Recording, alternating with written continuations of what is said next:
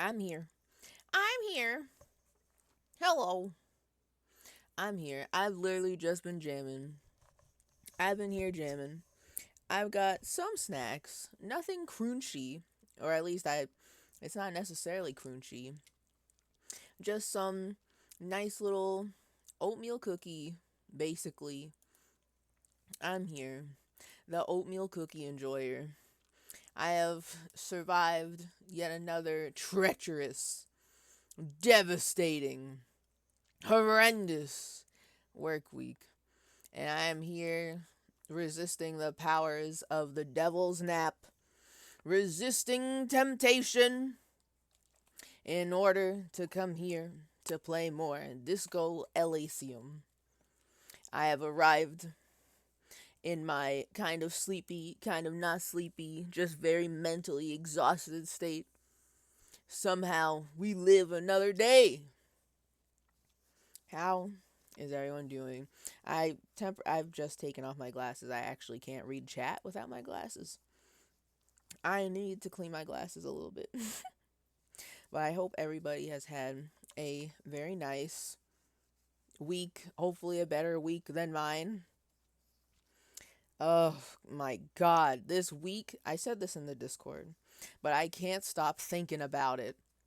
This week literally has felt like 4 weeks in 1 week. I am tired.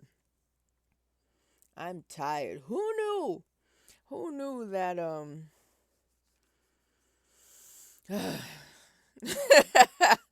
who knew, You know what? Just a straightforward who knew it could be so like that. Who knew that things could be the way that they are? You know what I mean? Well, I hope everyone's had a nice week. There are multiple things going at the same time. I'm still cleaning my glasses. I can't read. There are multiple things going on in the cybersphere. Many discounts are happening. I literally, right before I opened stream, I was checking my email and I saw that Mooncat is having one of their rare sales around like it literally started today. I will post it for the nail girlies in the Discord. I also remembered that I've not been updating my nail girly adventures, but my nails are very cute right now. I had to make them short because these two motherfuckers, and by that I mean my right index finger and my right middle finger, their nails broke. They could have been just as long as their sisters. We could have had claws for Christmas, but no. They decided to get broken, and thus I had to make all of them shorter for uniformity. But we're rocking square nails right now, and I'm wearing one of the Mooncat colors that I bought like months ago, and I just never wore it because I keep buying shit and I need to stop. But I mean, they're on sale. You know. All right, now I've finally cleaned it.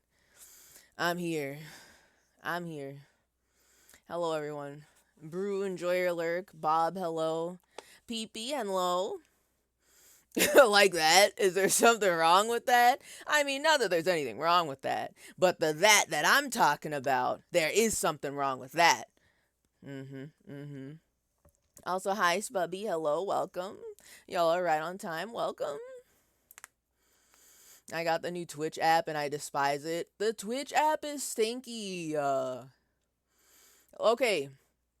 Pros, I get recommended some really weird channels, and I do kind of like that it's kind of, it mixes in the recommended where I wouldn't normally see it. However, I don't like that it feels like TikTok. I just want to go to the Twitch app and see who I'm following and see if they're live and this and that. I don't need it to be TikTok on my phone. And they moved it. They did the same thing on tablet too. Where on tablet you can have the TikTok view, or you can have the normal here's everybody that's live that you're following view. Annoying. Also another con, they found a way to slip ads in there. Oh, You know what I realized, by the way? I was doing a thought experiment the other day. oh. I have to be at least a little bit gay. And I'll tell you why. I'll tell you the thought experiment. Yo. I thought to myself, If I had to have sex with a dude, would I rather have sex with an ugly dude or a hot dude? And instinctively, I went, a hot dude. Okay.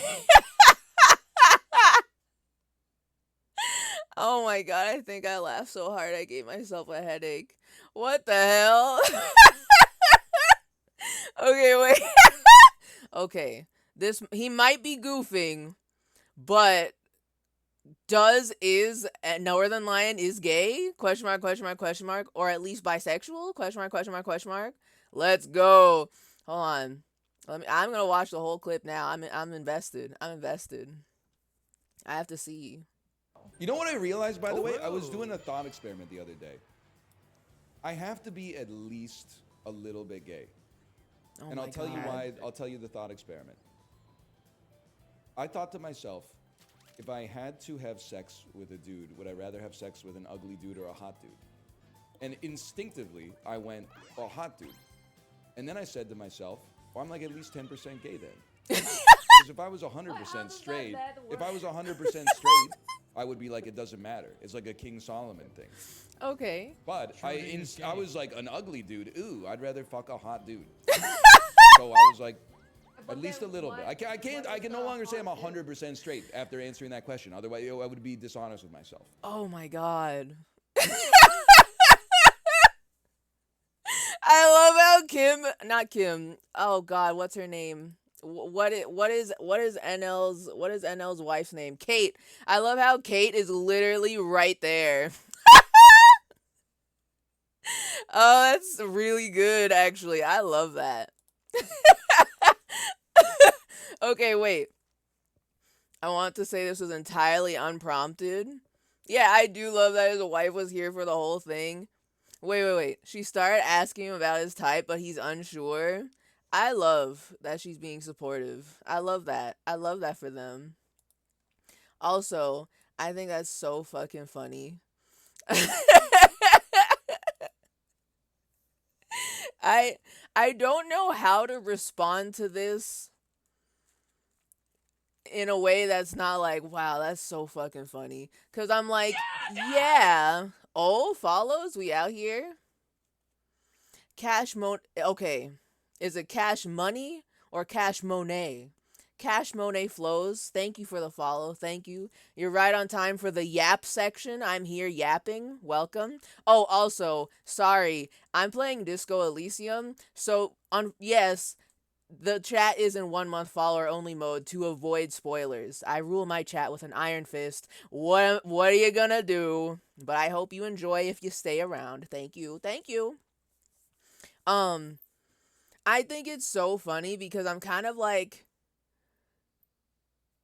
so yeah, the fact that he's open to fucking a guy is, you know, I feel like that's the gateway drug to being like, maybe I am is bisexual, right? Maybe. But like, I would love I also would like to know his type. I would like to know what he considers hot for a guy. You know what I mean? You know? But also he put himself the okay, here's what I have, here's my little teeny tiny critique, right? Is that he put himself in a hypothetical where he has to have sex with another man, right? He didn't give himself an out. He just said, I have to do this. This is the thing, the hypothetical I'm locked into, right? And I'm like, okay, I guess. And then he's like, would I rather fuck an ugly guy or a hot guy? And I'm like, well, that's very subjective what you think is ugly and hot, but I mean, you already put yourself in the, I guess if you put yourself in the hypothetical and you didn't put like an emergency exit button, maybe you are at least 10% bisexual, right? Maybe. I don't know, but I wish him well on his journey of discovery. I hope this has unlocked doors for him, like in a broad sense. I hope that he has all the support, all the love and support from his wife and his chat. Wait. Hold on. He doesn't know what his hot guy is, but I do love it for him. Yeah. I love that for him. I am straight, but I know my definition of hot guy. That's what I'm all okay. I'm thinking of that as well, right? Because it is entirely possible in the realm of attraction and the realm of sexuality to think that somebody is attractive, but you do not want to have sex with them. Welcome to the world of asexuals, right? Tons of asexuals are totally fine with being like, oh yeah, that person is very attractive. I can see why people are into them. But they don't personally want to have sex with them. So I'm now thinking, is he saying like maybe this part is for him to figure out, right? How interested is he in having sex with other men? That's the ball's in his court, right? We can't decide that for him. But I am wondering, like, I kind of I'm nosy. I want to know the specifics now. I want to know. You know, I'm so interested. I'm still watching Netflix's Arcane (parentheses not sponsored), but I'm sure I'll catch up on. Oop, sure I'll catch up on the VOD and tune back in. Enjoy your Arcane. I've heard that I've been getting a lot of like advertisements for Arcane. I don't fucking play League. Why are they telling me this? But good for them. I hope people are enjoying it. Hmm. He's a textbook definition bisexual in the same sense that I am, where I've probably been attracted to like 3 guys over 28 years of life. All right, all right, all right, okay. I'm feeling it, I'm feeling it. He followed it up by saying he'd be, he'd be topping in that situation. And everyone in the call immediately called him out as lying. Oh, that's good. Everyone knows. I love that for him. I love that for him. I can't wait. Does okay, I don't think NL has a PO box, but does NL have a PO box? I can't wait for the librarian to buy the Bienvenidos Power Bottoms welcome mat and send it to his house. To his PO box, I mean. You know?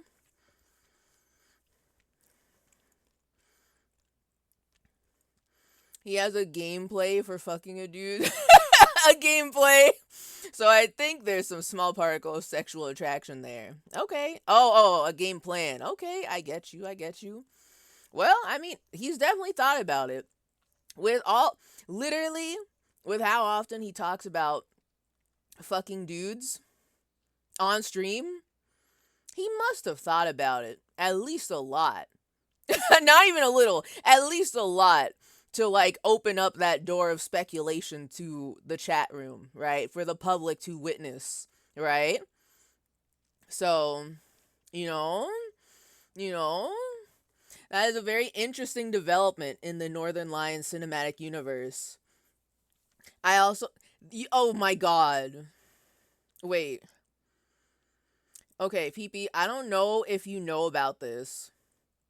And I don't know if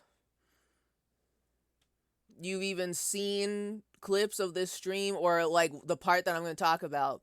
But this kind of gives me like weird flashbacks to like this had to have been a couple years ago.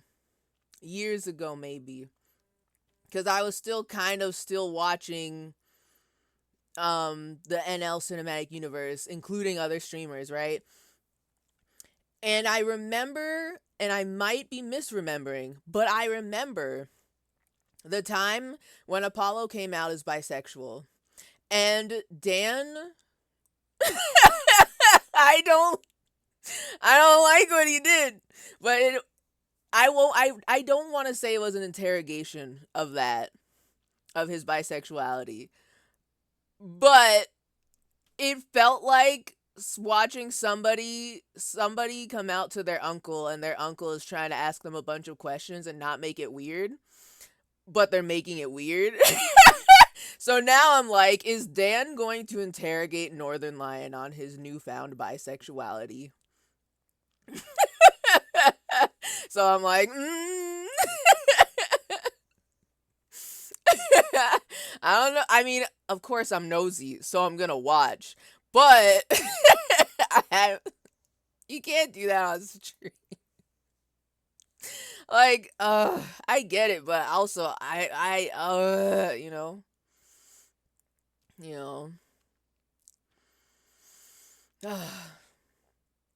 Hi, Audrey. Hello, welcome.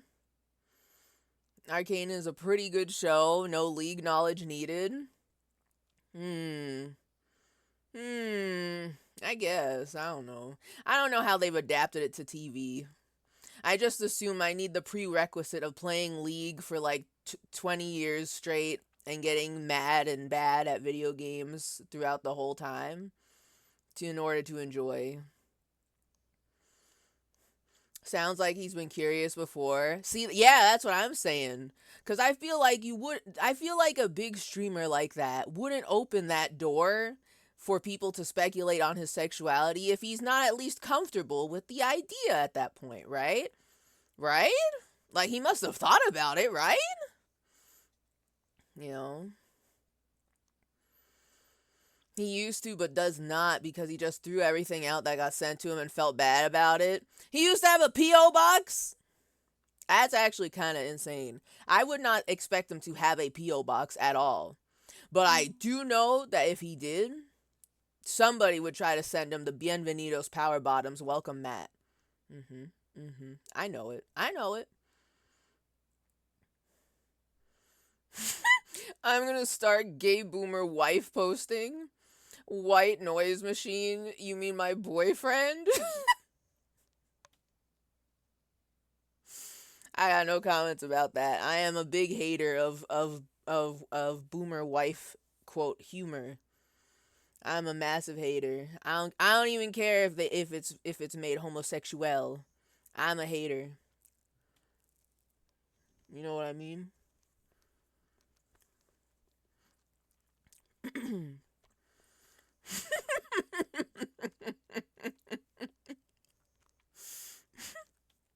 It's not platitudes. It's not platitudes. A man is in the gay sex minds thinking about how he'd plow dudes.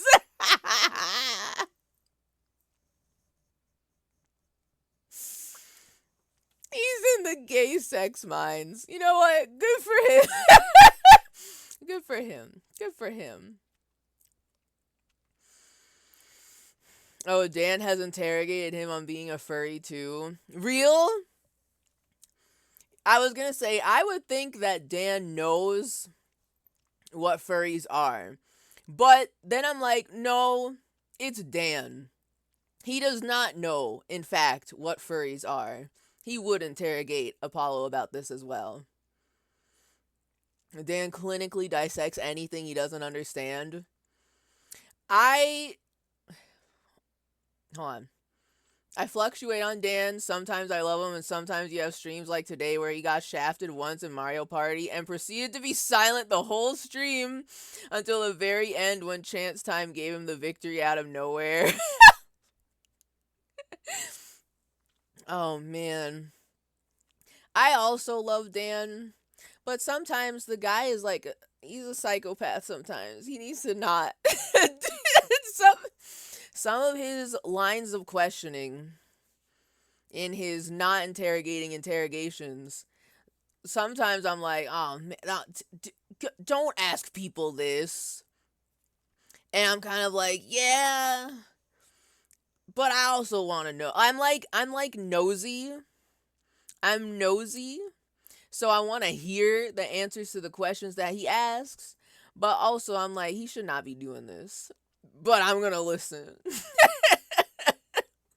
I won't mute the stream. I won't close my ears if he happens to ask. But I mean, I feel like some of the questions are is a little too personal, especially when he's always trying to like dox. Northern Lion, calling him Ryan Gary Laterno. You know, I only know his middle name because of Dan. It's Dan's fault. Okay.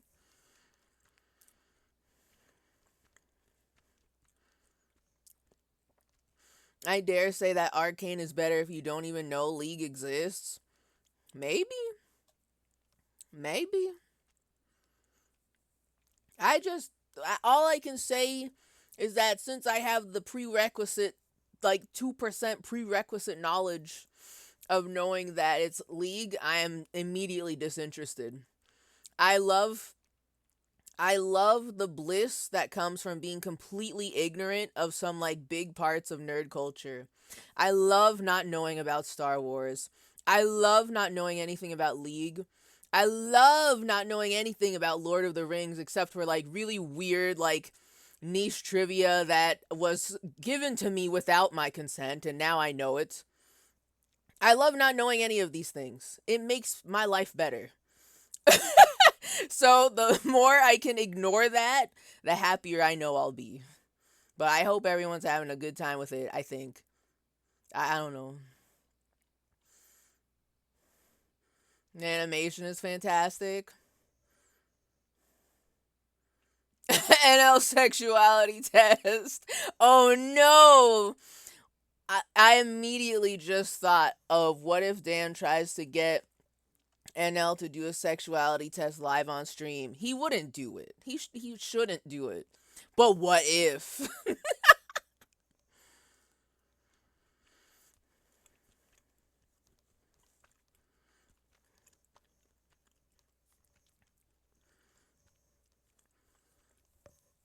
Watching him play Mario Party is insane.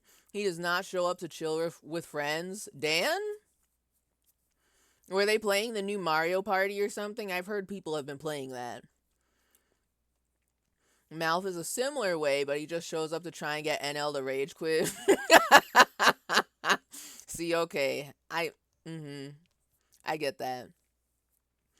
Dan is an insane streamer. He does like business call.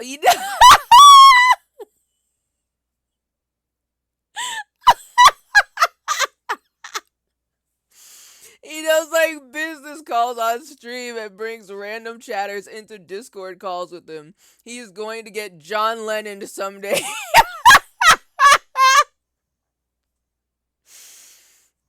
Okay. He does business calls on stream? I have actually heard, and by heard, I mean literally, I only saw one YouTube thumbnail and video title that implied that Dan is talking like it was what was it? I think it was Dan trying to give dating advice to a random chatter who was going on a first date or some shit. And, you know, I didn't watch it yet, but just that alone, I was like, God, that is such a Dan thing for him to do. God.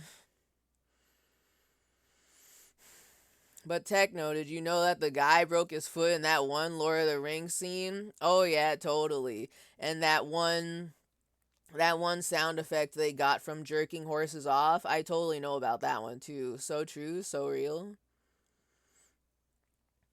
They've been playing non-stop for like a month. Mario Party, the new one? You know, that makes sense. They would. A very NLSS type thing. It's the new it's the new London 2012 for them. That's my prediction. Weren't you at the Lord of the Rings movie night? The one with oh, you mean the super fucked up animated one? I think I was there for that. Yeah, but I'm assuming that that's not the whole story. Also, I don't remember anything from it. So, I just wanted to see how fucked up the animation was. Because I've heard it's pretty legendary how funky and frunky the animation and the art style is. So that was a treat for me personally in a like I like to see funky animation kind of way. However, I did not retain any lore, and I would love to keep it that way. He gives the worst dating advice too. It's awesome. Now I want to know what Dan's dating advice is. Also, hi Ewo. Hello, welcome. Okay, now you gotta tell me about the jerking off horses because I don't know anything about that. Yeah, PP knows the answer to that one. I couldn't remember if it was PP or Vinny that talked about this, but somebody told me this, and I did not ask about this information, but it has been furnished to me, so that's in my head. Um, I'll never go into Dan's stream because if you interest him, he'll ask you to jump into a Discord call and ban you if you don't. I'm not gonna lie, I kind of love that. He is very bold to do such a thing. You have to be so brave to like say something actually interesting in Dan's chat and then you get pulled into his fucking radio show of absurdity. You have to be a brave person or someone who's really committed to shit posting, but in a family friendly way cuz he's a family friendly streamer, of course. He just interrogates people like crazy and perhaps mayhaps docks them by accidente. However, it's a family friendly stream. No swearing, no sexual jokes, no nothing. You know.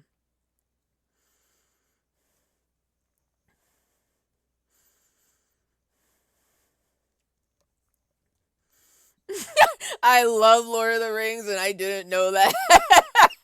Well, now y'all know. Now y'all know the secret information that I have been given unjustly.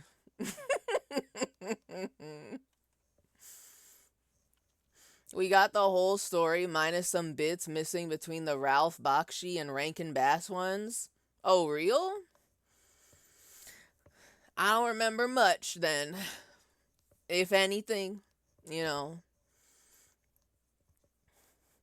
Oh my god, he's asked people where they work before in the cities they live in and shit. Oh no. See, literally, he's doxing people.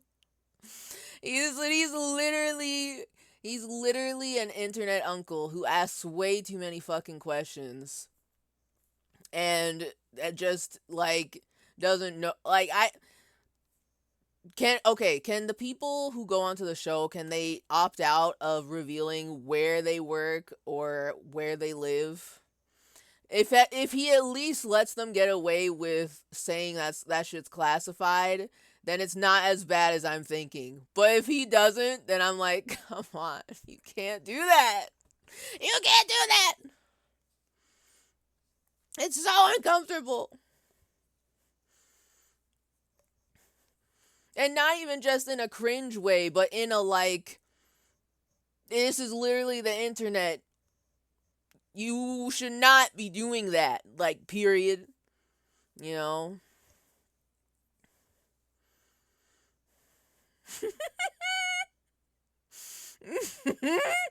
One of my VTubers who recently graduated and reincarnated is an award winning Foley artist. I wonder if she ever, you know.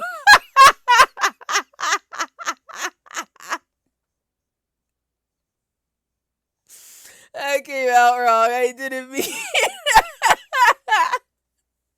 Oh no, I know what you mean. You mean if she ever, you know. Not that there's anything wrong with that. God. If they've annoyed him in chat, they get banned if they don't reveal. Are you for real? Dan is insane. He's actually a crazy man. Crazed man. I don't know how he does this shit. Did you know, Peperoni, did you know he used to be a teacher as well? As well as NL? But I think he used to teach biology.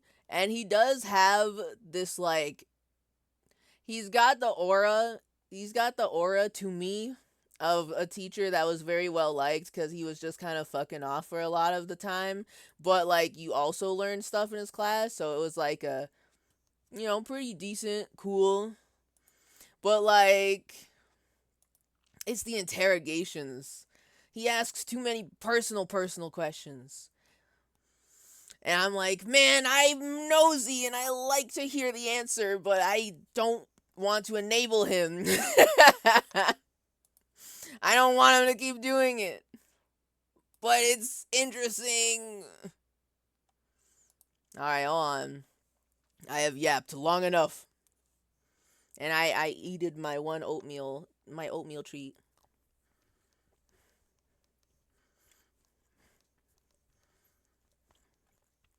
I have to stop the music. I've just been jamming. Also, for all the people in here, I have been made aware of before stream that Kendrick dropped a new album by complete surprise. And I was listening to it before stream, and there's one song on there that has haunted me ever since he put out the Not Like Us music video. And I've kind of been playing it on repeat. And then there's other songs that are now stuck in my head like fucking glue. And I swear to God, I don't know what he's doing. I don't know what Kendrick Lamar is doing to his music, but for some reason, he says things in a certain way that is stuck in my head like glue, and it's gonna take like 6 months to get rid of it. It's gonna take 6 months to get that these music songs out of my head. I don't know what he did. What's wrong with him?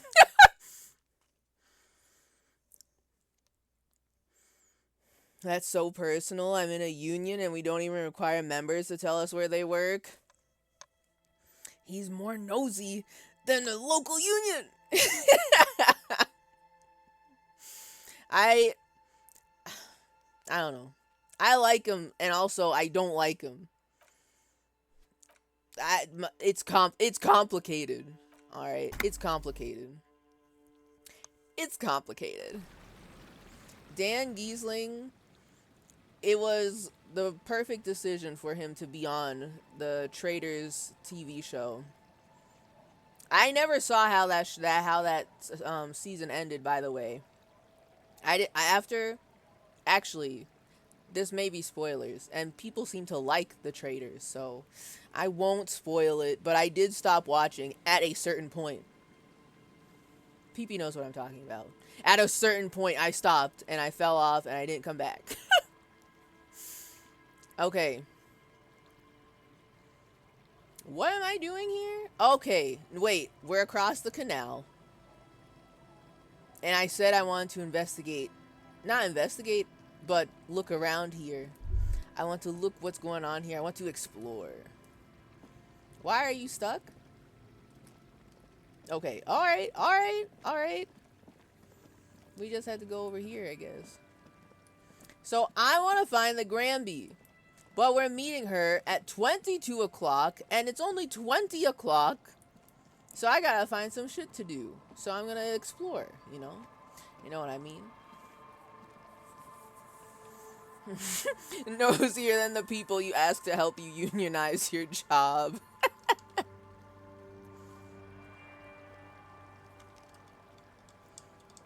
You unlocked a church checkpoint.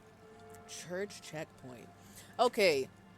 Am I crazy? Is there fast travel in this? Am I crazy? Because I feel like I've unlocked fast travel points. I am remembering this very vaguely.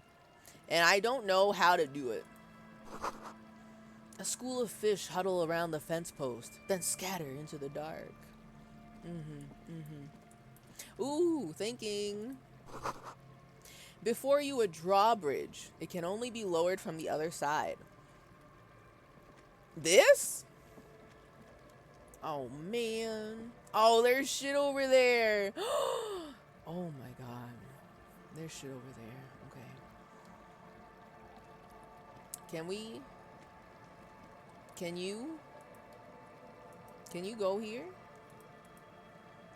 He can't. He You can fast travel from specific points to other specific points. Okay. Okay. I love shit I can't reach yet. Disco Elysium is a Metroidvania. Well, you know what? If that's true, Disco Elysium is the only Metroidvania I've ever truly enjoyed. It is a Metroidvania, it is a visual novel, it is a dating sim, it is a detective game, it is a point and click.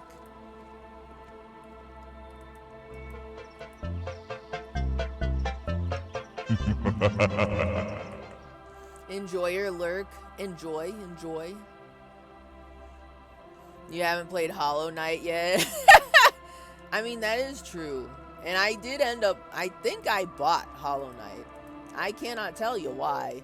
Maybe this was before I found out it was, oh!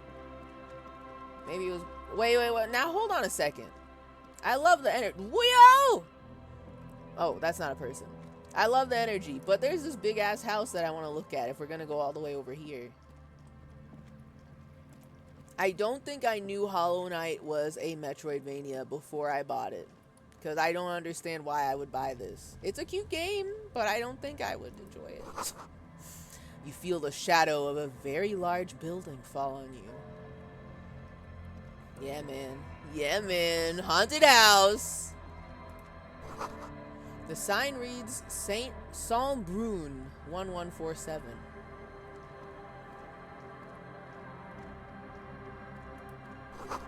Dusty pews in the shadows. Many seem to be missing. Oh, hell yeah. Haunted church, even. This doesn't look very churchy, but maybe I'm just only used to American churches. An altar shrouded in dark, or something like that. It's too hard to tell. Get on the roof. Use the ladder. Fall through the roof.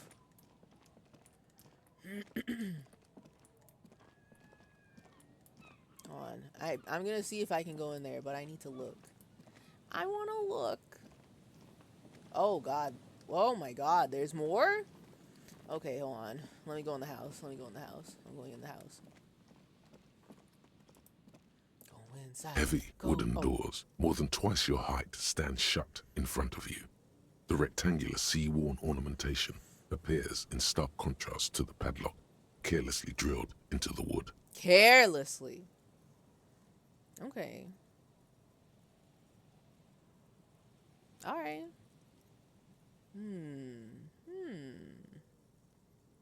Inspect the carpentry. The carving on the door is block-like and angular, like the church itself. Two large beams shoot downwards, sinking into the wood before they reach the threshold. Okay. Run your hand over a beam. The surface is smooth from the wind, but moist to the touch. Wet. Take a closer look at the padlock. This cheap-looking padlock is sturdily built. It shackles together a hasp and a staple screwed into the wooden door. What? The lock is adorned with a yellow sticker. What is a hasp? Shackles together a hasp and a staple screwed into the wooden door. The lock is adorned with a yellow sticker. Look at the sticker. You see a yellow circle with two X's and a big curve below them that looks like a mouth. You're pretty sure you haven't seen it before, but what the symbol depicts is clear enough. A smiling dead guy. The curve makes it smile, and the X's make it dead. Oh my god, it's the Laughing Man. Oh my god, it's the Laughing Man case. We got ourselves a Laughing Man, boys. Hold on. You haven't played an Untitled Story yet? Well, that is very true. I also don't think I know what Untitled Story and an Untitled Story is. I think it's just Nirvana. Is Nirvana's logo smiling dead guy? I feel like I know this, but I am not sure. I feel like I may have seen a bunch of kids wearing Smiling Dead Guy Nirvana tee in the past, but I'm not sure, you know? Oh, him! Yeah! What the hell? Okay, wait, but he's got his tongue sticking out. But in here, it's not sticking out. Is this lore? Is this pre-Nirvana? So this guy isn't as silly. Why do we even care? You know what? That's a fair point. That's a fair point. He's not a silly smiling dead guy. Thinking. There is something blindingly modern about this symbol. What the hell? Its modernness puts to shame everything you've seen before.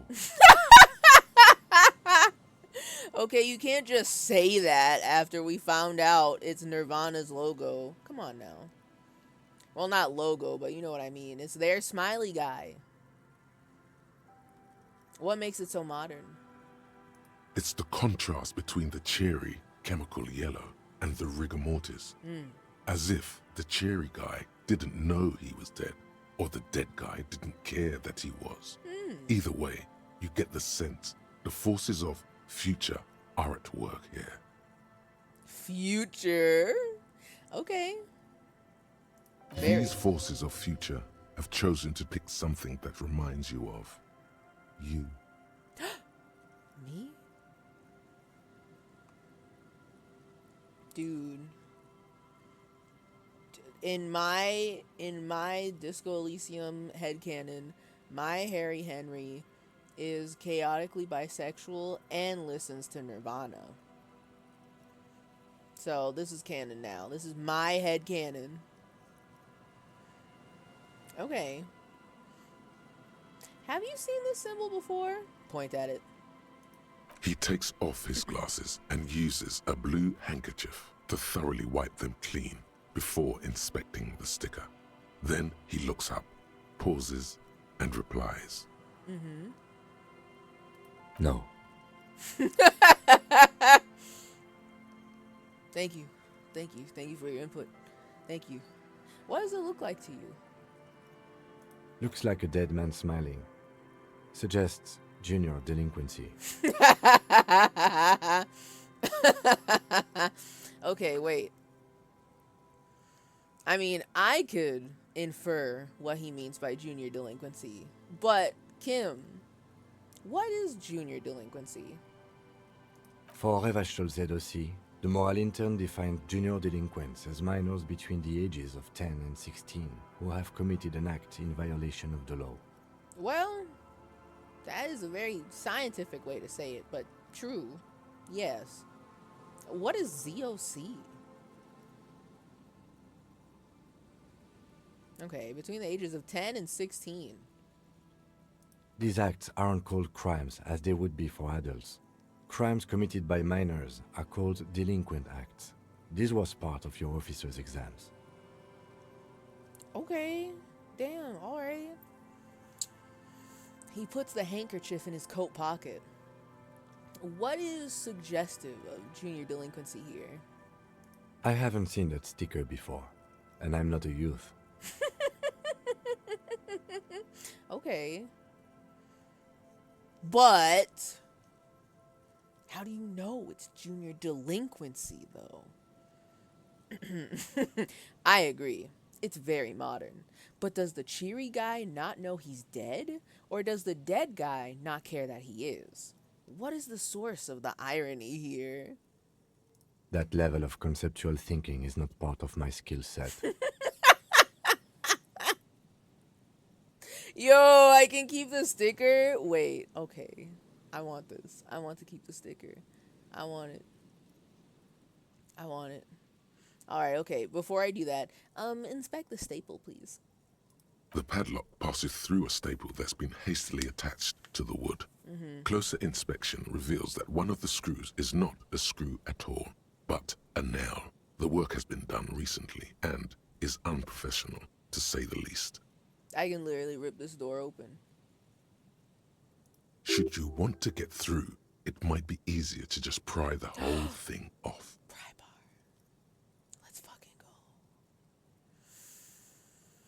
I want to go inside the church. I want to go inside the church. Turn to the lieutenant. This is where Mr. Prybar comes in handy. Maybe we should circle the building first and look for another way. The building has seen enough mistreatment. Ugh. Fine. Okay, Kim. Whatever. I guess. I suppose we could do it the safe way first. I guess. There is a touch of guilt in his voice. It's because it's a church. Where do you think we should start? Can you hear the pulsing bass underneath the wind? A sure sign of junior delinquency, somewhere east of here. Oh? Pulsing bass, a sure sign of junior delinquency. Okay, alright. Ooh. Okay. Apply some official force on the padlock. Okay, but I want the sticker first. Okay, but I'm just curious. Rattle the doors to see if they open. Nothing happens, only the sound of the padlock rattling against the door. I don't think that's going to work. Alright. First skill check of the stream. Will I be able to peel off the sticker without ripping it? I want to keep the sticker. I have a 58% chance. And I can retry it. But my interfacing is to, have you checked your clothes? I haven't. Wait, hold on. Don't I have the big gardening gloves that help with this? Or is it for another yellow thing? Okay, hold on. Leave, please. Allow me to check my clothes. I know I've got the big yellow gloves. Oh! We out here. Sorry, Half-Life. I've got big gloves to wear. Yes! We're back in business, boys. I really don't know how wearing the big, giant gardening gloves is going to help me peel off the sticker without ripping it. But a girl can dream. Okay. Let me check to see. Let me check my other clothes. Let me check my other clothes.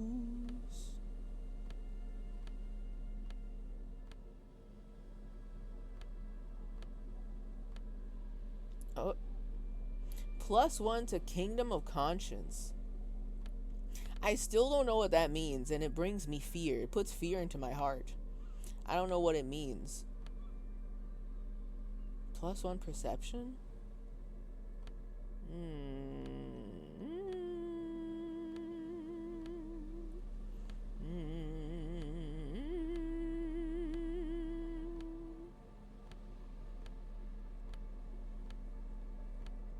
No, I don't have any more interfacing.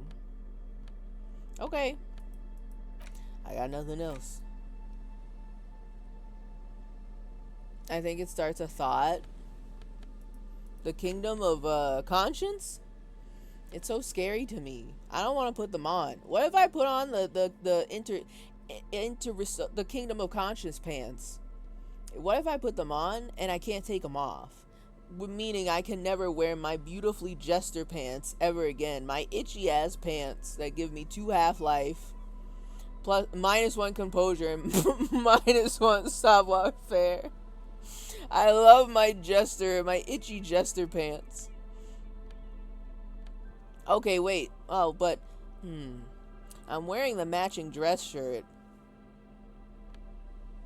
But what if though? What if?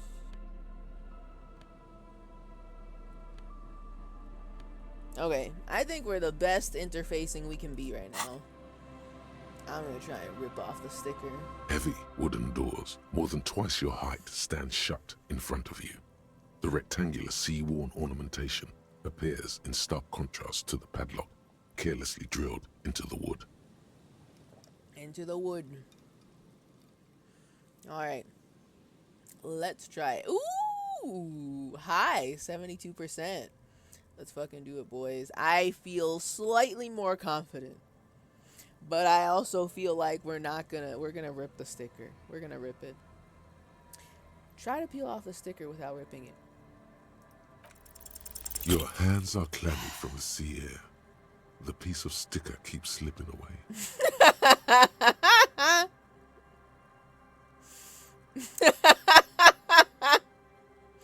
Okay, wait. I got a 5? God. Critical failure. 5. Alright. Well. Hey, Hey, Kim, can I have that handkerchief? My hands are wet. I'll give it back to you, I promise. I feel like I already have one of his handkerchiefs. Am I just gonna keep taking his handkerchiefs every time I have the option? I mean, I'm not opposed to that. I'll keep them. Anyway, can I have the handkerchief? My hands are wet. The lieutenant hands you a blue handkerchief. Oh. He looks a little dismayed when he gets it back crumpled. However, it should be easier to peel the sticker off now. Okay. Oh, yo, let's go. 92%. We gotta have this. With my 3 interfacing, my little baby 3 interfacing, +2, you dried your hands, 92%. Surely I can have the sticker now. There's nothing like the sound of a sticker unpeeling. Now it's stuck to your thumb. Nice. Nice. Nice. Nice. Oh my god, I can put it. Wait. Oh my god. Shake it off your thumb and throw it in the wind? What are you, crazy? I need this. Put the sticker in your ledger after the last entry where it belongs, or put the sticker on your ledger right on the cover. Dude. Put it on the cover. We need to show off how cool and modern we are. As the superstar, we are totally open to listening to new music. We just did karaoke, right? So everyone knows that my superstar power is very high. So obviously, with my influence, I can help out these other teeny tiny smaller bands like Nirvana and acquire them the clout that they've been looking for by putting their sticker on my little notebook binder, you know? I can do that. Yeah, put the sticker on your ledger, right on the cover. Voila. Looks very modern. Secret task. Style your paperwork. They have secret tasks in this? Oh my god. That's pog as hell, actually. I like that. I like that a lot. I was going to say, how would anyone know to do this? But it is secret. They are not lying. It is a secret task. Good. I'll keep it. I'm glad. I like being rewarded for my silly escapades. You're part of the future brigade now. So and true. so is your formerly humdrum ledger. Neon, baby. It's so Nova. We're a very Nova choom right now. It's very preem sticker. It's very Nova, very preem. We are the ultimate choom. That's us. Alright, I'm not even gonna try to like break the padlock yet. Let's look around. Let's look around. Let's look around some more. I already looked over here. Alleged. What the hell is this?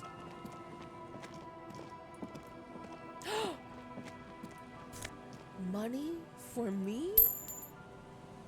Everything is coming up Millhouse right now. I got the sticker. I'm feeling like a very preem Nova choom dude. I'm feeling like a superstar. I can see the future. I am embracing the future.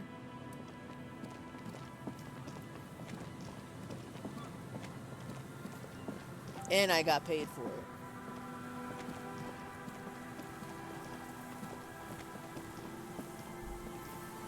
Um, you don't want me to go over here?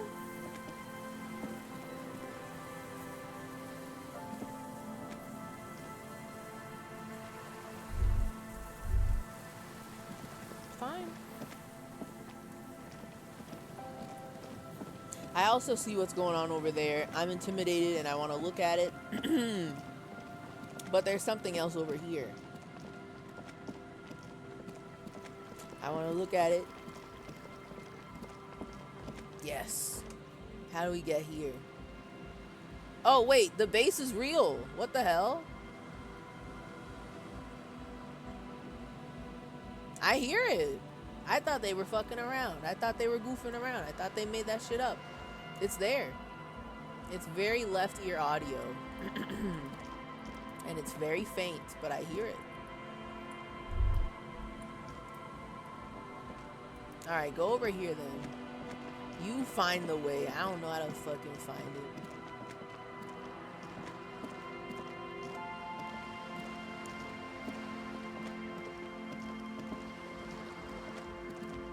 Okay, wait. It must have taken a lot of patience to do this. Yo! Person?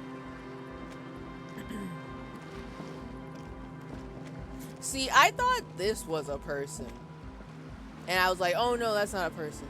But I did not expect there to be an actual person. Painted with pastels. Someone is trying to bring cheer into the world. Okay. Oh, we're doing graffito? Graffito? Oh, here we go. Let's go. A shaggy-looking girl in her late teens or early 20s kneels on the ice with an electronic contraption in her hand. Hearing you approach, she looks up.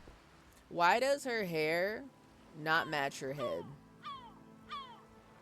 I don't know how to describe this, but it looks like she's wearing a wig. Like, this does not look like her real hair. Something's off. That's not your real hair, is it?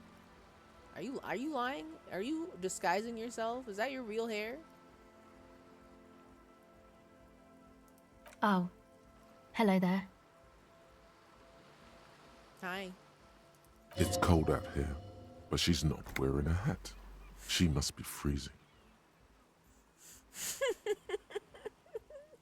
I mean, you're not wearing a hat. No, y'all are not wearing a hat either. But yeah, she must be freezing. Oh, dear child, it's freezing. Where is your hat? Huh? She looks up at you, distracted. I said, you should have a hat on to cover your weird hair. So should you. Did I not just say this? She got your ass. I told you. I warned y'all. I said this. You don't have to do anything. Wait. Does a visor count as a hat? I don't think a visor counts as a hat. That's cheating. But I'm gonna say it. I'm gonna say it.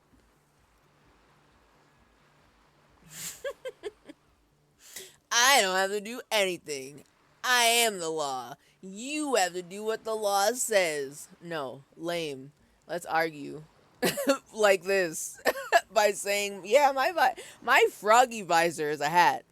I should, and I do point at your hat. Oh. I didn't notice that. Thank you. Thank you.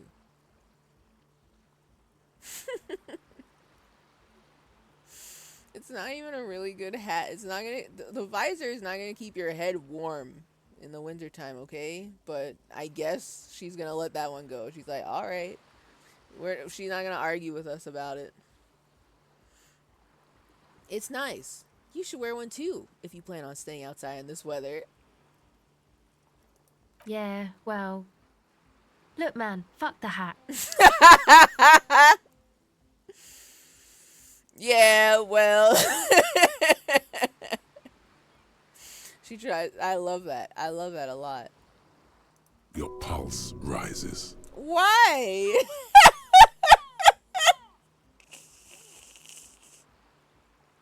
This is such an old man thing to get mad about. God, you're such an old man. What did she just say? That's not how a civilian is supposed to address an officer of the law. What? What? Regain authority in her eyes. Now, what the fuck does that mean? That's too vague, and I don't like that. And it's a red check. It cannot be retried. I can only imagine that attempting to do this would cause me massive cringe. I would take some big cringe damage if I tried this and I failed. You know, despite my 6 authority. You know. Need heroic authority. Is that kind of language really necessary? I'm afraid of this option, but I also want to click on it. I've got like I've I've got 5 cringe damage. Okay, my max is 6. I am so prepared to take like 4 blocks of cringe damage. Right? Right? That's fine. I'll live maybe.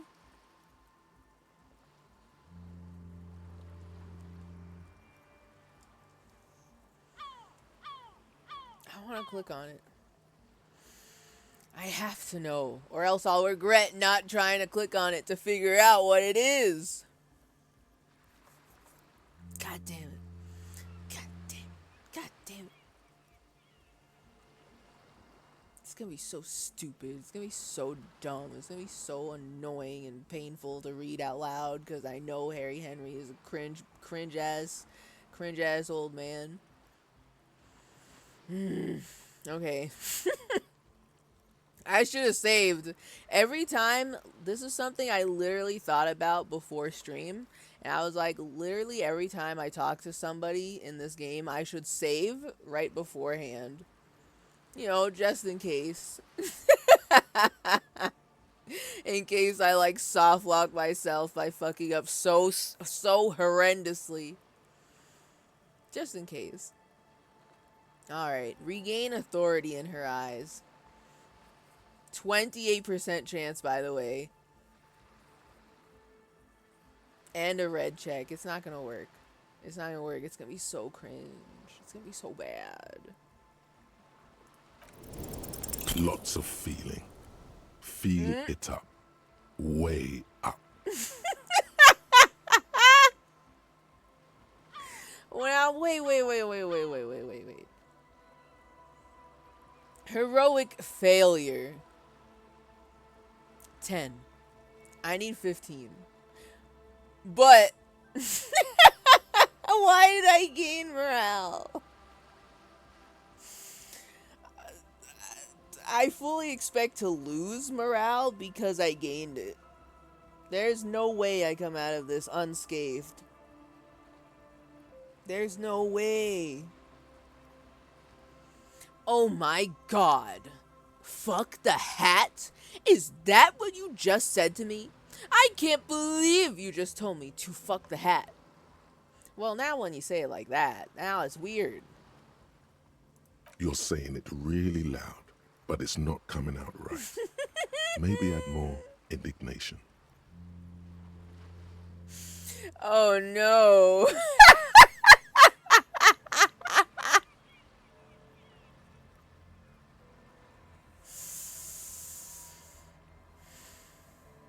He's such a cringe ass old man.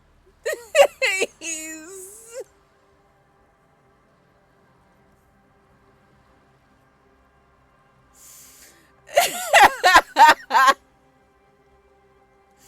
This is gonna be like. This is gonna have permanent consequences. This is gonna be. This is gonna be like a -1 freaked out about a hat. Every time we talk to this girl from this point forward. And she won't talk to us. She'll be like, "You're a freak. You're a fucking freak and a weirdo. I didn't tell you to literally fuck the hat. Freak. You know. So I should just take this hat I'm wearing and fuck it, right? Point at your head where the hat is located. Which, by the way, is not really a hat. Engage in sexual intercourse with the hat right here in front of you because you told me so on the sea ice. This is literally insane. This is actually insane. This is like upset paragraph boomer Facebook post. Here, right here. More. Right here on the sea ice. More.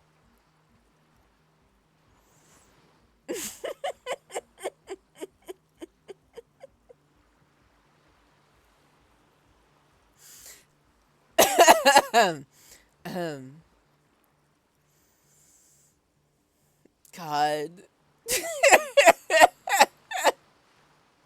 You know what? Let's go for number 2. Puff your cheeks as if you can't even breathe from the sheer indignity of the affront. I didn't mean to. I'm sorry. Yeah. Yeah. This isn't gonna go well. This is gonna be bad.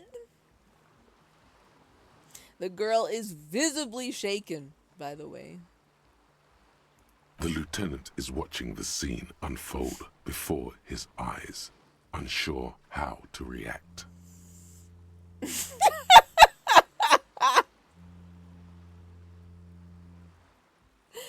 Oh my god.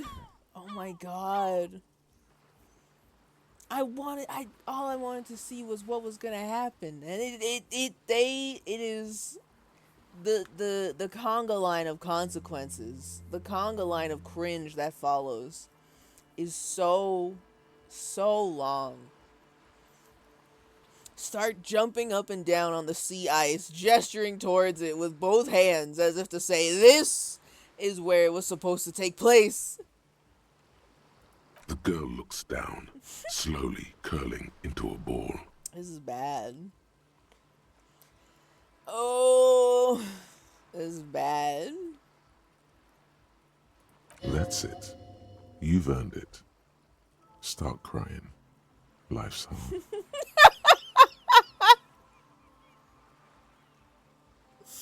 And we're gonna start crying. Okay.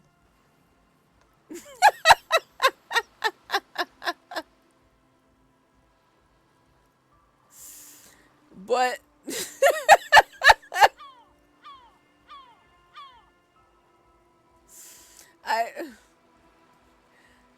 oh my god. We can either start crying immediately or anyway, I can't believe he used obscenities like that in front of a police officer. And you should oh my god. Oh my god.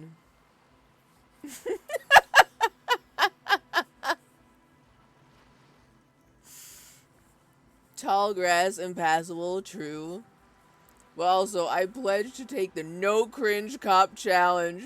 3 seconds later, my legs are quivering as I shakily point my revolver at a passing squirrel.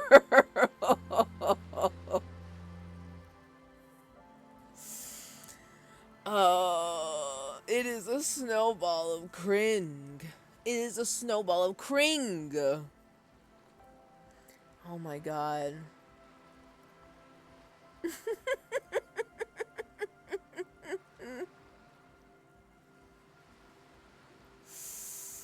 Okay. I'm trying to think. I kind of love that Kim is just completely blindsided by this. He's like, what the hell is going on here? And then we're immediately crying. Absolutely bawling. Sobbing openly. Weeping at the mere insinuation that we should fuck our hat.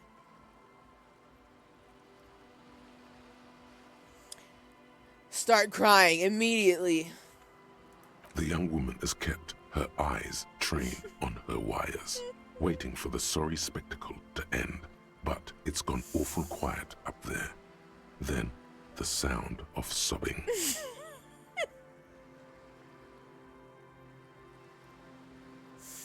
Oh my god. It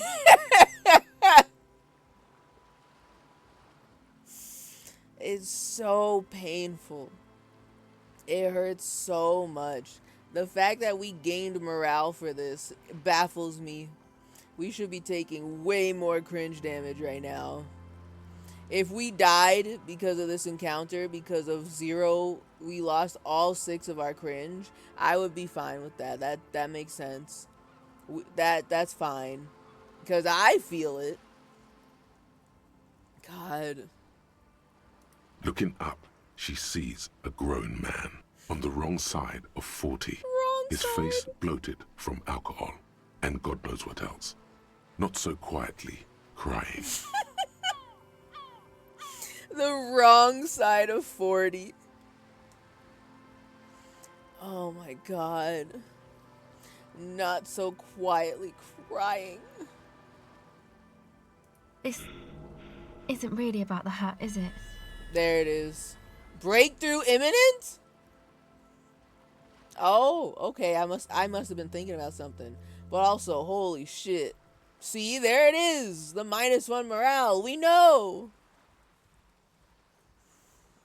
I know. I felt it in the cosmos.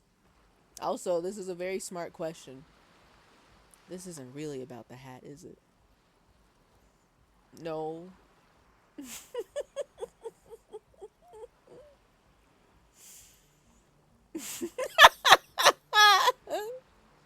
Wipe away the tears. Anyway, I can't believe you would use obscenities like that in front of a police officer. And you should wear a hat too. Like we're still on the hat. Oh my god. Oh my god. I don't know which one I like more. Oh man. It is. It so is. But I actually want her to ask questions now. Now I want her to be like, what's wrong with you? Who hurt you? Was it someone wearing a hat? Or I want to know. I want to see this. See this part I want to see play out. It's very painful, but I want to see this part specifically. God.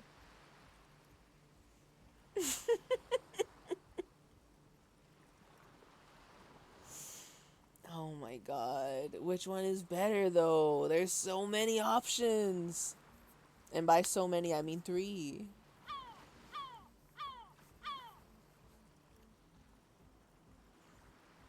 This isn't really about the hat. No, it is. Or anyway.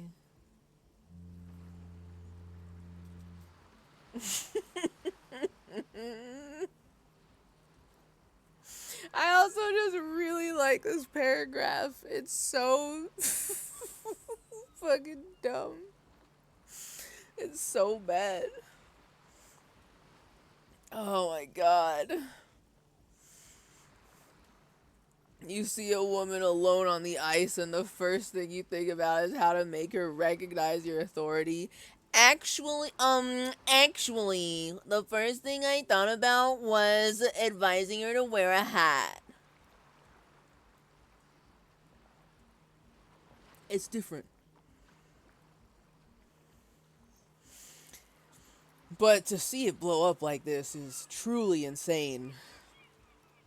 Truly insane. I feel like I have seen scenarios like this happen, unfold in real time, in real life, and it's crazy. This game is too real. Anyway, wipe away the tears.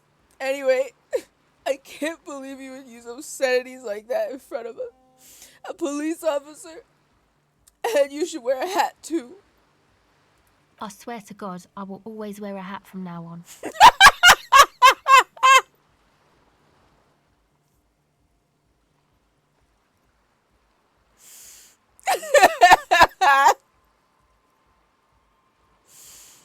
No.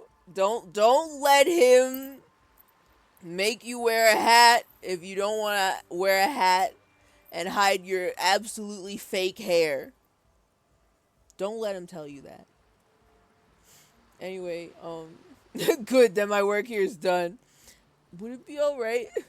I like to imagine that from this point forward, he's still crying and he's like sniffling the rest of the fucking questioning. I don't even know what questions we're gonna ask her. Would it be alright if I asked you some questions now? You know, you're not the only one with issues. Oh? I self-medicate. Shit. Life's a horror, you know? Damn, okay. What the hell? Alright. There's a motherly hint to her voice. Also, she's right, by the way. She's so right, by the way. Alright, continue. Crying helps, though. Get it out your system. And then maybe we can talk. Okay? I'll be here. Aw. Wait, that had a weirdly pleasant ending. Huh. But also, sure. I'll come back later. And he's still sniffling like 3 hours later. Damn, okay. Oh no! Kim wants to talk to me. I mean, usually that's a great thing to happen. But Kim saw that. And he's judging. Can I look at this thought first? Can I see Date it? of birth generator. Oh!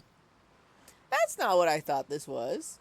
You were born in the year 07, What? in the last year of the commune of Revachol, right before it fell, in the old military hospital on the ground floor, where people usually came to die during a snowstorm. Oh. The revolution had about 1 year left to go, and the fires were still burning bright. There were explosions in the blizzard. This was 44 years ago. Wow. You are 44 years old. The bloating might never leave your face, but beneath it, you still have some years. You still have some hope. Much younger than I would have thought. Personally.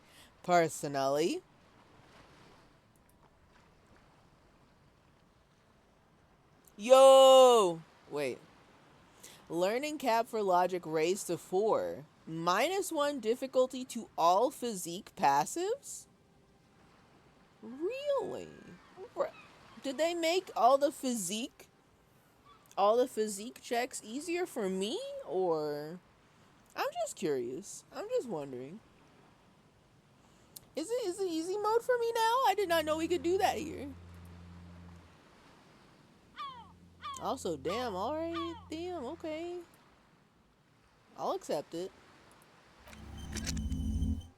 Cool. See, I thought the apricot chewing gum was cooked. And I was sitting here thinking, oh man, I don't want to learn about my ex-wife right now. I need to see how Kim is going to scold me. But this works. Date of birth generator. I completely forgot we were looking at that. Alright, shit. Okay, well damn, alright. That works for me. That works for me. Okay. Alright, oh, okay. Hi, Kim. Should we walk away? Should we wait? For RP purposes, should we like walk away like over here? Away from the scene of the cringe. The committed cringe that has happened. Okay, hi Kim.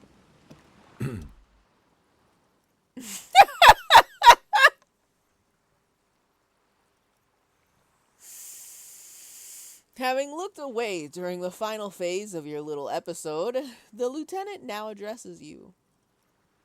Do you want to talk about what just happened?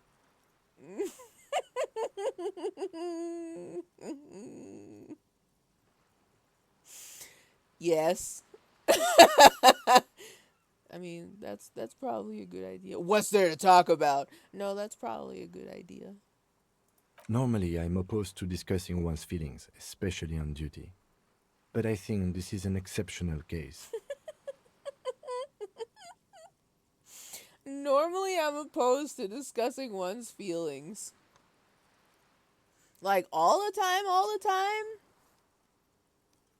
We'll see about that.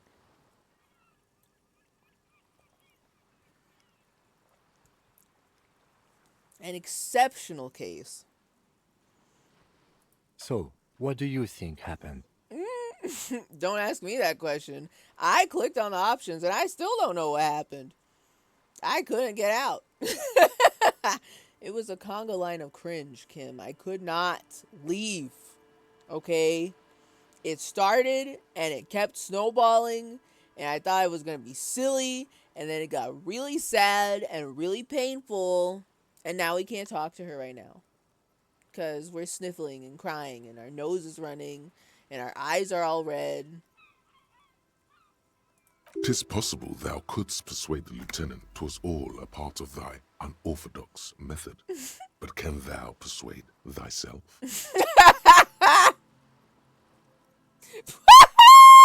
What? A crygasm? We can't say that. We can't do this. As curious as I am to see how that fucking how the fallout of that conversation goes, we can't do that. We can't let that happen. Okay, but wait a minute. I experienced a minor malfunction. I'm okay now. It was nothing. Leave. Alright, so I gotta try this one. I've got 4 drama. What good is having 4 drama if I can't even use it? This is a one-shot. Red check, can't be retried. 42% even. I don't think we're gonna succeed, but I need to know how it goes. I want to see it. Convince yourself that you didn't melt down just now. If I'm convincing myself, not gonna happen. It's not gonna work. It's not gonna work. And Kim's gonna be like, you had a meltdown, didn't you? And we're like, no. What makes you say that?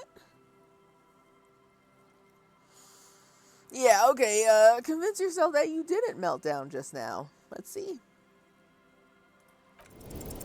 Thy pen of lies Oh. runneth dry. Best to simply deny the truth, bold-facedly. +1 morale. +1. Also, fail. I rolled a 9. I needed 12. We out here.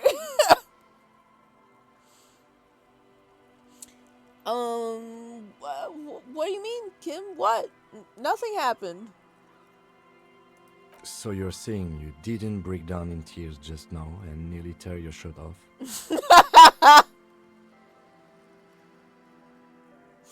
I've never cried once in my life, he says, sniffling, nose running, obviously. Uh-huh.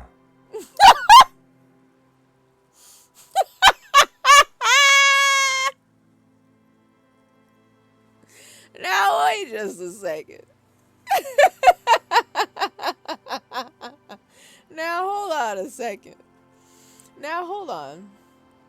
Now, hold on just a second. Now, hold on. I think Kim's just seeing what he wants to.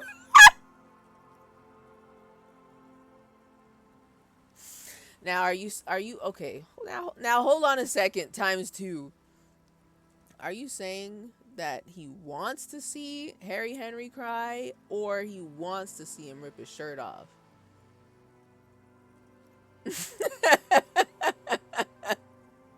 Also, you could torture me, abandon me, even divorce me, and I'd be dry as a desert. Yes, sir. Harry, you're not being the extremely divorced allegations. No, that part is real, but the shirt tearing off, yeah. That's his fiction. Okay, okay. I'm picking up what you're putting down. All right, all right.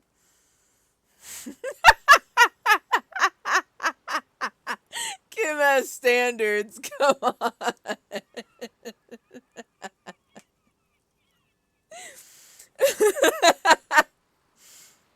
Maybe if Harry stayed wet, but he is though.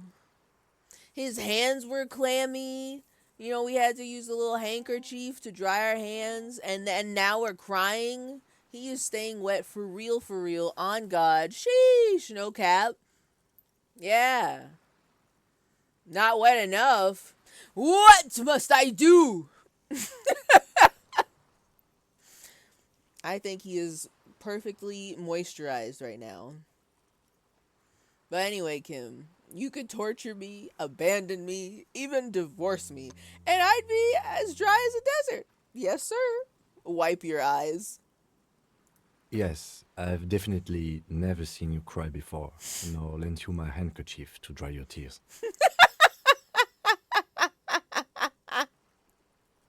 Wait, has this happened before? What do you mean? What do you mean? I definitely don't have another one of your handkerchiefs in my inventory. I should have looked. I should have looked to see if that was true. I feel like he did let us borrow one, and we did not give it back. Yep. Mm-hmm. Yeah. Nothing happened. Nothing happened. Totally. Yeah. You've definitely never lent me your handkerchief to dry my tears. That's true. Yeah. Methinks my liege doth protest too much.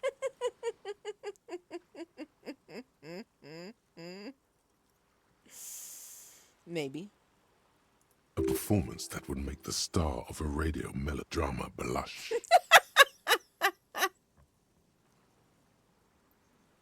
So you're saying I'm a superstar and a star of a radio melodrama. You know. The Revacholian government is suctioning moisture faster than he can provide. But it's raining and snowing all of the time. Surely he has become moisturized due to the snow, right? He is totally staying wet, you know? He's out here. Crying, sweaty, covered in cringe juice, you know. Even so, in the future, could you please refrain from emoting too much on duty? The quasi-legal status of the RCM means we need to project strength twice as consistently as any other police force in the world.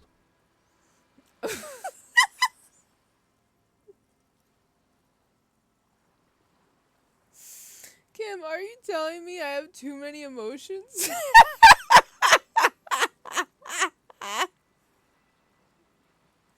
This is a very fascinating character flaw, in my opinion, of Kim. I think that this is very funny. We're gonna change that. Also, wait a second. Quasi-legal status of the RCM. What the fuck do you mean quasi-legal?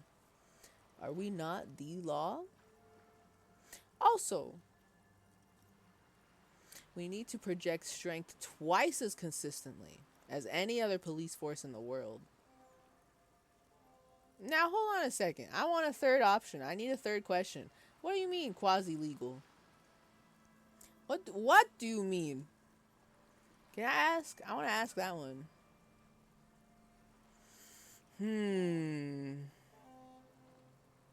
Who is honking? Y'all heard that, right? Wait.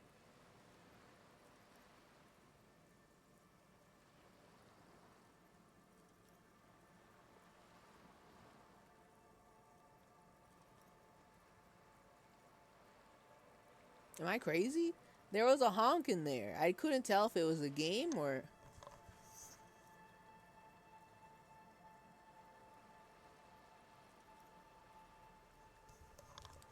What the hell? I don't... Listen, I don't know. I heard a honk. I don't know what to think of it.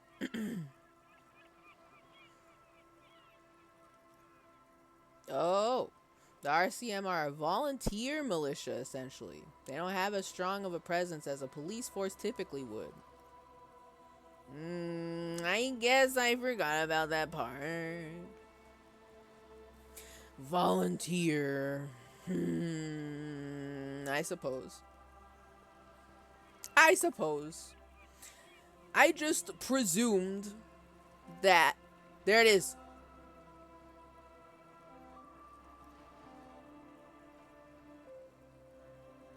Someone's honking. And it's in the game. I need to investigate the honk. It is not part of the music.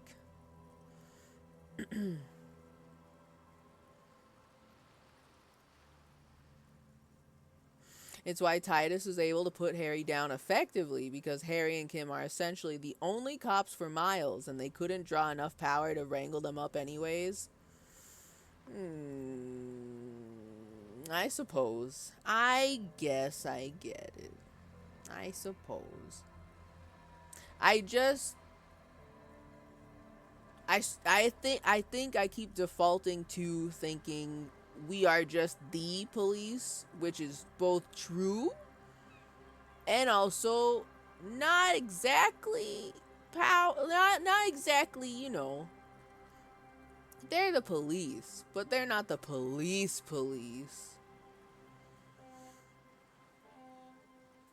The honking.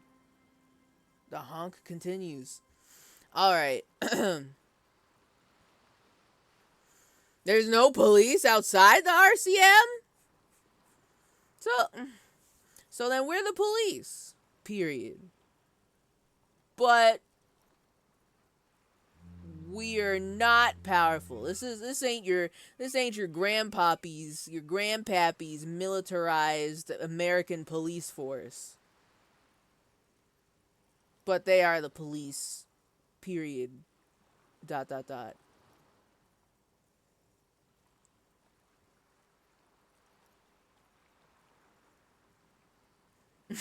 It's essentially Wild West times of some dude having a tin badge. Okay. Alright, okay.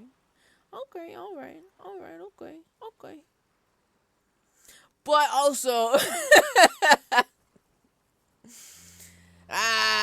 okay. Alright, so then I guess I understand why Kim's like, oh, we need to totally project strength so much. This and that, consistent strength. But also,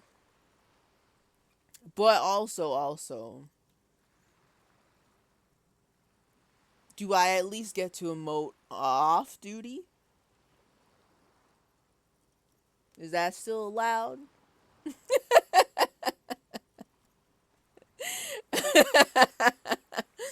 I'm just saying. I'm just putting it out there, you know. A perfect anarchist utopia. It's it's like if Mr. Bean was the only cop in a 5-mile radius. Yeah.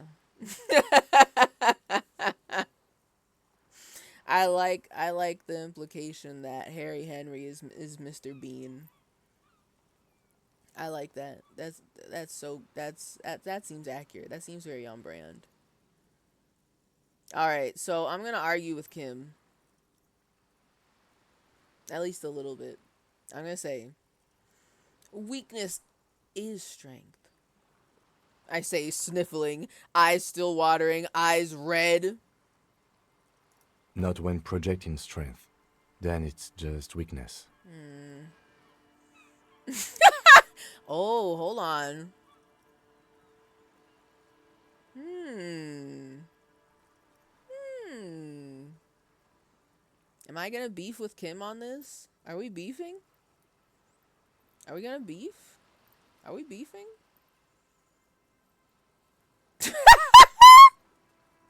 Freelance police! Freelance police. Freelance police. It is a phrase that strikes fear in my heart, but also it's very funny. Freelance police.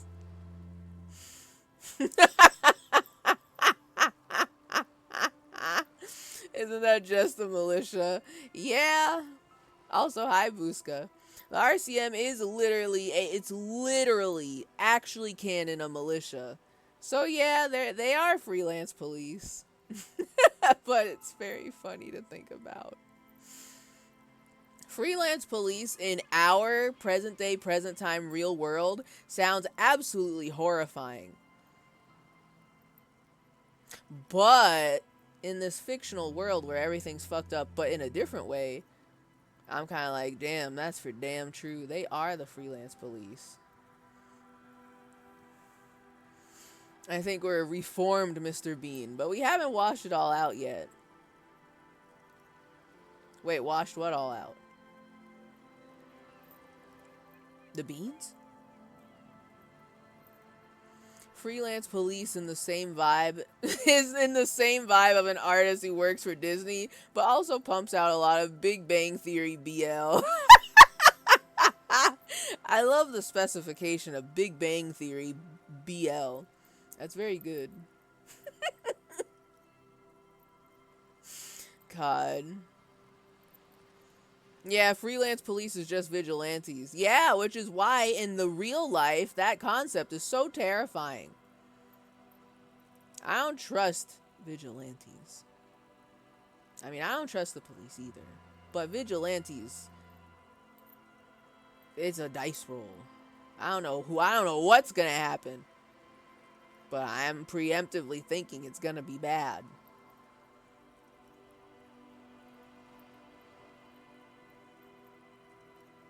Freelance police is like when there's a dog and a bunny and they're gay for each other. Damn, that's so true. That's real as hell. Wait, I thought it was a fox? Alright, I don't know. Oh! I was like, I don't know what y'all are talking about, but I agree.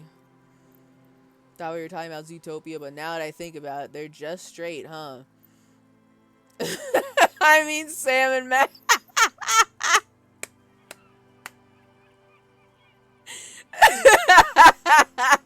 I really like this crossing of the wires of two furry police duos. Yeah, no, in Zootopia, the two of wait, I've never seen Zootopia.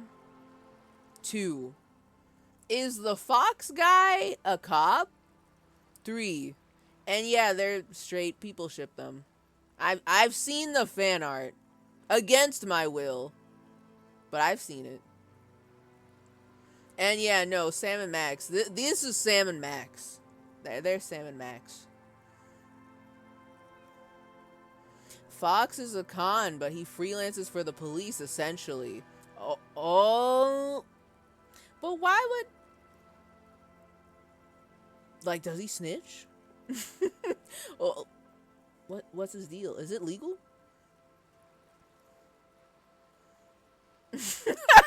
I've seen the comic of Zootopia.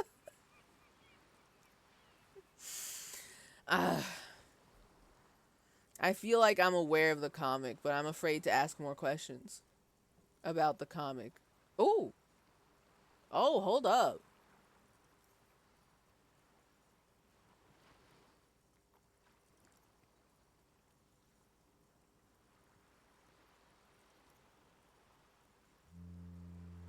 Oh my god. Hold on. Literally just got an Amber Alert right now? That's kind of spooky. It's always spooky to see those.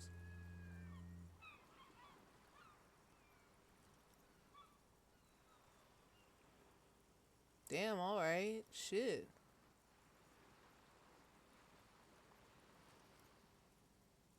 You are currently receiving wireless emergency alerts. Would you like to continue receiving them? Yeah?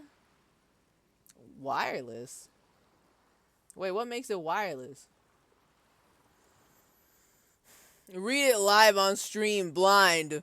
No! This one had real ass names in there. Names, license plates, cars.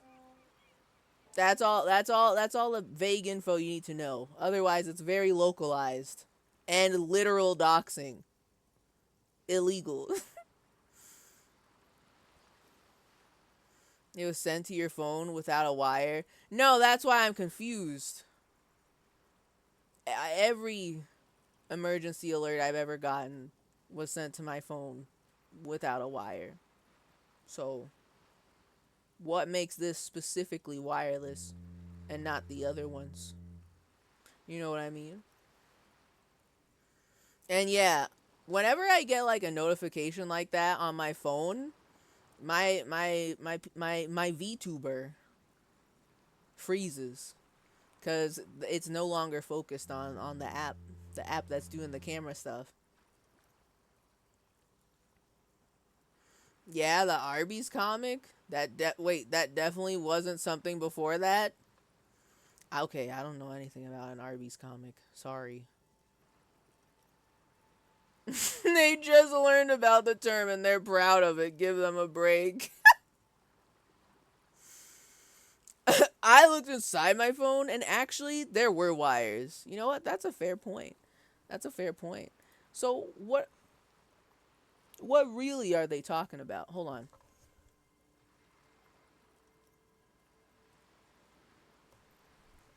What really are they talking about?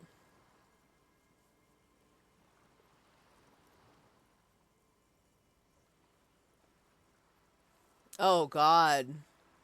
I would avoid talking about how local an Amber Alert is because I'm 99% sure all Amber Alerts are posted online as well. I mean, okay, one, that does make sense because they're looking for someone, right? Two, I did not think about that. That's terrifying. Three, oh no. Well, that's it. We gotta kill the bot. I gotta get rid of it. I mean, I didn't say anything. I just said that there was, you know.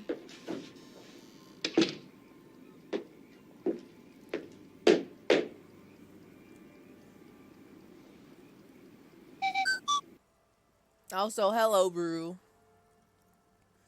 Amber Alerts have a huge radius. I'm sure it's fine, but if you're trying to be careful about doxing, yeah. No, that's a good point. That's a good point to bring up. Because, I mean, the problem with this is that I would clarify, but that's too much info. The killer is out there. And by that, I mean the fictional killer. Or Wendy Williams is the killer. Whichever one works best. The real killer, Wendy Williams. Yeah. Wendy Williams is out there. She's always listening. And if you dox your location, she will find you. So, you have to be very cautious with your information.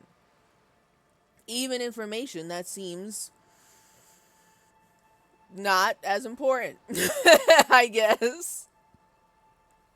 Even if it seems just vague enough that no one would find you specifically, you know? You know what I mean?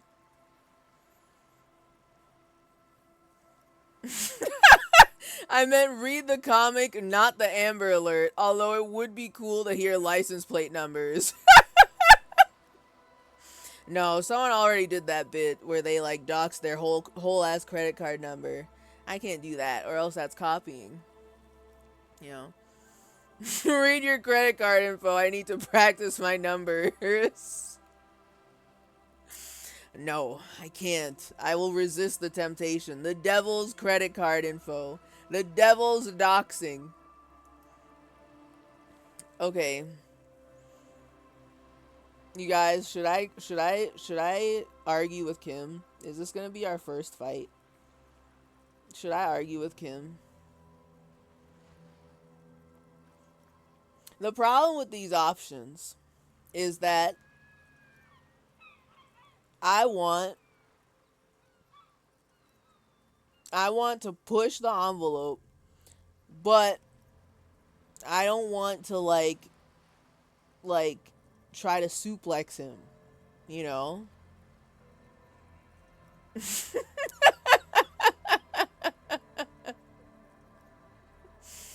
You already sure, why not? You already screamed at someone and cried in front of them.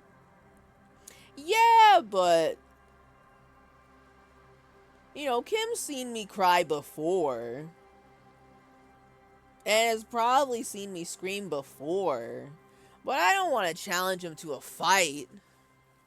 I don't want to wrestle him on the ice necessarily. But if I say sounds like typical macho bullshit to me, which is, you know, what I would normally say, me, the person, the player. But like, I don't want to beef with him. I don't want this to drive a wedge in our relationship. But I do want to call him out on this.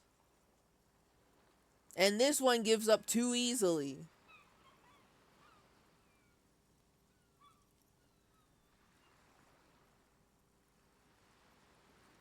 Hmm.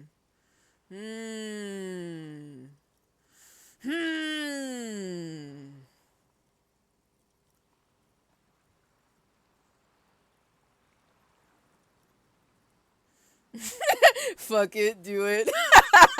What could go wrong? Watch, after this decision, I have like another ex-partner. And he stops working on the case with me immediately. And then he goes, hangs out with my previous ex-partner, and they're talking shit about me and the whirling in rags. I can't believe this. Can't believe this. Fine. I'll listen. We'll beef a little bit, right? We'll beef a little bit, right? Like a little. It's just me and Kim, right? We're not gonna break up, right? It's just a little. It's just a little. Sounds like typical macho bullshit to me, sweetie. That may be so, but such is Revachol, and this is what is expected of us in Revachol. Real? But also, I don't want to. That may be so. He's very good at arguing. Or rather, agreeing. He's very good at that.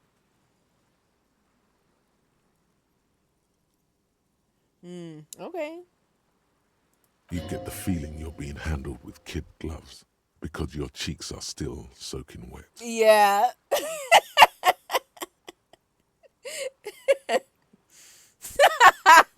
Look, if your relationship can't withstand one argument, how strong is it really? True. You right.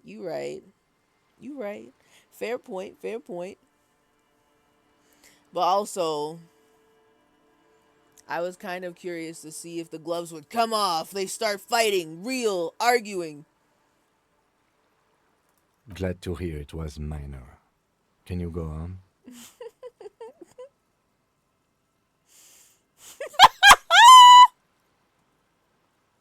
The end is near anyway. I might as well see this through. Why would I? That is the most ominous thing I think Harry Henry has ever said. Like, aloud. What the hell? What do you mean the end is? What the hell does that mean? You know?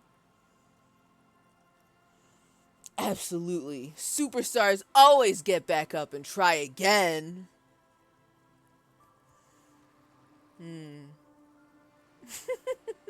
I can. And I'm sorry, Kim. I promise this is the last. I cannot make that promise.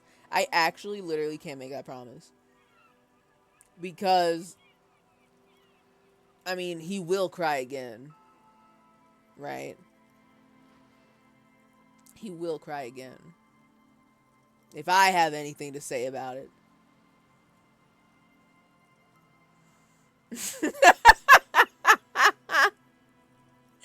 Personally, when I get into a relationship, the first thing I do is have an all-out gladiator match with them. If we don't both survive, it wasn't meant to be. Damn, that's so true. That's real as fuck. More people should be doing this. More people would be in happy, healthy, definitely alive, loving relationships if they just had a gladiator match, like, on the first date. You know? Divorce rates will go down if you have a gladiator match with your fiance on the day before your wedding.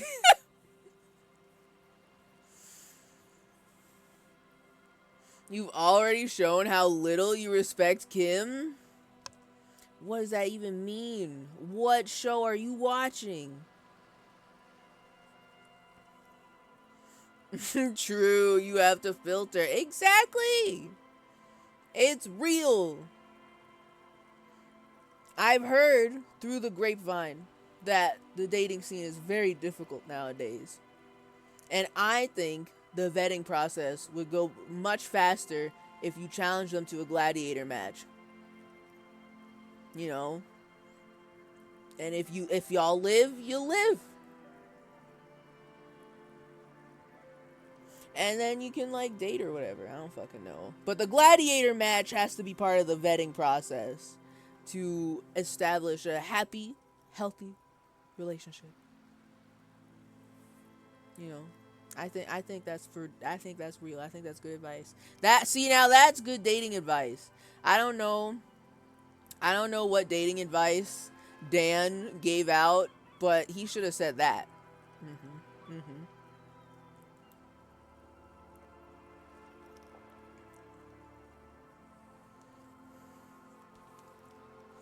Dating apps are already like a gladiator match. Well, that's where the problem is. You're using apps when you both could just enter a role-playing forum and enter a preliminary gladiator match in the role-playing forum. And then you take it to the streets, you know.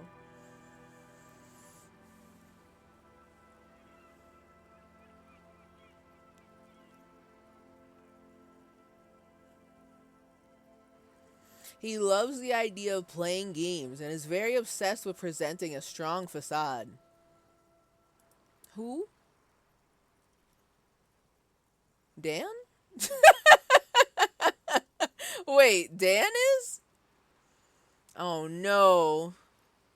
Dan's playing mind games? Ew.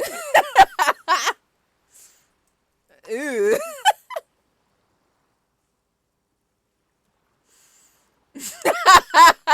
That was within like 10 seconds of you asking. Okay, but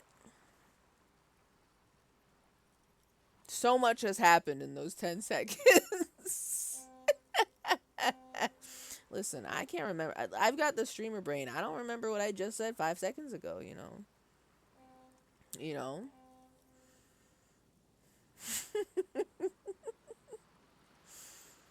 He's very much the type of. Yeah. Sometimes I forget what I'm saying mid-sentence. It really be like that sometimes. Although, for the most part, this happens to me the most on stream. I can't explain it other than it's a syndrome of streamer brain. It's a symptom. You'll start saying something and forget what you've just said. And then people are responding to the thing you just said because they just got it because of the delay and the internet pipes. right? And then you read back what they said, and you're like, what the hell is this? That's streamer brain. That's just like me for real.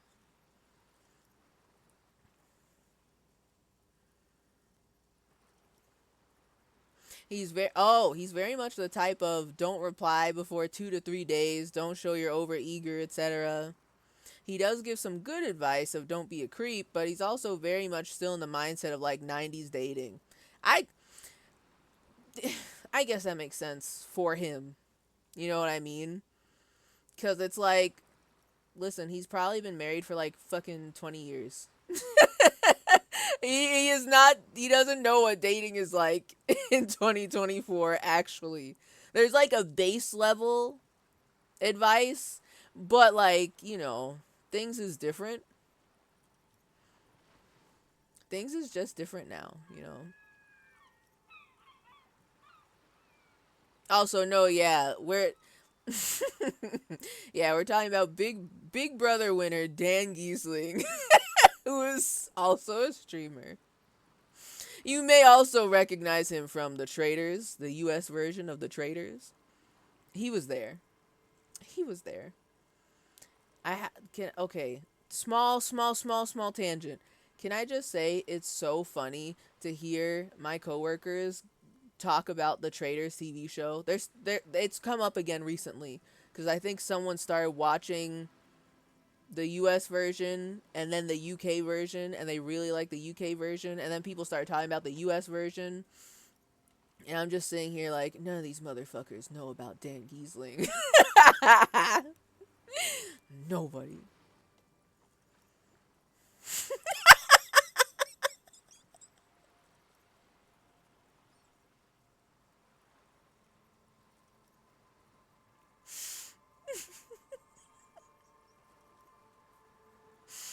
He went off on a guy for eating a 4-patty In-N-Out burger during his date.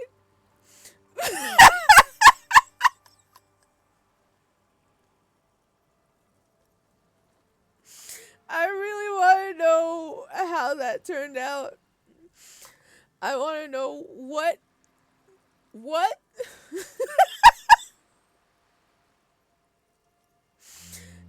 Did he lectured him? I'm so curious what he had to say about that.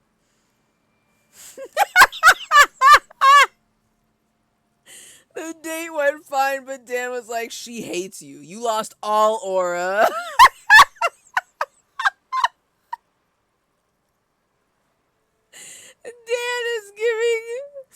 Dan is giving all these young men in his chat room new anxieties, new insecurities that they're gonna be staying up all night thinking about, like, oh my god, does she actually like me? She says she wants to go out on another date with me again, but like, I ate 4 fucking patty In-N-Out burger. I'm losing all subscriber, all aura. She hates me. It's so fucking. He's such a nuisance. I love him. He's such a nuisance. Actual demon. But he's great. He's great.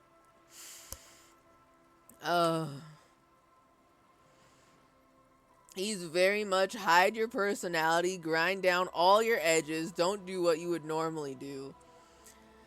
To that, I have to say, like, who is he talking to where he's that concerned about them showing their personality? Or also, or not also, but, or alternatively, what, like,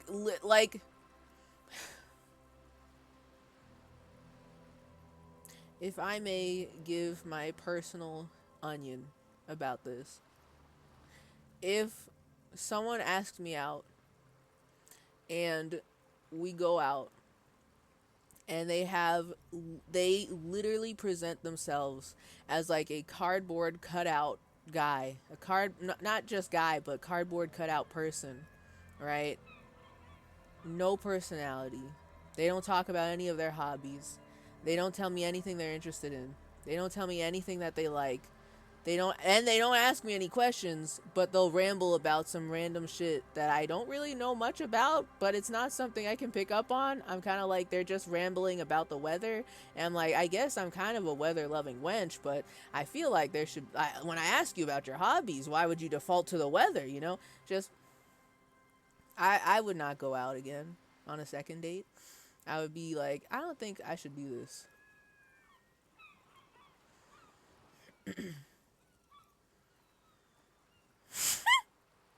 To some extent, yeah, there are things you don't bring up on a first date, but also, how the fuck do you think it's going to go when you're 2 months in and you're lying about who you are? Yeah, yeah. Like, I guess what I'm thinking when I hear this description of hide your personality and grind down all your edges and become completely round Bob, I'm thinking of a completely cardboard cutout person. No depth, no desire to reveal anything about themselves, but they expect a girlfriend. You know what I mean? They just expect that shit to just happen when they don't like show that they have any depth to them. You know what I mean? So the fact that someone like that, a cardboard cutout, could make it 2 months in, I'm like, damn, that's crazy. This person must be really patient with you for you to be a cardboard cutout of a person and they're still going out with you. I don't got that kind of patience. I don't got that kind of time.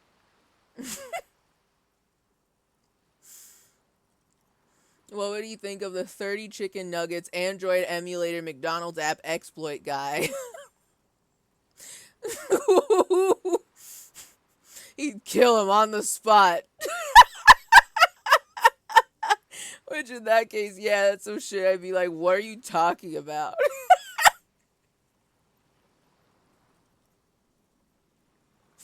I don't know about the 30 chicken nuggets Android emulator McDonald's app exploit guy. But, I mean, if he ate all 30 of those nugs, he should have gone for 20 more and joined the 50 nug challenge.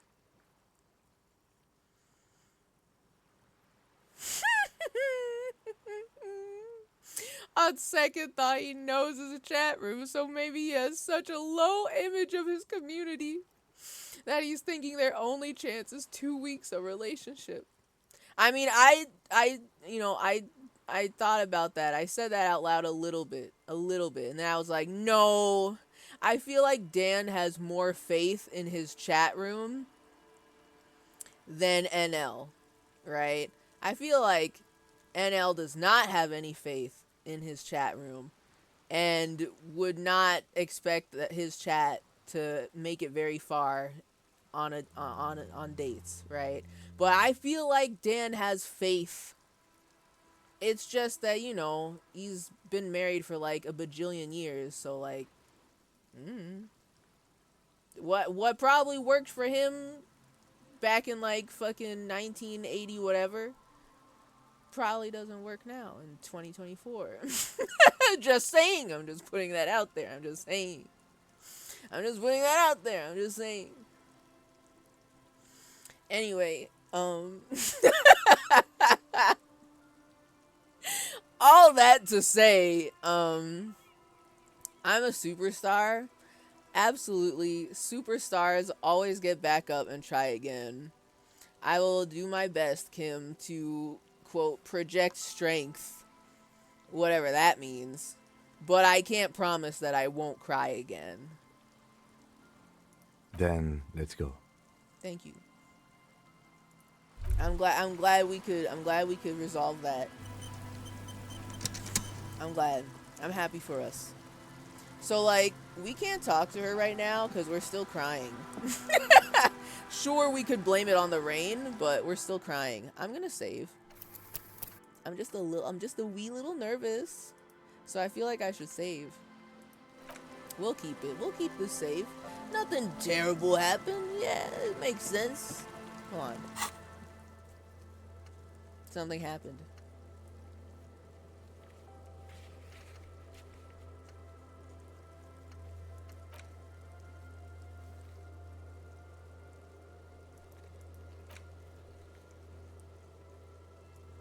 I don't know if something new unlocked or if I got a new thought, but 22 o'clock. 22 o'clock. Gotta remember. 22 o'clock. Okay, how did I get here? I don't remember.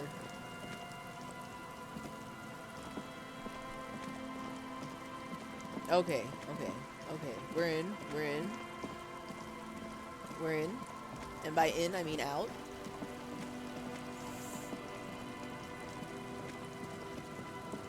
Now let's look at this area. Let's go. A dead phone, a smashed receiver. Like someone hung up too hard. Smashed? Okay, alright. Environmental storytelling. I'm logged on. I'm listening. Someone must have worked hard to smash the plastic dome.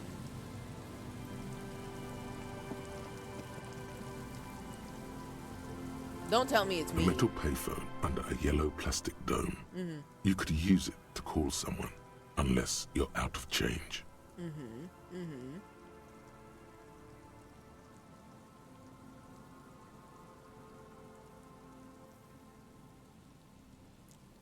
Pick up the handset.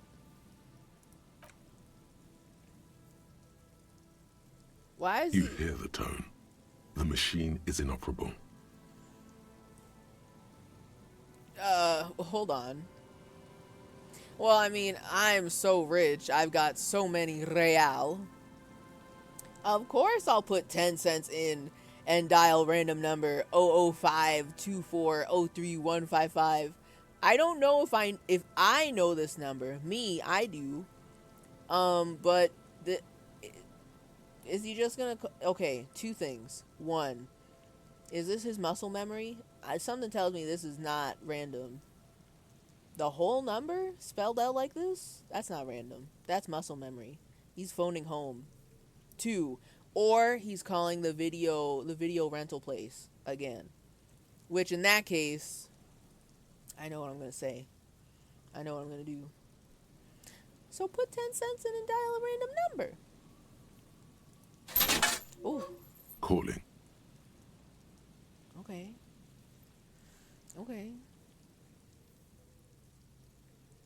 Still calling.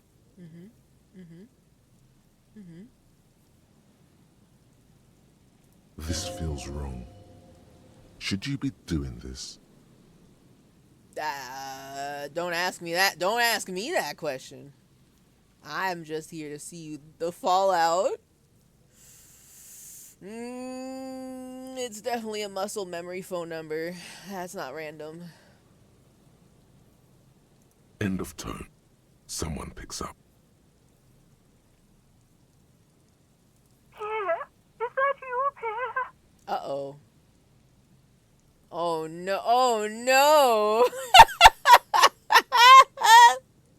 I guess it was random. We are prank calling this old woman. Are we gonna find her husband too? We're gonna find her husband too. Oh no. Okay, hold on. Let me fucking look. Is this about the fucking 30 nugs guy?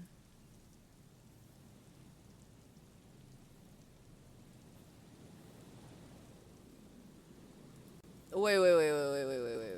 So first of all, it's on X. That makes a lot of sense. Sorry, not X. Twitter. Jesus.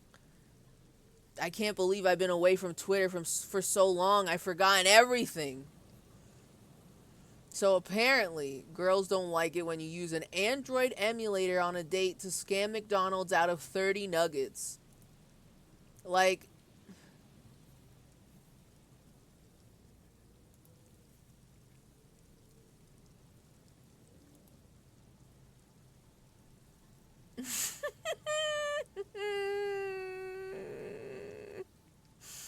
Hey Eli, just wanted to be upfront. I think you're a cool guy, but the thing you did with the 3 McDonald's apps was weird and embarrassing. I don't think it's going to work out. I think that is so fucking funny. I don't know what to say about this. I'm gonna be for real. You mean to tell me you brought you, and by you I mean I'm talking to the OP here. You mean to tell me this guy brought laptop? He broke out the laptop and he was like, "Hey, you want to see something cool?" And like brought up 3 McDonald's emulator. Brought up 3 Android emulators to scam 30 McNuggets? I mean, okay. I don't know why you would do that. Like, what I want to know is what his thought process was. You know what I mean? Genuinely curious if he just mentioned it or went on a proud rant about it. But I've gotten the ick for less, so I guess I can't judge. You know what? Yes, but I'm so curious what he thought was going to happen with this. I didn't even think this was on a date. If this was on a date, that is kind of wild. Oh, I just assumed that since we were talking about dates, that this was on a date. No, yeah, he literally says, so apparently girls don't like it when you use an Android emulator on a date to scam McDonald's out of 30 nuggets. Nah, he literally did this on a date with a girl. And this girl is so nice. She is so nice to say it in the way that she did. She was direct. She wasn't a pushover, but she was very kind in saying, "Hey, I don't think this is going to work out." Also, that shit was weird and embarrassing. Bye. Wow. Really? Also, is this real? Did someone make this up? Like, I'm actually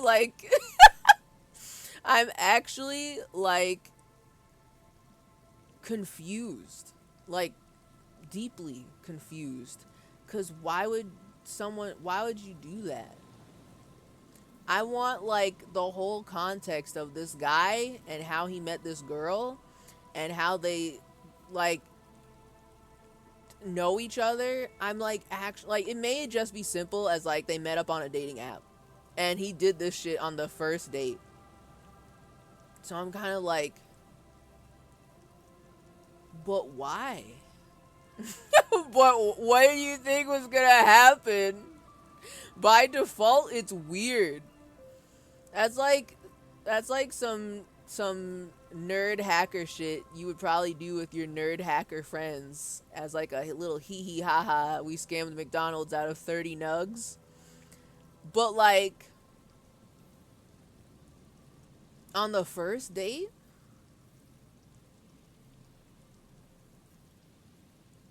I'm kind of like, first date you're doing this? Too cheap for McDonald's McNuggets on a date. Oh man. Hold on. I realize my sentences don't mean anything inherently. 4+ dates I'd find it funny. First date I'd be confused. Yeah? Like, yeah? I don't know what to... Yeah? I don't know. Also, have a good night, Baru. Have a good sleep. I'm gonna be thinking about this guy for like the next 2 weeks. Right? Exactly, PP. I don't think it's inherently an issue, but it's an odd first impression to make, which is why I want to know what his thought process was. We need Dan to interrogate this guy. This I actually don't feel like too concerned about, because I want to know too. He should set up an interview with this guy and be like, so what was your thought process there? Walk me through the game plan, because I'm kind of like, why? I mean, I'm not, listen, I'm not standing McDonald's. I'm not, like, they've got enough money. They can afford getting scammed out of 30 McNuggets. It's fine. They'll live, right? But I don't know why you would do that on a first date. If I were to guess, he really wanted to show off his funny trick, and then when the orders actually came, it was mega awkward somehow. Maybe? Maybe? Which, okay, so, like, this is where I'm like, anything could have happened. I'm kind of like, say for example, like, say there, it's some guy in the tech field asks out this woman who's also in the tech field. They're big nerds, love that for them. They can hack stuff together. So I think if that context was there, I don't think it's silly. I think they could find the humor in it, the two of them. But if it's not like that at all, if she's just like, you know, not in that field, she doesn't really get it, she'd be kind of like, why are you doing that? you know, I imagine like a typical regular, normal as regular normie person who's like not deep into that shit, doesn't really get why you would do that in the first place. They're kind of like, that's kind of weird. Like, they're just kind of like, it's a little embarrassing and it's kind of weird. Like, it's, you ordered 30 McNuggets for yourself? Wait, also, were the McNuggets for them to share? Or was it just for him? See, this is why I need the game plan. I need the context, because I don't understand. I'm actually confused. Why would he do that? I'm so confused. Apparently girls don't like it when you Operation Soda Steal on the first date. I don't know what Operation Soda Steal is.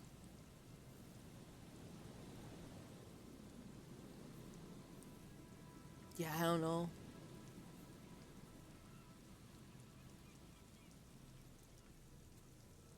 I'm gonna be thinking about this so hard.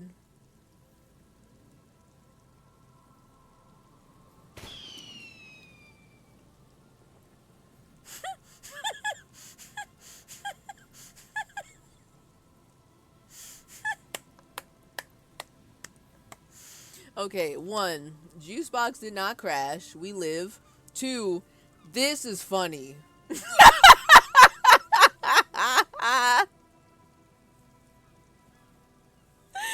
That's really good.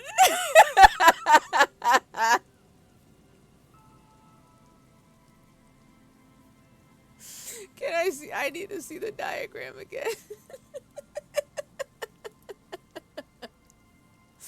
That's good.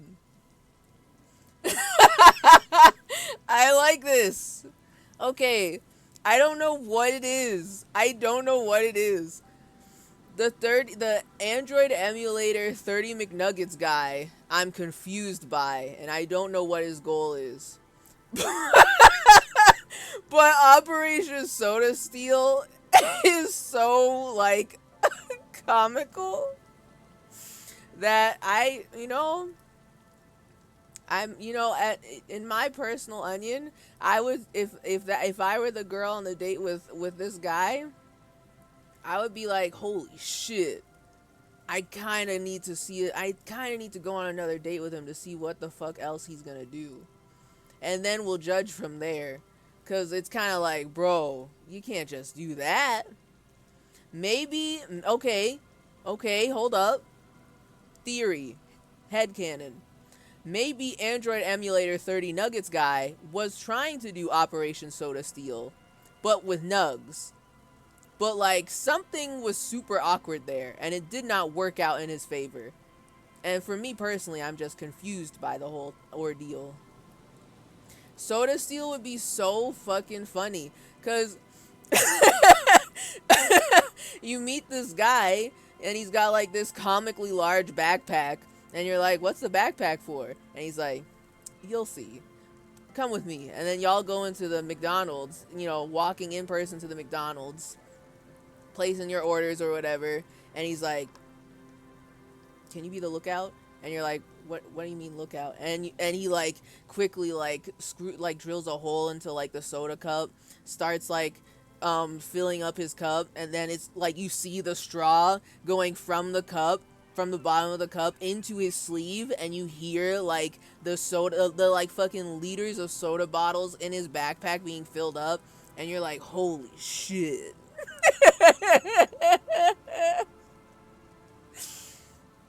I don't know, man. Oh my god. Operation Soda Steel guy would probably also be polarizing, but I feel like it would be funny enough for someone to be like, I have to go on another date with this guy and see what's wrong with him. Right? Like, at least that's what I would do. Oh my god. Yeah, if my date did that, I would give them a second chance. Same. I have to know what he's up to. What is his deal? God. I'd probably get an inferiority complex from that. Oh my god. I did Operation Soda Steel today, kind of. At Taco Bell, the guy who waited on me rung up my Dr. Pepper as a water. Okay. But that's not quite as like a whole heist to like fucking the Italian Job level, like here's the plan to steal 2 liters of fucking Dr. Pepper from McDonald's, you know? I feel it though. I feel it. Mm-hmm. The art isn't there. There's no heist. It's all cold and mechanical. Oh, for the 30, the Android 30, we gotta come up with a catchier name for him. The Android emulator 30 nugs guy. I feel it. I feel it. I guess personally, I would feel more entertained by Soda Stealer than the Android emulator 30 nugs guy, which means I would be more likely to go on a second date with Soda Stealer because I want to see what the fuck else he's gonna do. Whereas if I just sat there and watched the guy like type stuff into his laptop while we're out on a little McDonald's date, I would be kind of like, okay, like there needs to be more of a theatricalness to it, you know? Like I get it, you hacked the McDonald's app to get 30 McNuggets. I understand. But also, I like the theatrics. I'm that kind of girl. I like being entertained. I like being treated to a play, you know? The art I can appreciate. The effort of having a giant comically large backpack full of 2 liters of soon to be stolen Dr. Pepper, you know?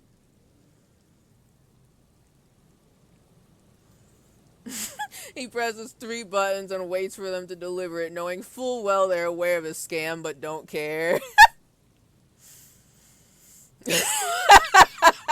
It was for Baja Blast before they ever sold it in stores.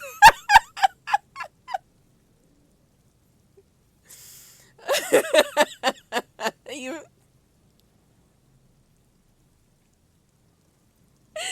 Wait, that makes it so good. If it was before they started, if it's a soda flavor that they don't sell in stores, holy shit, Soda Steel guy is like a genius.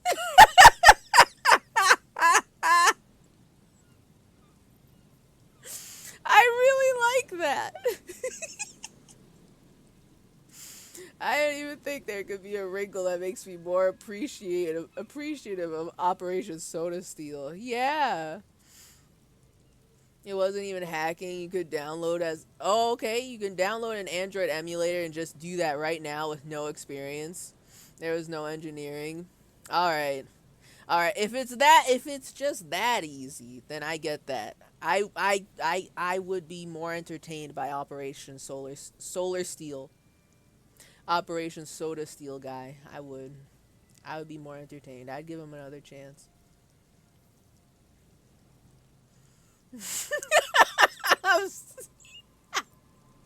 I'm starting to fall in love with this fictional internet person. I mean, I get it. I understand. 100%. I also, can I point out another thing in this diagram that is so good? The sunglasses. And also, he's whistling a little tune as he's stealing the soda.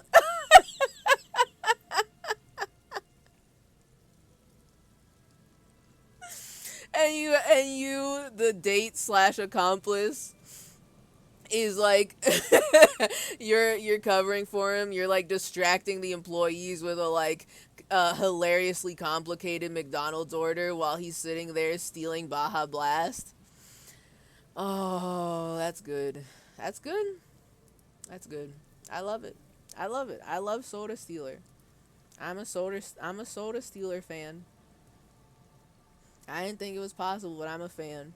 Even if it doesn't work out romantically, I would tell him, you need to fucking like, you need to goddamn make a YouTube channel where you show off your capitalism stealing inventions. Please. I need to know about your escapades. God. Yeah, and they made it in MS Paint. They had the whole plan. Oh my god. What if he shows you the plans before you enter the store and you're like, there's no fucking way that would work? And he's like, just watch. And it fucking works? Oh, I love him. I love him. I love him. The Soda Stealer. This is literally just me if I was cooler. If I was cooler. I feel like we could all strive to be the Soda Stealer. If you just have enough bravery, enough courage, enough audacity, enough genius to pull off Operation Soda Steal, you could be Operation Soda Steal. If you had a less shame than the average bear, and you just like brought your first, this is first date, by the way. Imagine being Operation Soda Steal on your first date, and your date just trusts you to like pull this off. I don't know. Crime duo, partner in crime. It may be a together forever moment if it all works out. It might. It might. Also, what are we CinemaSins dinging about? You can't just say things with no context. I got the streamer brain, you know? I just explained this. There's more? Is it this time he's an employee? He's got an apron on. I have so many questions. And it's specifically Taco Bell. Oh my god. Hold on. Better Call Saul fan art.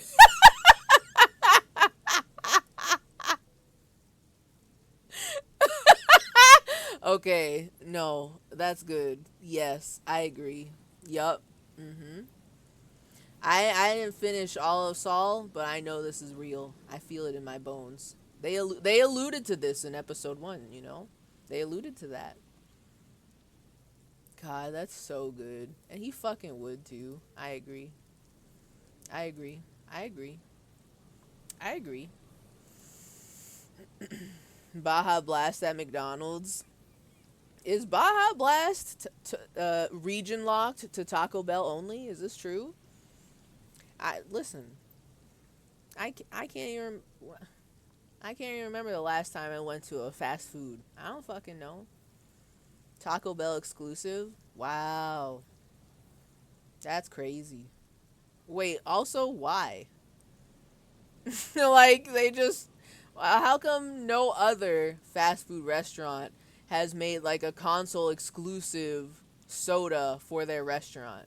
How did Taco Bell secure this bag with Mountain Dew? Like, how did that? I need a video essay on that. I need like a 2.5 hour video essay to explain that one to me. This seems like some shit that started in like the 1980s and they just never stopped doing it because why would they? You know?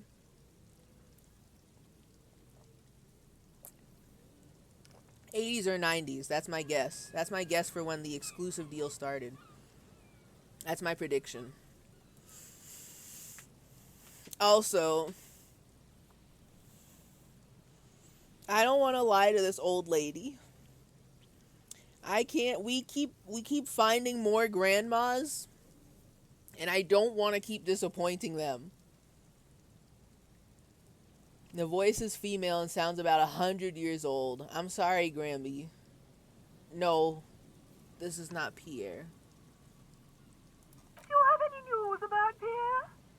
Oh my god! Why would you say that? One of the options is yes, Pierre is dead. That's the most fucked up thing you could ever do. There is a playthrough of Disco Elysium where it's 100% all of the most fucked up options. It includes the racism. It includes the like zero empathy options. It includes there's probably homophobia in here that you could do as Harry Henry. It's probably there. You know, it's got everything in it. And that is like probably the most painful playthrough to play and or watch. Also, no, I don't know anything about Pierre. Who is Pierre? He's my sister's grandson. He used to visit me as a lad. Fine young man. My sister's grandson. Okay.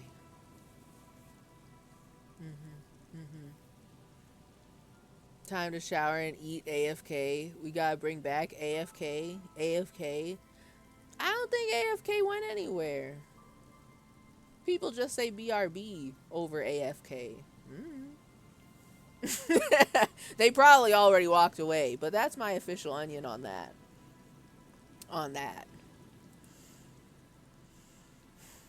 Pierre is my sister's grandson. He used to visit me as a lad.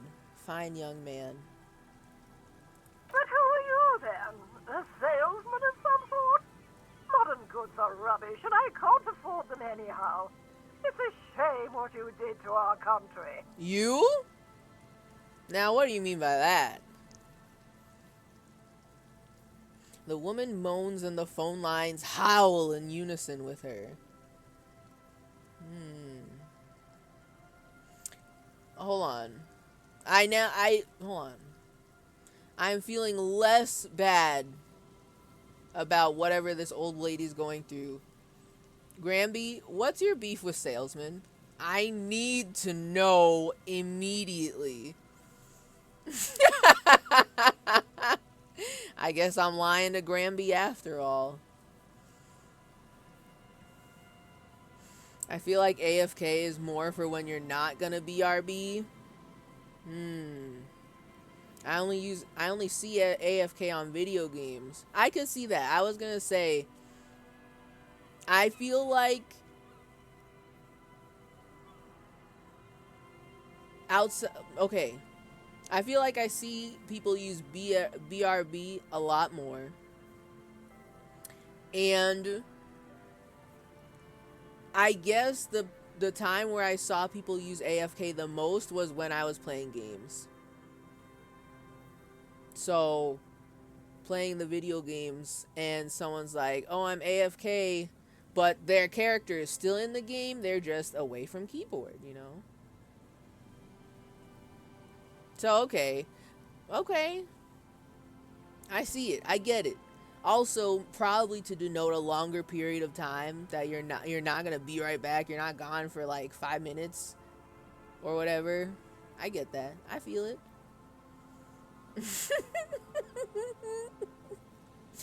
Gay FK. You know, even though I know we're talking about the term AFK, I saw gay FK and I was immediately thinking of JFK. So, make of that what you will. Make of that what you will.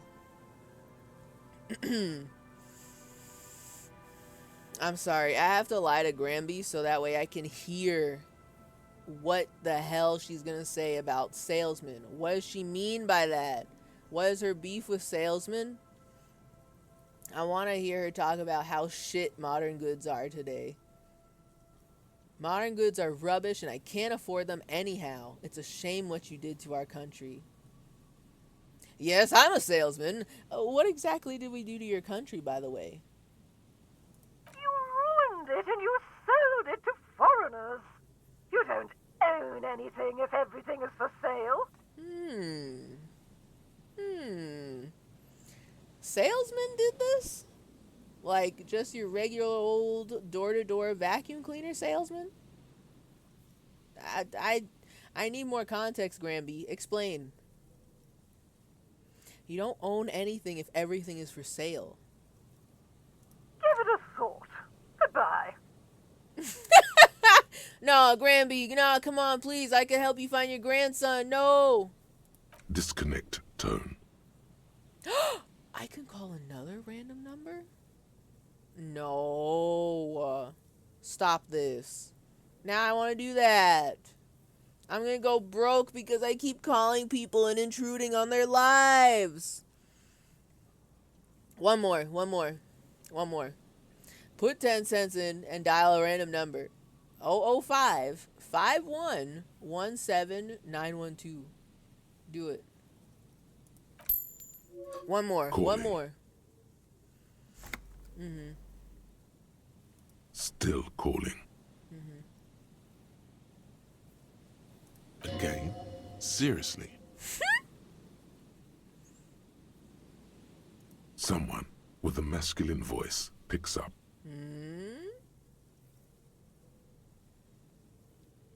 Hello, Gerard speaking.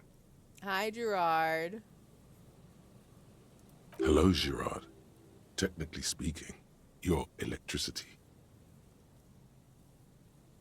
Fucking nerd. Oh my god! We're actually prank calling. Gerard, what a douche name. Change it. Change your name. Hi, is electricity there? I need to speak with electricity, please. We're going Bart Simpson on this one. I kind of really need to know what happens with this. I gotta know. I need to speak with electricity, please. No, but I got a feeling I'll kick your ass is gonna make an appearance if you ever call this number again. Have a good one, asshole.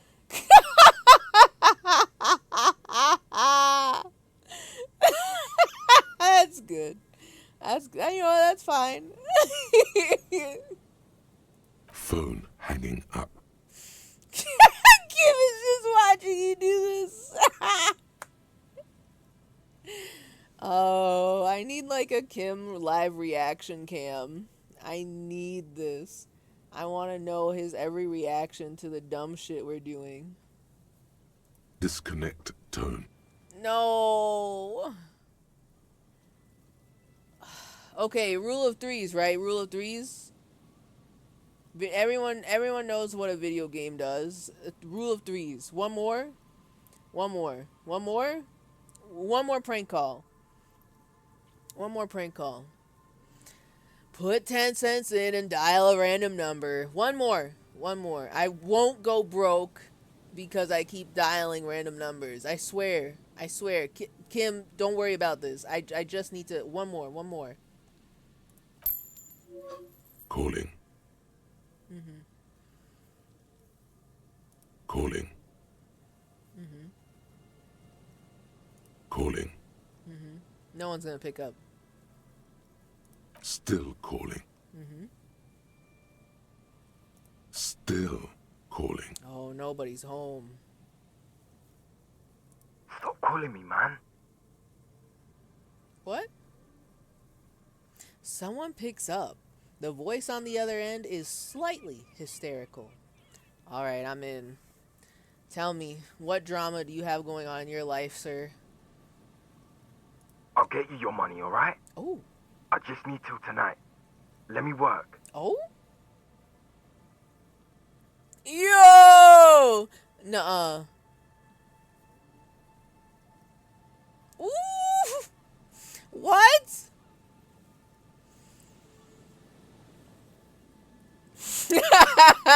Okay. Oh no.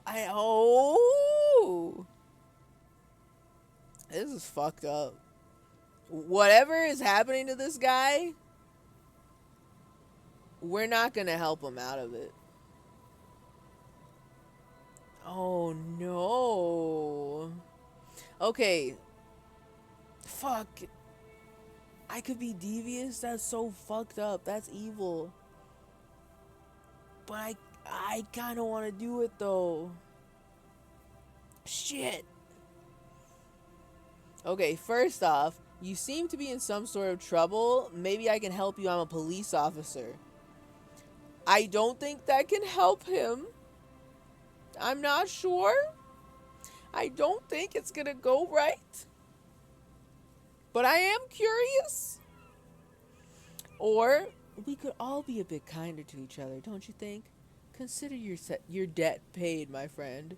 If we tell him this, his fucking ass is gonna get so killed. Whoever he owes money to is gonna kill his ass dead. However, if I tell him to deliver the money to the Whirling in Rags and Martinez, and the guy who he owes money to doesn't get his money,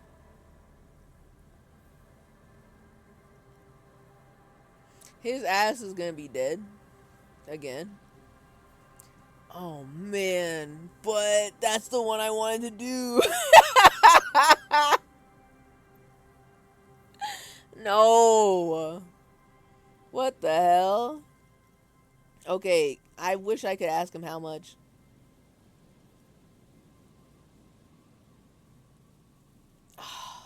What the hell? Also, asking who is this? I am curious about that.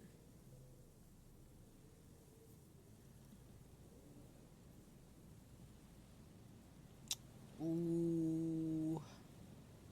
Ooh, okay. I think if I ask who is this, I might still be able to click on one of these. And I kind of really want to just have whatever the money is delivered to the Whirling in Rags. I think this is a bad decision. I think this is actually going to give me bad karma. I'm going to get some bad cop points for this one. Ooh, but I want to see it. What the hell? Oh, I want to see it. That's... Oh my god. Okay. First, who is this? But okay, wait.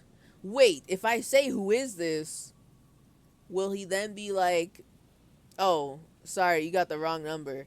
Shit. Oh my god. What the hell?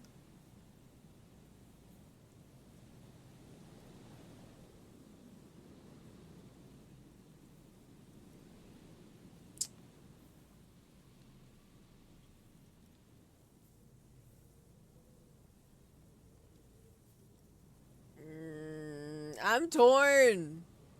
I want to see what happens when you say, maybe I can help you. I'm a police officer." Or if you just have it delivered to the Whirling in Rags. I really kind of want to have it delivered to the Whirling in Rags. I don't know what's going on, and I I think I'm just gonna be bringing drama. I'm gonna, I'm gonna be bringing drama to the Whirling in Rags. Which, I'm not gonna lie, now that I said that part, now I have to do this. Causing drama in Gart's establishment. I kind of love that idea. Don't get it twisted. They definitely have a lot of drama going on at the Whirling in Rags. But maybe I can add some more for fun, you know, as a treat, and perhaps get paid. This is fucked up, but I'm gonna do it. I'll do it. I'll do it. Fuck it, I'll do it. Fuck it, I'll do it. I'll start drama again in the Whirling in Rags. Fuck it. I'm kind of concerned for this guy though. He's not gonna exist after today. It's over for him. Okay, yes, but a slight change of plans. I want this delivered to the Whirling in Rags and Martinez. Tethys, Tethys? Hey! You're not Tethys.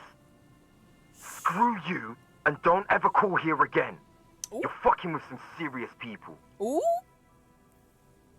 Okay. Can I see the drama though? Disconnect tone. Also, Tethys, huh? Okay, all right. I'll be thinking about it. Tethys. Tethys?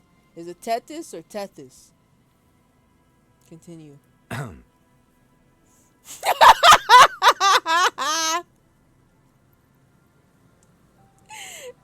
Yeah. A single lets you know the lieutenant is ready to move now. That's so good. Oh my god. Yeah, we're crank calling. I only called 3 people. But if it's like nearly endless, that's really good. Because so far the numbers have been different, and I'm kind of impressed, actually. You've got 13 in-game minutes to kill. What better way? 13? But 22 o'clock. I got, like, more. 3. I've only called 3 people. I'm trying to resist temptation. Hello, GB. TechnoToast alert! It's been 3 hours and it's time to prevent gamer death. Hi, GB. Nah, I think... Let me look again. Confront the pigs. Yeah, you must meet her near the old fish market at 22 o'clock. Which, by the way, I don't know where the old fish market is. So, it probably behooves me to look around the area some more and find the old fish market. You know, scope the place out before it's 22 o'clock, you know? Just walk past the fishing village until you see the boardwalk. Okay. So I've got hella time. I've got so much time. I only called 3 people. I can resist, okay? I'll come back later. Later. Don't worry about that, Kim. We'll be back.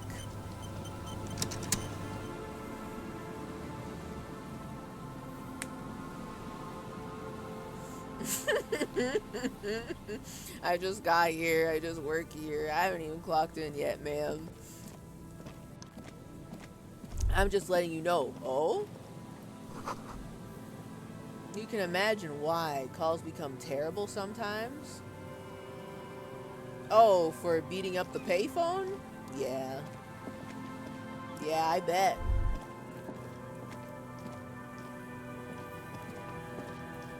Oh? Buzz, hum. The electricity flows through the wires with audible power. That's Lane. That's Lane aura. Lane.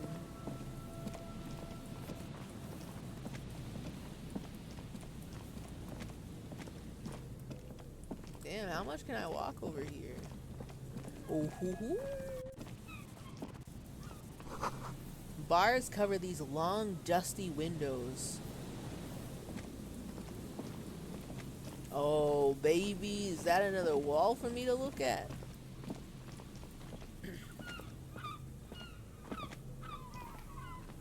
Feld Electrical? You see a once bright mural towering above you.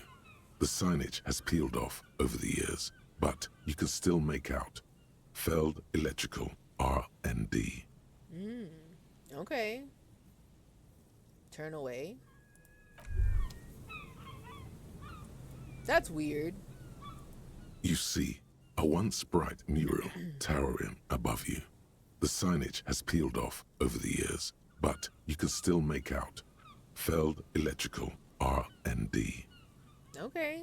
It seems like that more should happen here since they're making me look at it like this. But I guess not. Okay.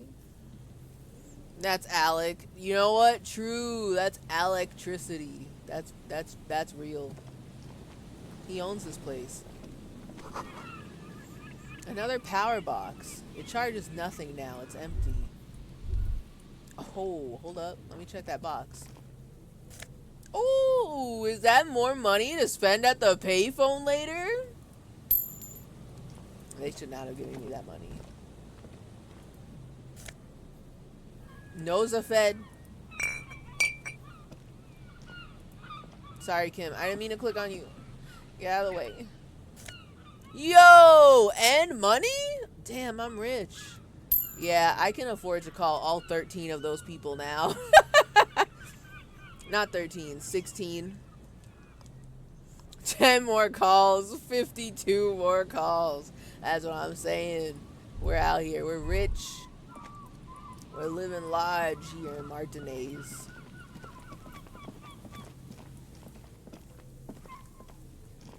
Can I go over here?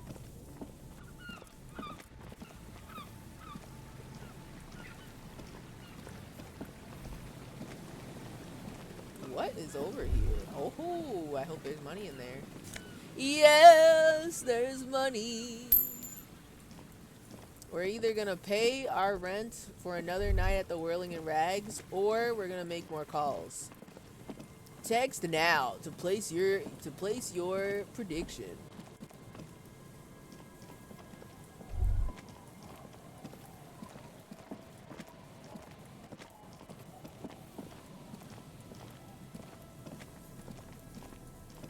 I'm like randomly right-clicking to see if I don't see any more secret boxes full of money. Full of cold hard cash.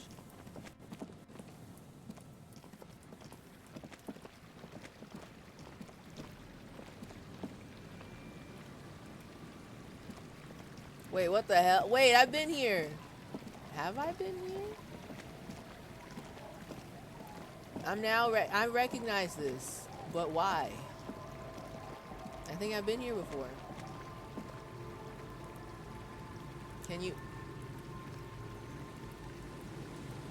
Hello?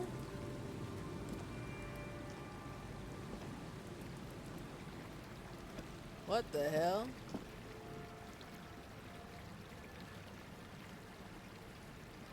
Yeah?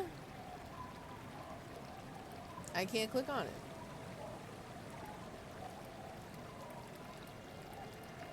Hello? Hello? I hope this isn't important because I can't click on that. It's actually unclickable. Oh, okay. It's the cursed bubble. The cursed bubble? You mean to tell me there's just a well-known glitch in there that's baked into the bones of this video game? Right here in front of my salad? Oh, what's this? Oh, that's a person. Persons! Oh man, I hope we can throw their bool into the ocean. Tiny cages carefully constructed. Oh, could this be the guys? Hold up. The cryptid guys. Here we go. Nice and easy. No way out, little guys. Not out of this gem. We found him. We found her husband. That's one husband located. There's a cylinder on the ground in which the man is arranging some netting. It looks like some kind of trap. He notices you. Who's there? Oh, the police. Hello, officers. Oh, the police. Eye rolling emoji. Is that the police? Why are the police here? Okay. 1. Morel, the cryptozoologist. 2. Gary, the crypto fascist. Yeah? Listen, you know, I'm not necessarily a big politics brain genius girly, but part of me really wants him to be like actual crypto bro, like literally talking about Bitcoin. I I feel like I can sense it. The bones are there, perhaps. You know, I'm just putting that out there is all I'm saying. Why are the police here? Don't worry, Gary. I'll handle it. So you must be Morel, the cryptozoologist? To what do I owe the pleasure? Lena sent me. She's been really worried about you and is waiting for you to get back. Of course. Thank you for passing along the message. That damn water lock is broken, and we can't go all the way around the 881.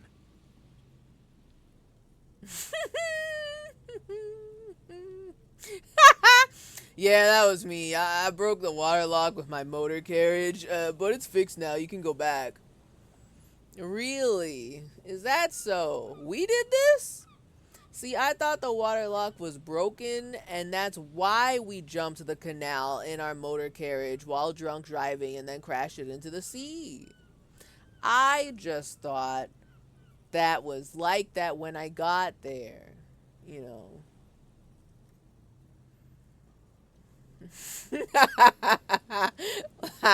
You know what? Let's withhold the whole story. Let us not tell him anything more, because he's going to tell Granby, and Granby is going to be so disappointed. Lena, my adoptive granny, is going to be so disappointed in us if she knows.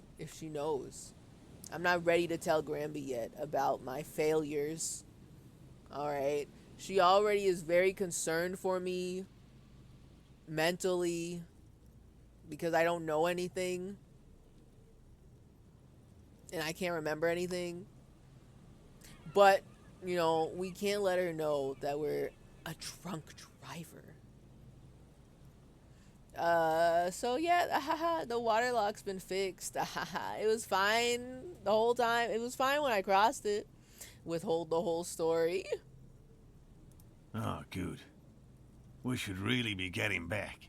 Gary could use a hot shower and a warm bed. Why are you speaking for Gary? I mean, that's fine. But what about you? Do you need a hot shower and a warm bed, or? Did he say we can go back now? Yes, Gary. We can go soon. If you see Lena, tell her I won't be long. Elena? I've been saying her name wrong for the past, 6 months. Sir, your wife is waiting for you. I just have to do one more round. See if the phasmid has taken the bait. Then we go in. He refastens a bit of netting that has come loose in the wind. Okay, the phasmids? Okay. For all his passion, this man is diligent and patient. You could learn things from him. But do I want to learn things from him? Alright. I'm going to ask all the questions, of course. I love it. I'm nosy. So, tell me about this phasmid you're looking for. Well, first of all, it's damn difficult to find, which is why we've been knee-deep in the reeds laying traps for it. So what makes it so difficult to find? Good question. Being a phasmid, of the order Phantasmodea, a ghost insect. Oh. It disguises itself as plant matter. In this case, the reeds. Awful lot of reeds around, aren't there? Yeah. And I suspect it may have also developed other specialised techniques to protect itself from predators or scientists in our present case. Yeah. What sort of specialized techniques is the phasmid using to hide itself? It's my hypothesis that it has evolved certain electrochemical defences that allow it to interfere with animal perception, impeding pattern recognition, confusing the visual cortex. But I cannot describe how these defences work, much less how they evolved, without studying a live specimen. Yes, it makes perfect sense. So true. You're beginning to suspect there's something paranatural about this phasmid. Paranatural? Supernatural even. So like, anyway, how big is this phasmid? I'm expecting it to be quite giant. What? One known species of phasmid, called the Megaphasmodea zoensis, Eh? is about the size of a grown man's forearm. Oh. So, He leaves the conclusion up to you. Okay. So it's large and it's invisible, is what you just said to me? Hold on. Okay. A ghost insect. Ghost insect, by the way. It disguises itself as plant matter. Right. So you think it's a reed, right? It's a ghost. How do you know it's a ghost insect? How do you know this? Here's my thoughts on the phasmid. How does he know all this about the phasmid, but he's never like captured one to study it yet? Where did he get this? Surely someone, perhaps another cryptozoologist, had captured a phasmid, named it a phasmid of the order Phantasmodea, called it a ghost insect in fancy science terms, and has figured out it disguises itself as plant matter. Right? Unless he never saw it. Right? I'm just saying, I'm just putting it out there. I would like to know how do you know all this if you've never captured one? I'm just curious. I want to know where you got this info from. I'm just asking questions. So like, anyway, why are you so interested in this stick bug? Aren't there more sensational animals out there? typical rookie assumption. Insects are much more sophisticated creatures than those unversed in zoology give them credit for. Unversed in zoology. Okay. Even simply catching a glimpse of the Insulindian phasmid would be the apex of any cryptozoologist's career. Mm-hmm. But to study it and its defenses, find out how it stayed hidden so long. He shakes his head. Okay. What have you discovered about it so far?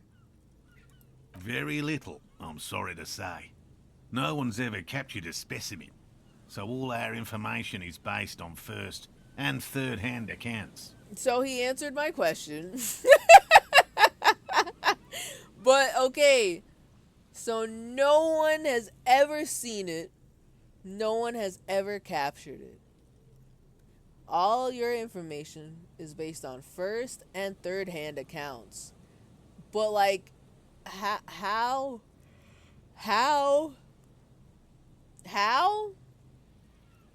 Like, what do you mean? Like, what is what? I So no one's ever found one? Not yet. That's what makes it a cryptid. Yeah, I guess. Just out of curiosity, if there's no proof of its existence, how do you know it's real? Thank you. I was like, yeah. How do you know? Like, who said that to you, that this is real? How did you come up with the name Phasmid? How come? Where does the term for this ghost insect come from? I'm just curious, right? I'm just wondering. See, he said it too, just out of curiosity. I'm just curious. If there's no proof, how do you know it's real? I know it's real. How? And he knew. The cryptozoologist says, brusquely enough, that even he seems taken aback by it.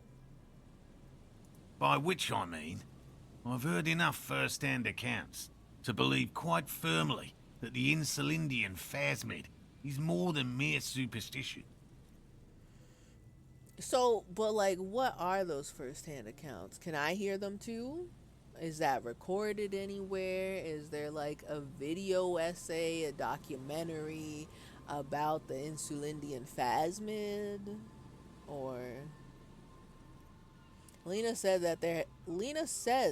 there has been a sighting of it here in Martinez. Yes, the most recent sighting was by a couple of teenagers along the coast here. Oh no. That's what brought us to Martinez specifically. His ass is getting like baited by a bunch of teenagers online, and by online I mean in the city, in the local village. This is the same energy as like bored teenagers on 4chan concocting up some really heinous, like insane, not even close to believable Facebook brain rot for the boomers to believe, and the boomers just consume it uncritically and believe it. This is what's happening right here.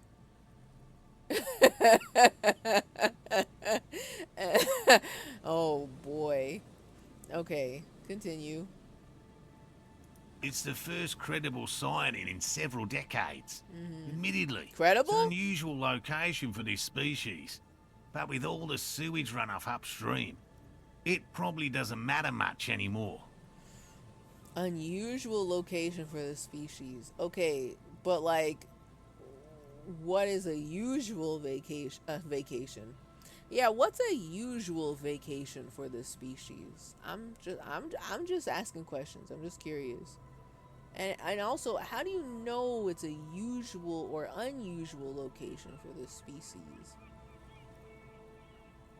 if nobody has captured one to study it?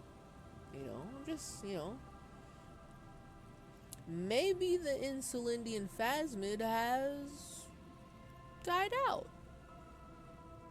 I have to resist the thought. Such an extraordinary creature is doubtlessly highly resilient. After all, it's generally thought to be capable of parthenogenesis. Oh boy. What does that mean?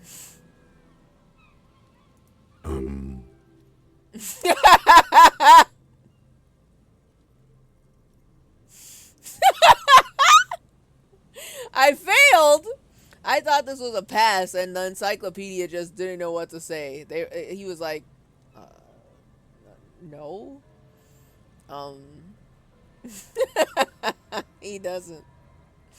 Yeah, I want to believe that if you pass, if you pass or fail this, the encyclopedia is like, I got 10 when I needed 11, so I mean, close enough for me. Parthenogenesis?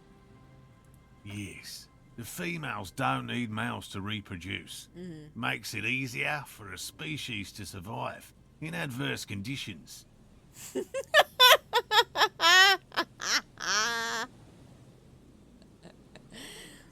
What a very interesting set of responses.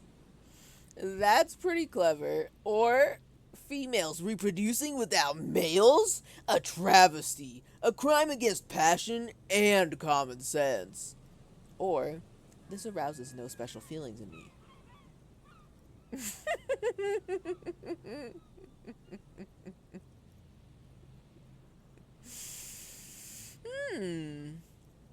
Makes it easier for a species to survive in adverse conditions. You know what? That's pretty clever. That's actually very interesting. Okay, I believe you. Yes, I believe you now. That's pretty clever.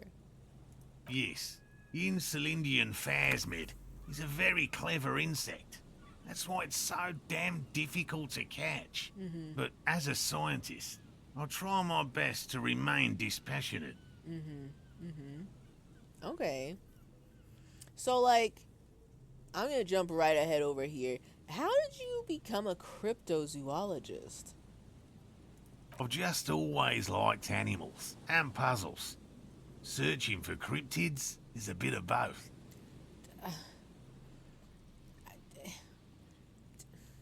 I guess? Yeah? He seems reluctant to talk about himself, but he'll open up, if you prod a little. Why not just be a zoologist? Real animals are puzzling too. Okay, okay, hold on. I've just always liked animals and puzzles. Searching for cryptids is a bit of both. So you're living your childhood dream out here.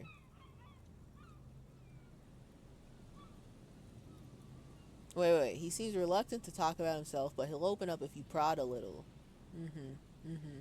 Yeah, so you're living your childhood dream out here. It's not child's play. Just because I have to traipse through the mud every so often. Nobody said that. Was it your childhood dream or not? That's all I asked. Anyway, so like, why not just be a zoologist? Real animals are puzzling too. Real? Oops. I know you think one is a respectable profession, while the other is superstition. Everyone does. I completely just said that and completely forgot that he believes this shit. Oops. Whoops. Also, every time I know literally Australian, but like this specific sentence made me think of the TF2 sniper when he's calling his mom on the phone and is explaining to his mom the difference between a serial killer and a professional hitman. One is a profession and the other is a mental illness, you know.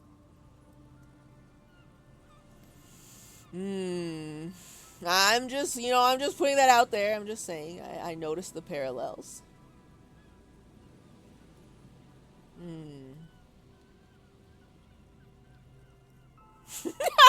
Cryptozoology does seem like a lot of wishful thinking. I don't want to completely insult him. We're doubtful, right? I'm fine with just being the skeptical one guy who shows up and he's like, what the hell are y'all doing out here? I don't want to fight him. I don't want to suplex him into the sand to make him believe that the fucking phasmid is fake news, right? I'm not gonna waterboard him and make him give up his new special interest, right?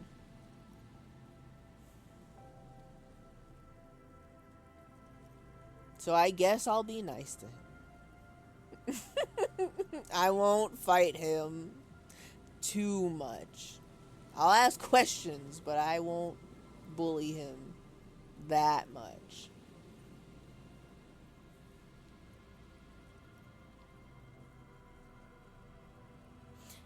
I don't.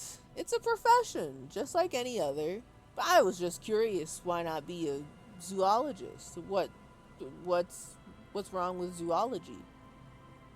I'm just curious. Indeed. My methods do not differ from other scientists. I simply draw upon a wider variety of evidence. And I have more hope that something truly surprising might happen. That method's okay. I simply draw upon a wider variety of evidence, and I have more hope that something truly surprising might happen. But, sir, what you have just explained to me is that y'all don't have any evidence. Just, people saying, yeah, I seen it. Yeah, I seen the phasmid. It was over at the beach by the reeds, right? Like that's your only evidence. But like, I what I don't understand is, how do people even know it exists? I want to know your sources. I just want to know the story. What caused you to investigate the phasmid? It's all I need to know, you know.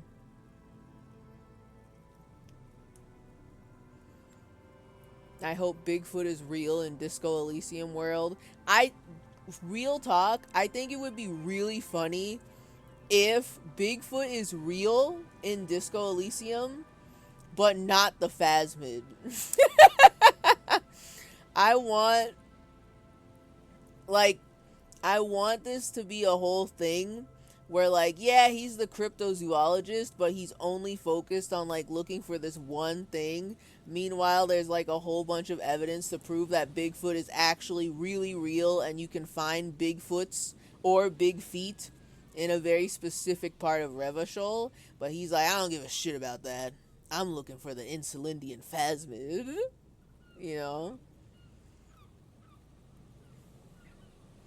Twitch is anti-funny. I have a funny emote, but it's taking a decade to approve.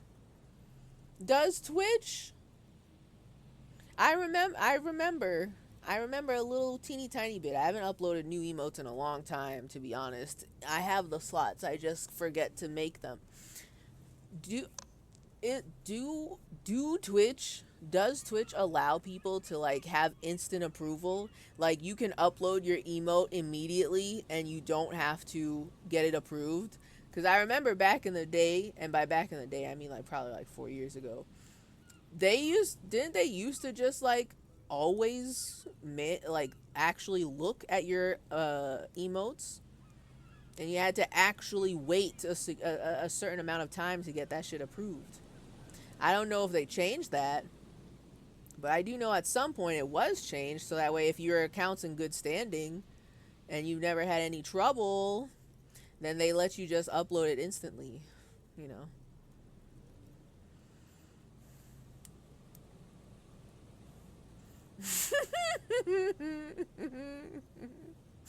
A tier list of all the disco characters, but they're ranked based on their hyperfixations. Morel, A tier. Measurehead, F tier. Yeah, you know what? I can agree with this list so far. Yeah.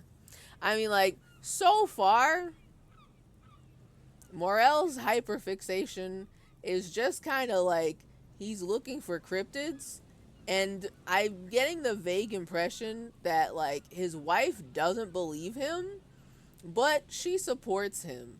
So she's parroting everything that he says, basically, to us, the random bystander. And he's, like, super into it. I do worry, though, that he's neglecting his wife. I do worry that he's a workaholic, and he will not actually, like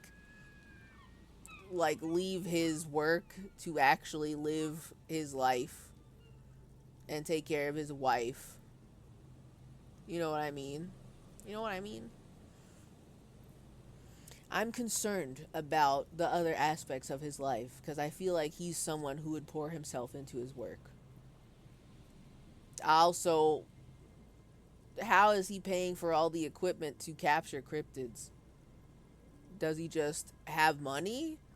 Or is he being paid? Does he have a job? I get it. This is his profession. But like, does he have a job? Like a job that pays? Or I'm just out here. I am just simply out here asking questions, wondering if Morel, the cryptozoologist, can fund his hyperfixations.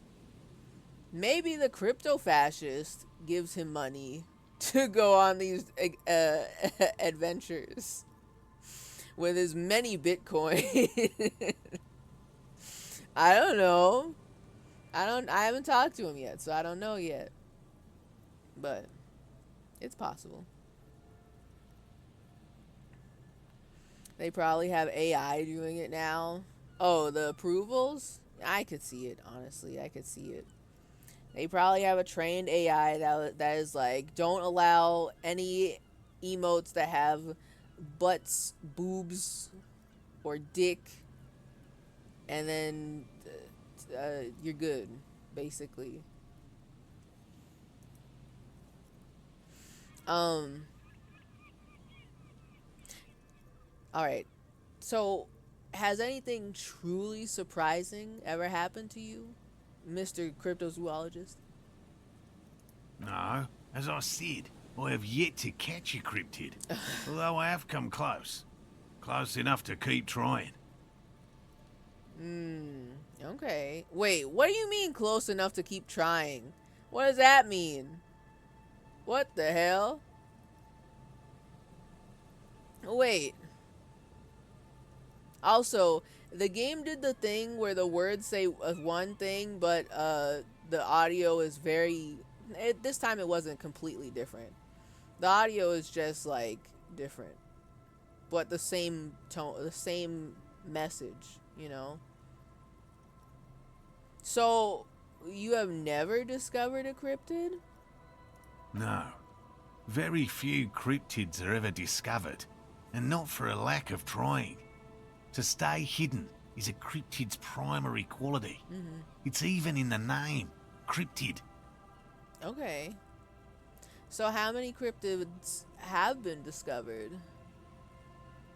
Of the list of cryptids kept by the Cryptozoological Society of Chemney, which is 4,082 items long, about 2,000 have been confirmed as hoaxes.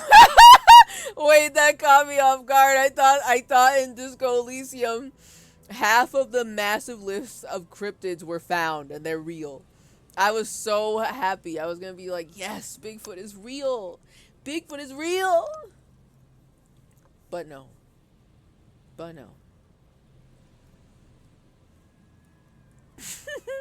Evil Buttspot. Maybe Harry is a cryptid. He just went up to that poor girl, threw a tantrum about fucking a hat, and then cried and left. I could see that. Yeah, I could see it. If the game allows Harry Henry to have like an additional persona, like he has the fuck up a two, but also nobody said that you can't have more than one persona. So maybe he like has a second persona that is a cryptid sona, and it's like a Bigfoot-esque character, you know? I could see it.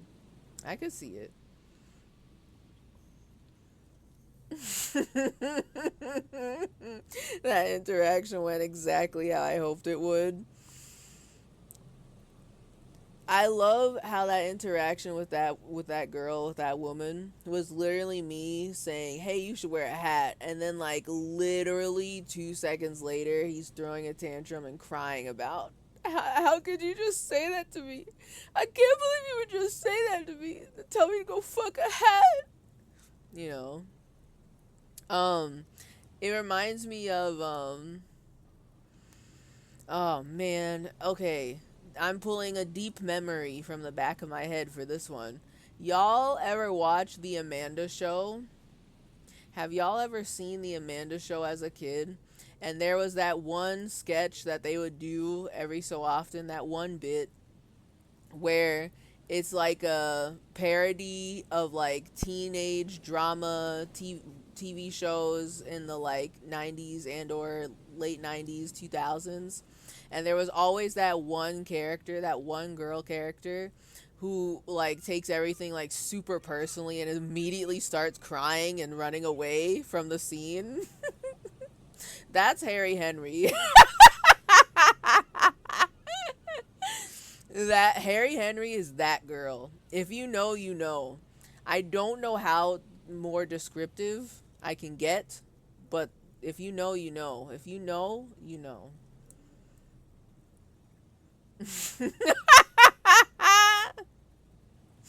I won't elaborate on if the game does or does not allow you to develop a fursona. Well, we already have one. The fuck up a two. That's us. We have one.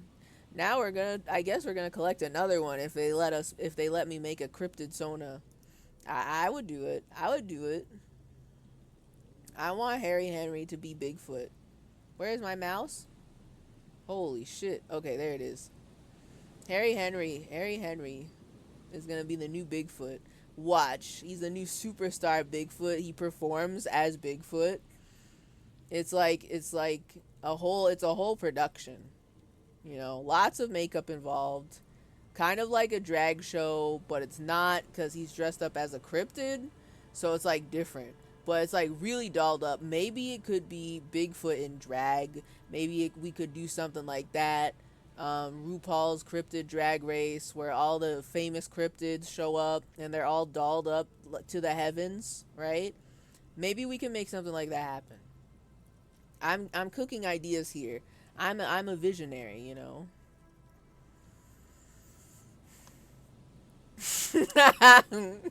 I hope Harry Henry has a warrior cat OC. We're gonna have to find out. Okay. I keep losing my cursor. Okay. So, of a list of cryptids kept by the Cryptozoological Society of Chamonix, 4,000 out of 4,082 items, 2,000 have been confirmed as hoaxes, which is beautiful. That's very funny to me. 2 are categorized as confirmed discoveries. The rest are in differing stages of discovery, What? refutation, and data collection. Wait. 2?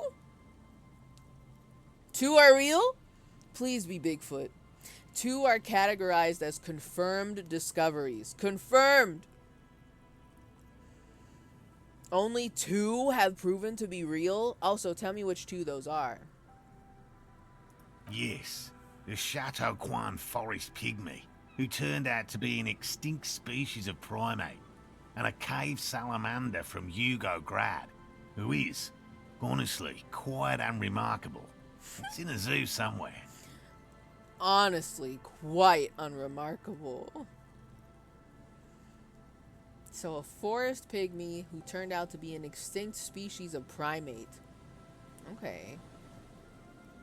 Can I hear their lore? So what about the cave salamander and the forest pygmy turned out to be like what was their mythos? I want to know their lore. I want to know their story. We cryptozoologists are brutally honest with ourselves. More so even than the public. With cryptids, most cryptids are hoaxes or they are never found. That does not mean we should stop searching.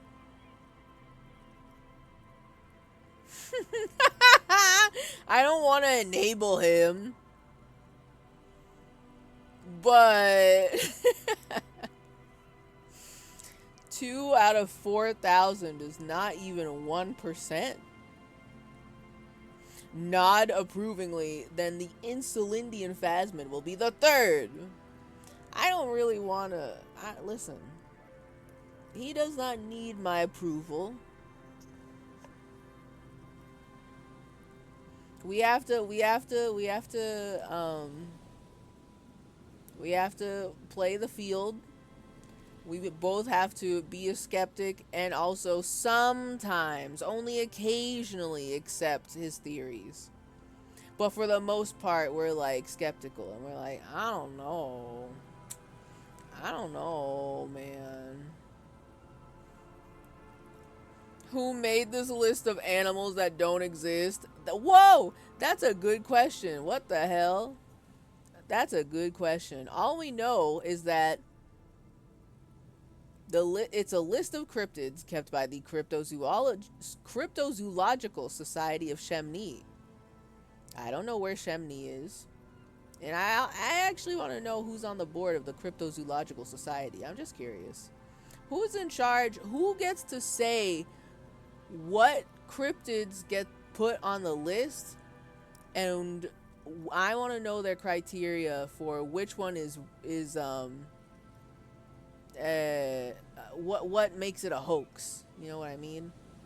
Like what certain things had to have happened to prove that it's a hoax. Cause like all the ones that are quote undiscovered, right? They're like no one knows. They're unknown. They're question marks. How do you find out one is a hoax and one is still undiscovered yet to be real? Like, I want to know the differentiation there. I'm curious. Okay, but like 2 out of 4,000 is not even 1%. In fact, it is 0.05%. Ever more magnificent, should our search contribute to making that number 0.075%. Not? I've never heard anyone call a zero not. So that's very bizarre for my ears to hear. But okay.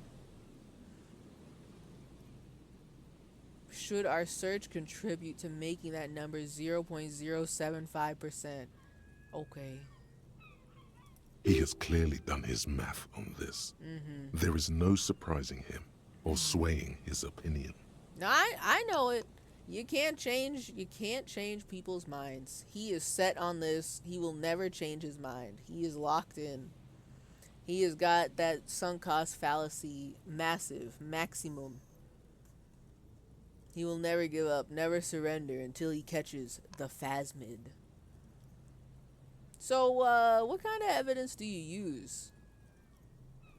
Everything from forgotten regional lore to newspaper accounts, like the one that brought us here, to look for the phasmid. I keep a very open mind. Can I see that newspaper? Do you have a copy, a clip? Do you have a clip for me to watch? You have a clipping of that newspaper? He's interested in things that people believe that scientists don't.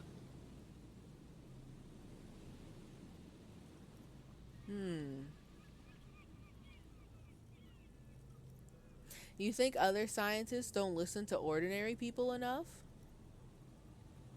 Most establishment scientists only care about reputation and remuneration, not real research, and certainly not the truth. They're a cowardly lot, and both the field and basement archives can be dangerous places.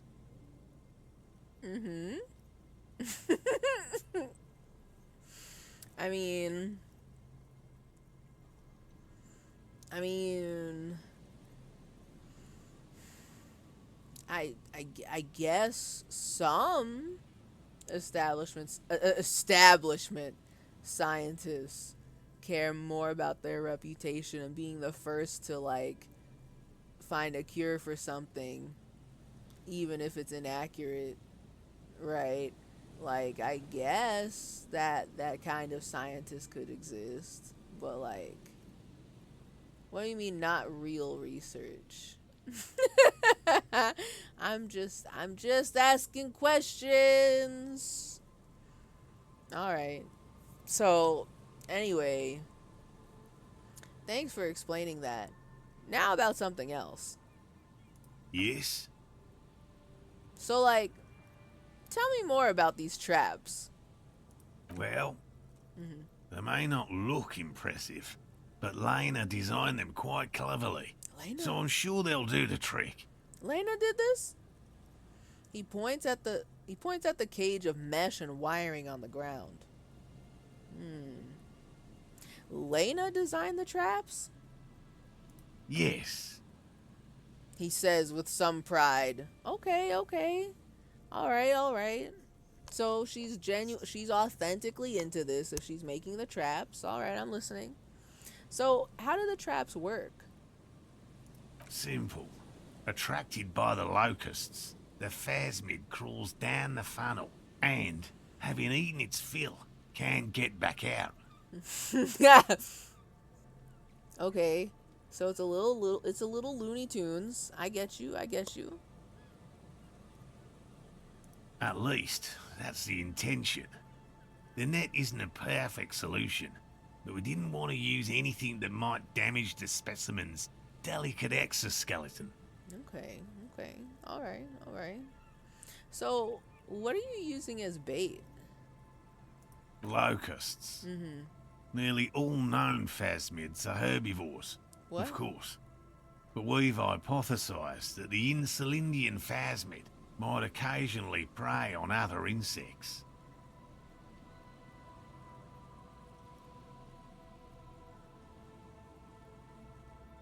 What? Nearly all known phasmids are herbivores, of course. But we've hypothesized that the Insulindian phasmid might occasionally prey on other insects. Bro, what? Okay, wait. How do you know if they're herbivores though? Did you leave some like leaves out as if you're leaving cookies out for Santa, and then you saw one bite taken from the leaf and you're like, "Oh my god, the Insulindian phasmid is real?" I'm just really curious. How do you know they're herbivores? Also, what makes you think that the Insulindian phasmid eats other insects? I'm actually so confused. What? Inside the traps, a number of locusts crawl and tumble over one another in a tiny, chittering swarm. Ew. A meat-eating stick insect? Does it pretend to be the reeds as part of its ambush behavior? This seems unlikely. So, like, a carnivorous stick insect? Seems unlikely. Thank you for your opinion. We have also included plant material in the traps to satiate your skepticism. Me? A skeptic? What gives you that idea? I'm just asking questions. I'm here to learn, Professor Morel, the cryptozoologist. I am just here to learn. I've signed up for this course. Not a big fan of skepticism, this one. What will you do if these traps don't work? They'll work, I assure you. Yeah? The predatory hypothesis, using locusts as bait, accounts for the failure of previous efforts by other teams, which use plants. We have given this some thought. Okay.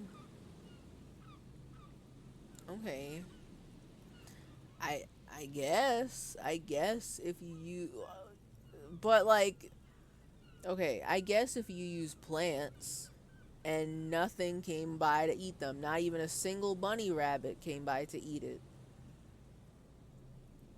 I mean, maybe it only eats a certain type of plant. Like, how many different plants have y'all tried?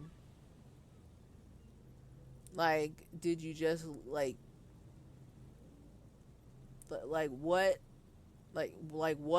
if it eats what if it eats acorns, you know what I mean? Like, there's so many different possibilities out there that I don't think y'all are trying. Let me ask you about something else. Yes. What? I keep saying in my head, I'm gonna ask these questions and then I'm gonna bring up Lena wants you to come back home. But there's more questions. And I gotta know. Let's talk about specific cryptids. All right. What cryptids precisely? I usually discuss these things with specialists, so I don't know what. With specialists? You mean to tell me you don't want to teach me, a simple, humble layman, about the possible cryptids that exist, the specific cryptids out there?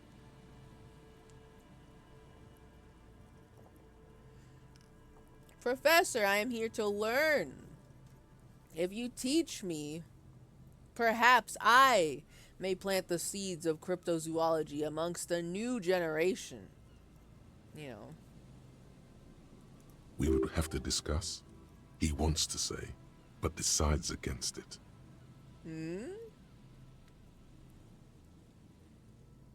So I don't know what we would have to discuss. You teach me about these specific cryptids. I am but a wee babbin in the field of cryptozoology, Professor Morel.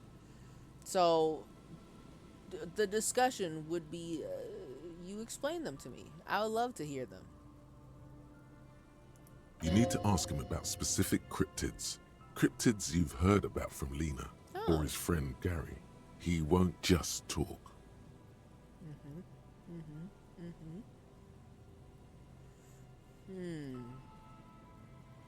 Yeah, I remember Lena, we could talk to her about specific cryptids, but I think there's something, I think it's a skill check that I have to go back to her for, so we don't got that shit in the back pocket. However, we were definitely listening. So, which cryptid did you almost catch? You said before that you almost caught one. A willow person. It's What? a long story. One non-specialist would find rather dull. No, you can't give it a name like that. What does that mean? A willow person? A willow person? Person? I would like to hear the long story. Listen, Chief, I got time. It's a long story one non-specialist would find rather dull. Willow people? Not at all. I know, huh? What are willow people? They're not people, really. Right. Some argue they aren't really animals, They're plants. as they seem to have evolved directly from trees. They're plants. He says it in a self-explanatory, everyday manner. So why are they people if they're plants? They're very, very thin, almost flat in fact, and can camouflage themselves easily, wrapping themselves around trees and blending in with the tree bark. In that way, they're not too dissimilar from the phasmid we're looking for here. Isn't this a real bug? Like, in real-ass life, in real life, isn't this real? I'm not sure if I'm making shit up now. I feel like there's some bug out there that's like this. I mean, yes, stick bugs are like, yeah, we look like sticks, but I don't know why I feel like there's one that looks like a leaf. I don't want to see pictures of it. I'm not gonna look this up. I don't like looking at bugs, but I feel like this is real. Is he telling me the truth? Are the willow people real? So wait, I may have seen these willow people without knowing it? You probably have. Oh? How did you almost catch a willow person? Gary and I painted an entire grove's worth of trees in slow-drying paint. It was a bright lavender colour. I was hoping one of the willow people would get paint on it and not be able to camouflage itself. Wait. Okay. They didn't paint a picture. They didn't paint a canvas with a grove's worth of trees. They literally painted real-ass trees an entire grove's worth of real ass trees with slow drying paint, and they wanted to wait for this willow person to try to camouflage itself or pick up the paint. Okay. I was hoping one of the willow people would get paint on it and not be able to camouflage itself. Okay. After waiting in hiding for hours, I saw a figure slip from one of the trees, a lavender shadow dashing through the grove. Mm-hmm. Are you sure it wasn't an actual bug? And then? I chased it with a net. Not very elegant. You can't be elegant in the field. And, well, it was faster than me. Mm-hmm. Mm-hmm. A lavender shadow. He smirks. A lavender shadow.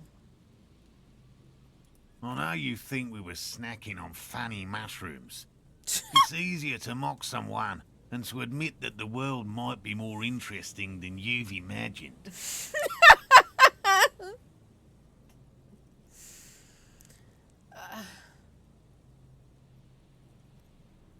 Funny. Okay, first of all, funny mushrooms. Second, the world might be more interesting than you've imagined. I mean, okay, but couldn't we say the same thing for, like, why you chose to go after animals that don't exist instead of the freaky animals that do exist, which are also interesting? You know what I mean, man? There's some real freaky animals out there. The animal kingdom is real wild and crazy. So, like, you know, I'm just asking questions. That's just my opinion. Furthermore, I'm not saying it was a confirmed sighting. Oh? I'm painfully aware of what goes into verifying such things. There is a serious possibility that I saw a squirrel or a trick of the light. I am my own harshest critic. Okay. Okay. He is at least aware that there are other animals that exist in this forest that may have picked up the lavender paint and may have taken on the appearance of this willow person. Okay. So, like, just tell me about a cool cryptid. Any cryptid. No offense, officer, but I'm not much of a pedagogue. I don't know what I would have done Pedagogue? if Lena hadn't persuaded me to go back to field research. Lena? You should ask her if you want interesting stories. Elena is enabling him? Okay. I suppose they are happily married and they're both in this together. Me? I'm not a people person, unless you haven't noticed. And I don't make a good lecturer. My strength lies in field work and persistence. He brushes an errant strand of hair from his eye. Enough tales, then. Let's change the subject. By all means. Okay. Okay. Interesting detail. He coughs and wipes his mouth. So, like, anyway, Lena seems pretty eager for you to return. And I'm eager to return to her, I assure you. But I can't leave before we finish with these traps. My wife understands that just as well as anyone. He looks south, where Lena would be. Come on, Morale. We've been soaking out here for days. It's time to go back. See, even your bro Gary is out here saying, like, it's time to go back home. And leave the traps? Absolutely not. I won't let Lena down. I won't let Lena down. But, like, she misses you, bro. You wife. Come on. She wants us back. I'm soaked up to my nuts over here. We'll both catch reed crabs if we don't dry out soon. Reed crabs? Come on, you're doing this for yourself, not her. You know, he has brought up Lena's involvement in this multiple times. So now I'm kind of like, maybe Lena really does believe in this herself. I need more info. Because originally I thought that Lena was just going along with it because she loves her husband, but she doesn't actually believe it. But she wants to be supportive so she doesn't crush his dreams, right? But now I'm kind of like, she made the traps and she inspired you to go back into field research? Maybe it's like that. I didn't know the phasmid was so important to Lena. Of course it's important to her. She's seen it. What? A verified sighting. On record. One of only 4 this century. And it's hers. What? One of only 4 this century. A verified sighting of the phasmid? Really? She sighted the phasmid? She didn't tell me that. Yes. That's how we first came to know one another. What? But that's her story to tell. Not mine. Wait. They met each other because of cryptozoology? No. Wait. This is so much different than I thought it was gonna be. What the hell? He coughs, then continues. Needless to say, you must ask her about the mysterious phasmid. Oh, I will. Suffice to say, it's long been our dream to find proof of the Insulindian phasmid together. Together. I can't abandon course now. Another cough into his fist this time. My brother, would you like some tea?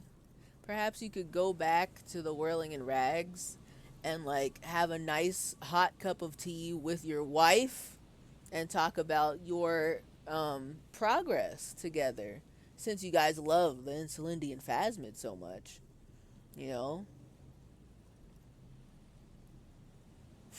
You should just give up on this bug hunt. No, literally what I just said. Maybe you could go back to the Whirling, warm up, come back to check on the traps later.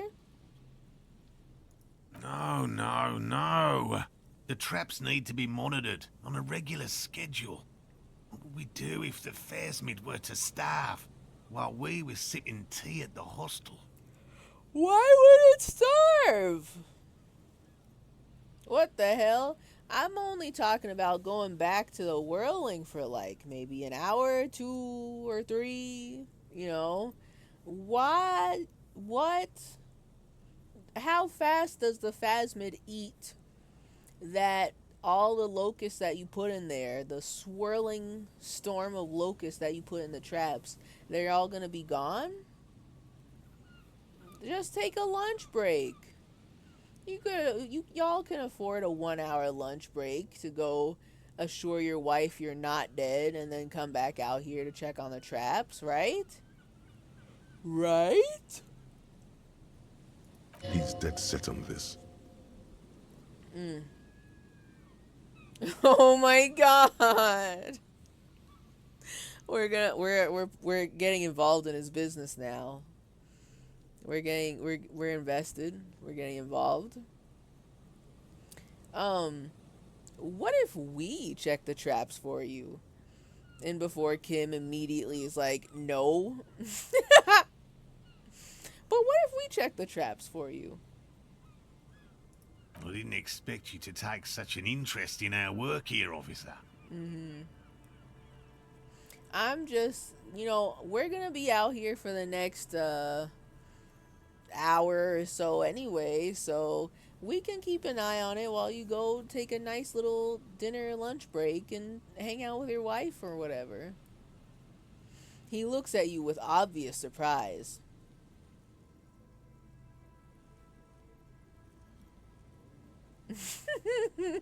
I am all in with this cryptid shit. I'm hooked.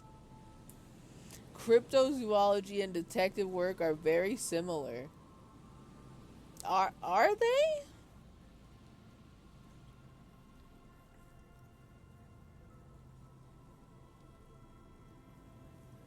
But eventually we find a person though. Is the thing. Whereas in cryptozoology, it doesn't seem like you end up finding the animal like at all. You know? I'm just saying, I'm just asking questions. You know?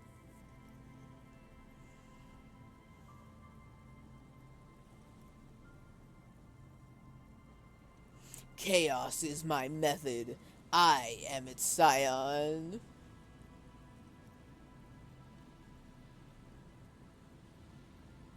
Okay. We're getting involved. We are no longer minding our business. We are now babysitting the traps for him. Cryptozoology and detective work are very similar. Yes, indeed. Both require a great deal of research, attention to detail, and, above all, persistence. So, where are these traps? I say, completely ignoring the traps that are at his feet. There are 4 in total. One is to the south, on this little peninsula, by the boathouses there. It's very near. One is to the south on this little peninsula by the boathouses there. Okay, so by the boathouses, it's very near. Another we set in Land's End, to the northeast.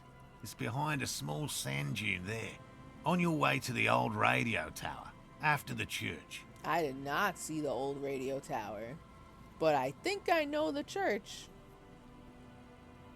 Okay, so in the northeast, by the radio tower. Oh, no, in the northeast sand dunes after the church. Another one is to the south next to the boathouses. The third is set near the canal, Okay. where you crossed, by a concrete slab. A big thicket of reeds going up the slope, and among them... He gestures to the trap in front of him. You should check at least one of those before returning to this one, since I just said it. This one's more of a technicality, but still, better safe and stupid than sorry. Okay. That seems like a lot. Do we really have time for this extracurricular venture? Yes, Kim. Yes, we do. We are this whole stream is burning time on the way to Grandma's house. We have the time. The pursuit of knowledge is its own justification. What? Aren't you having fun? Okay, wait a minute.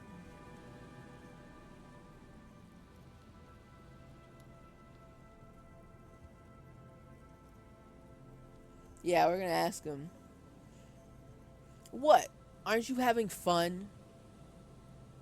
Even relative to examining a week-old corpse, I'm not sure mucking about in the reeds qualifies as fun. But have it your way, detective.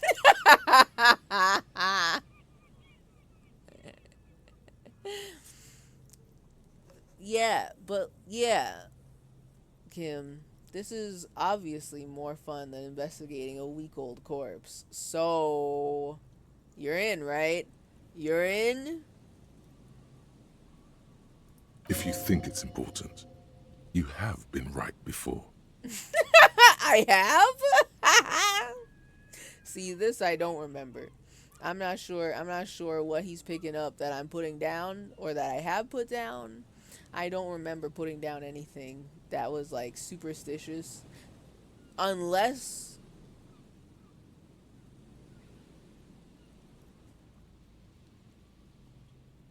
there is the whole deal with me obnoxiously inserting myself into the working class woman's life, the working class woman at the bookstore.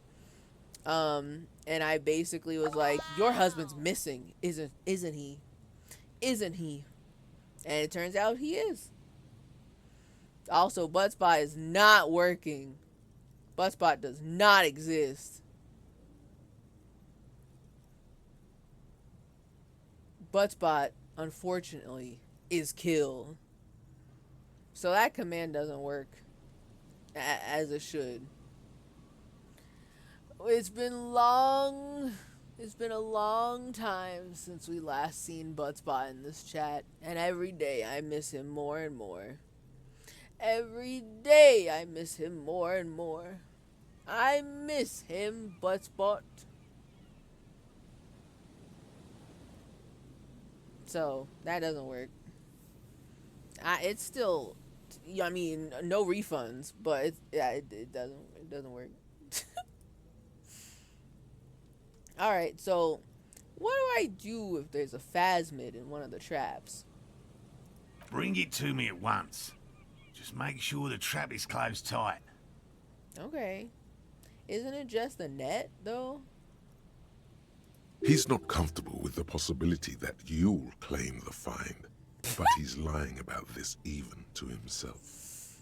Oh my god, wait, now I really... Oh... I really, really want to find the phasmid just to do this. I want to do that. I want to do that so bad.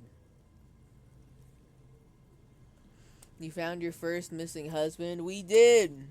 We found Morel, the cryptozoologist husband. Now we just gotta find the other husband, the working class husband, wherever he is. But I'm not expecting the other husband to turn up anytime soon. So I know full well it's dead. This is my way of putting flowers on its grave. Okay, respectful. Respect.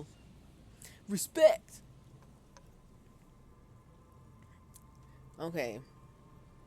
So, what if I encounter the phasmid in the wild? That's highly unlikely, officer. But in the event you do, I'll spray you with a pheromone mixture I developed. What? Hold on. He takes out a small white spray can. I'm gonna get sprayed with pheromones for the phasmid? It's made of musk and research chemicals. The pheromone should attract the insect to you, or at least prevent it from bolting at the sight of you. It's quite potent. Will last you about a week. Okay. It's made of musk and research chemicals. What the fuck is a research chemical?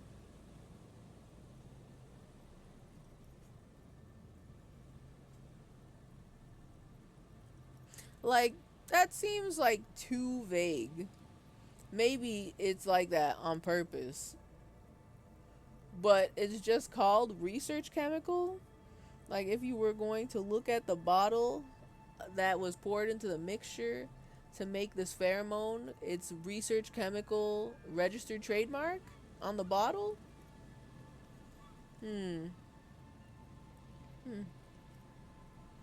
Okay. So, let's go all in. Lay it on me. Thick. Present your armpit.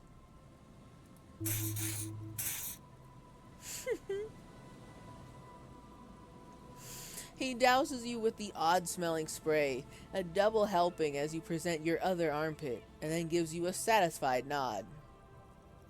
I hope you're not buying this.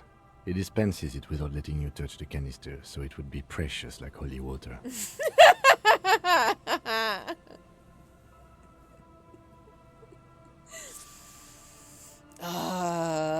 But Kim, think of the possibilities. I could be the one to discover the phasmid. It'd be so good. The lieutenant wrinkles his nose. God.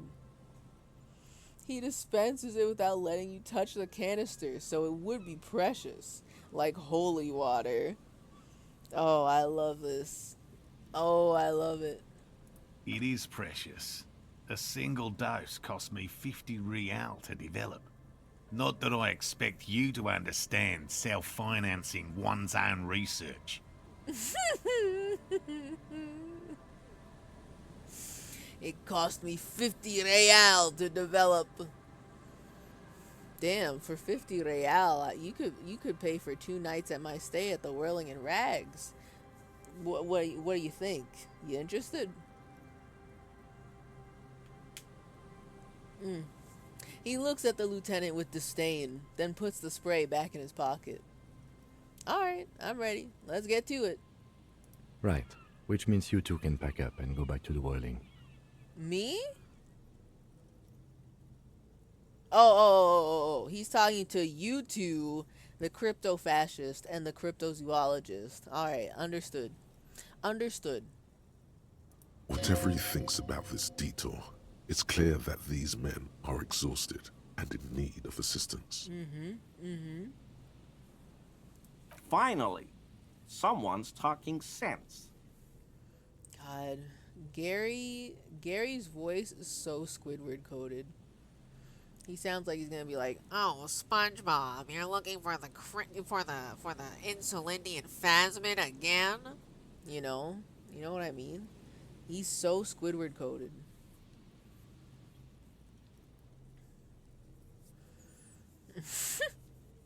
What if the real Phasmid is the corpses we ignored along the way? So true. We're gonna go watch. Now that my Harry Henry has been sprayed with the holy water pheromones for the insulindian Phasmid, when we go back to look at the dead body again to correct all the things that we got wrong, because we got a lot of things wrong, we're gonna find the insulindian Phasmid just resting gently on the dead guy's head, and we're gonna be like, Kim, look, it's the insulindian Phasmid. It's real. And he's gonna be like, oh, brother. Yeah, You're looking for the insulindian jellyfish again? literally Gary. Thank you for your help.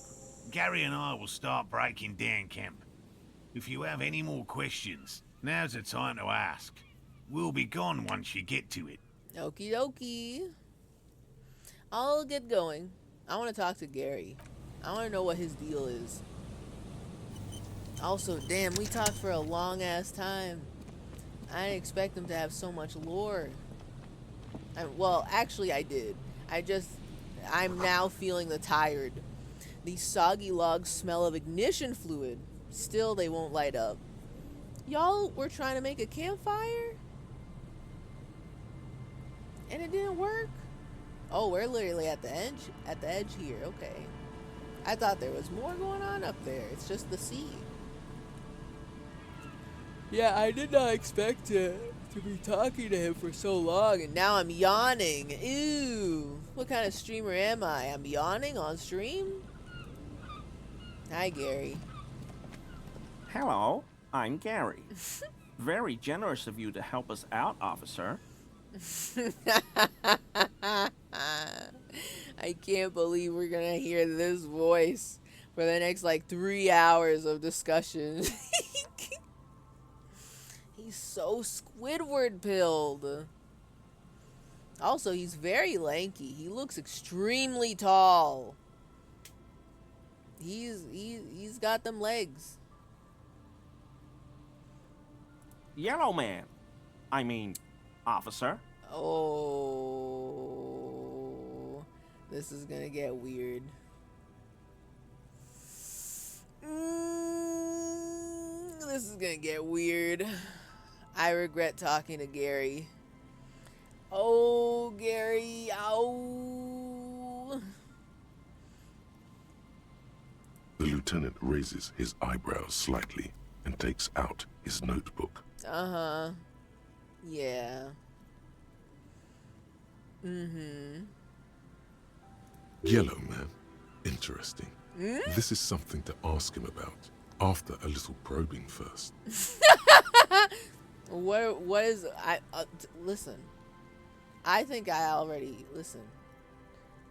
already picking up what is being put down. Harry Henry, what do you think? What do you think, Harry Henry? What do you? Gary almost gave you a chance to say something before saying some dumb shit. Gary, yeah. Oh, Gary. I'm just waiting for my friend Morel to finish up with his insect traps so we can return to civilization. Mm-hmm. Not a lover of the great outdoors?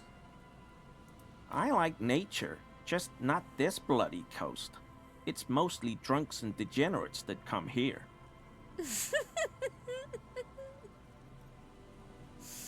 Uh-oh, he's one of those guys. I'm picking it up. Drunks and degenerates? That's my crew you're talking about here, hey! Sadly, I think I might be a drunk or a degenerate, and maybe even both. Nobody's perfect. I'm sure you've been tempted to drink.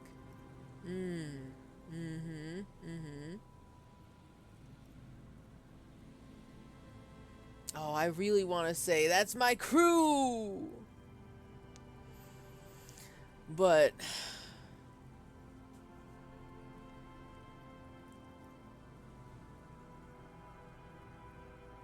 I'm okay.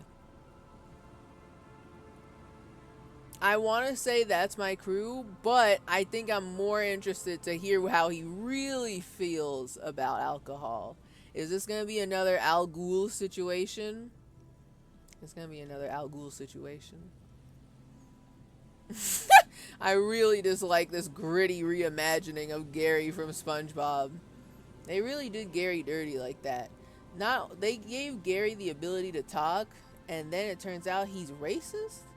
That's fucked up. That's fucked up. Why would Steven Hillenberg do this?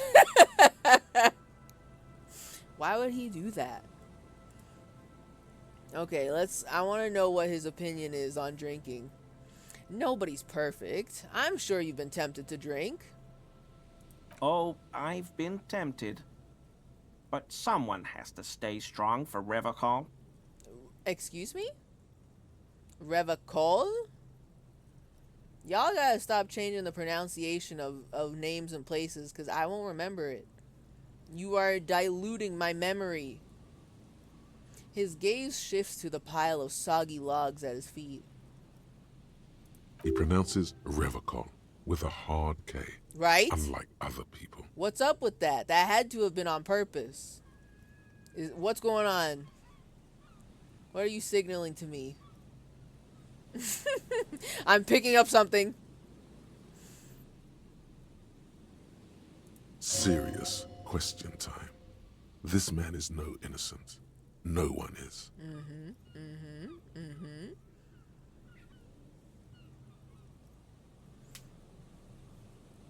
I think the saving grace is that the 3 outright fascists in this game we've met would all hate each other. You know what? Fair point. I would like to see Measurehead versus Gary, the crypto fascist. I would like to see them talk to each other and see what happens there. I'm just curious. I want Gary and Measurehead in a room debating. Imagine hearing somebody with a voice like this. Debating someone like Measurehead, whose voice sounds like he needs to be in like a loud, echoey, empty church, preaching from a fucking altar, you know? Imagine just the audio, just the pure raw audio of a Squidward versus someone who thinks they're a god. They forgot to get the voice actor to do another take. You know what? Also fair. That's a fair point. That's fair. I could see it. I could see it. All right. So we gotta go. We gotta go real. I gotta listen.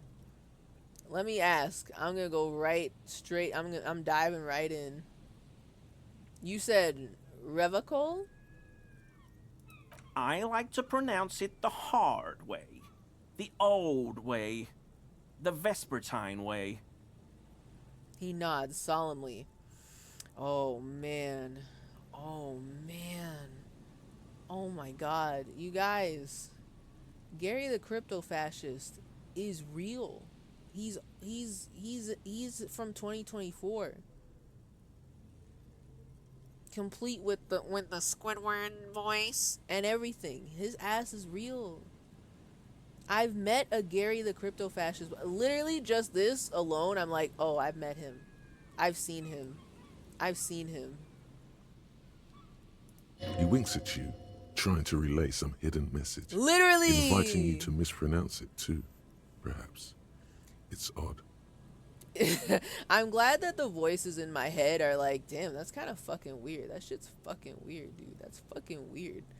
No, genuinely, but this is all fictional lore, right? This is a fictional country with fictional we guys in it doing realistic but fictional racism at each other. And I don't even know the lore behind why it's pronounced, why he's saying Revocol. But I know deep in my heart that that's a dog whistle. I felt it in my bones. I've met Gary before. I've seen Gary before. You know? If this game came out in 2009, I know there would be a lot of fan art on Tumblr of Gary and Measurehead just fucking slobbering all over each other's faces. Yes. You know what? Yes. You're right. So, I'm about to bring about a cursed topic to you all. And if you know, you know. And if you don't, well, I guess you're about to know. Do y'all know about the anime Hetalia? Do you happen to have been furnished the cursed knowledge about Hetalia, the anime series? So like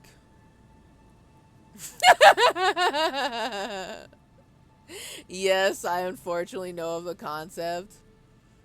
And Cancol? Okay, I don't think I know about Cancol or Cancoli. I don't know how you say that.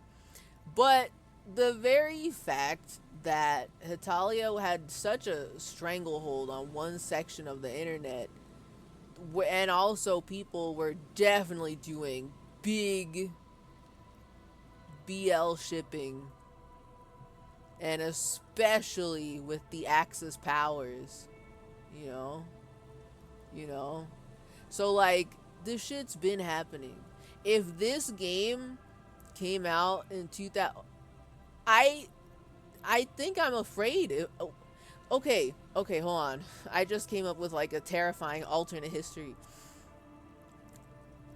So if this game came out in like 2009, let's pretend that Hetalia is still big. I don't remember. I think Hetalia was super big like a couple years earlier.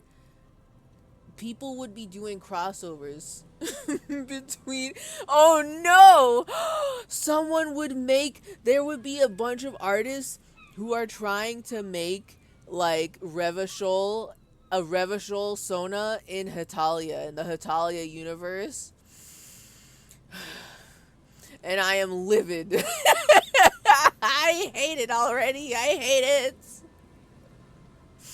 And then people would be shipping Germany and Japan and Italy with Revachol. I know it. Even though Revachol doesn't, it's in its own thing. It's in its own universe. Someone would try to do that. They would. And I'm like, no. I am like preemptive. I'm mad about a history that does not exist in our timeline. I'm so mad. Oh my god. That's the Japanese warships as anime girls? See, I don't know about that one. I only know about the anime where the girl drinks gasoline from a literal gas tank at the gas pump and she turns into a car. I only know about that. And that is like probably just like a gif that I am aware of. I'm being introduced to a world I was not ready for.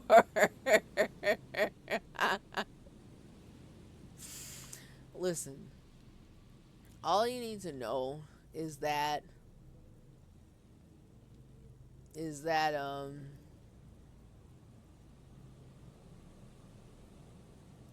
the concept of Hitalia is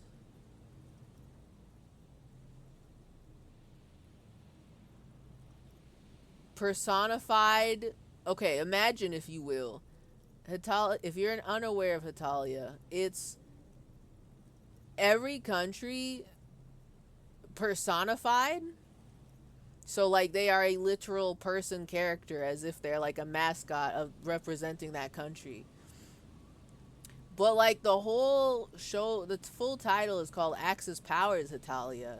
And I guess, you are following the wacky escapades of the Axis powers of like Germany, Italy, and Japan being besties.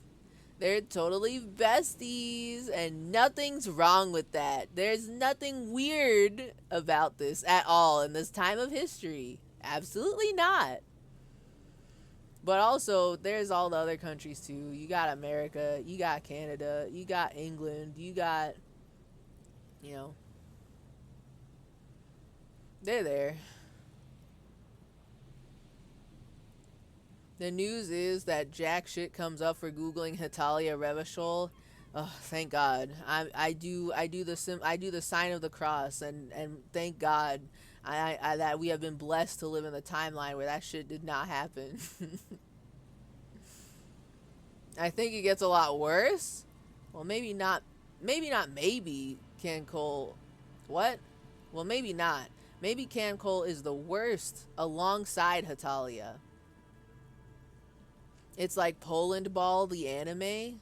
I don't know about Poland Ball, but I am sure it is on that level of like just kind of like listen. I'm me personally, I have famously claimed I am not a history girly, right? But even as a non-history girly, you gotta admit there's something weird about that. There is something wrong about that. Like it's making the Axis powers like a fluffy BL anime. It's not BL officially. It's just the content I've encountered online. I as a high schooler and teenager, I did watch it, but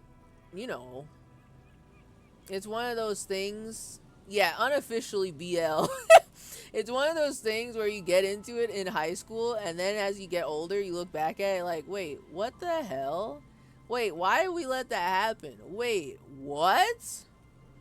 I was, at the time, uncritically consuming it, as most teenagers consume media, and not really thinking about what the hell? What do you mean there's Axis powers BL? What do you mean World War II Germany and Italy are fucking? Also, I'm happy to inform you that there is no Measurehead X Gary Rule 34 or Rule 34 for either character specifically. Thank God. Thank goodness. We live. There is obviously a lot of Kim X Harry. Of course. Amen. As the Lord intended. Yes, sir. Yes, sir.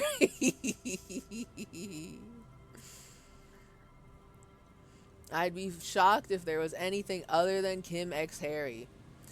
So, I'm saying this with my I haven't finished Disco Elysium opinion.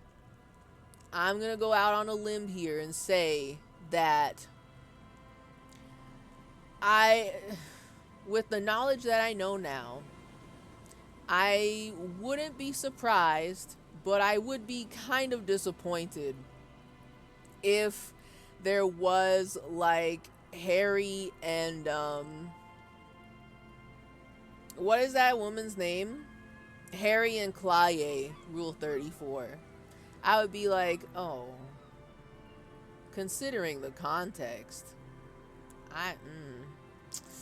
ee. But I could see people trying to ship that, right? There's also the sword lady that I could possibly go on a date with and ask her out. I haven't done that yet, so I don't know what their chemistry is like. But I could see people ship that too. Like, if they really truly wanted to make a straight ship happen, I could see these two options. And outside of Kim and Harry, I could see someone try to ship Harry and the smoker on the balcony. I could see it. I could see it. And then, like, Harry x Gart would be, like, a crack pairing. Someone would do that because it's funny, but they would keep making, like, fan art or fan fiction for it, and it stops being ironic, and now they actually care about it as a real ship. You know, that's how that shit works, you know.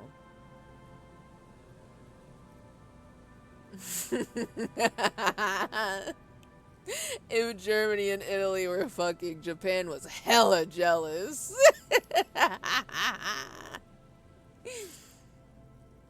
Hold on. It's these guys. I don't know if you've ever seen them in some really shitty online memes. Let's see. Let's look. What the hell? Wait.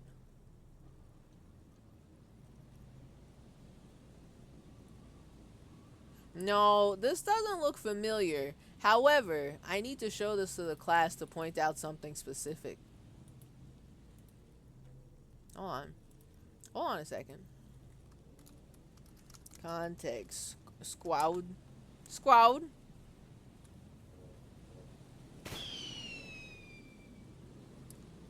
Whoever drew this came from the Newgrounds School of Art. I say this specifically because some of the eyes, the angry eyes here, got me thinking. Now wait just a second. That's some Newgrounds shit. Whoever made this watched a lot of Newgrounds animation, and they draw their eyes exactly the same. This was made in fucking Flash. Even if it wasn't made in Flash, it was made in Flash to me. And I could see someone making these like country orbs be like a little animated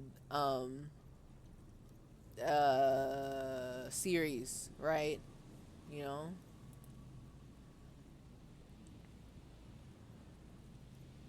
like a Rage comic bad.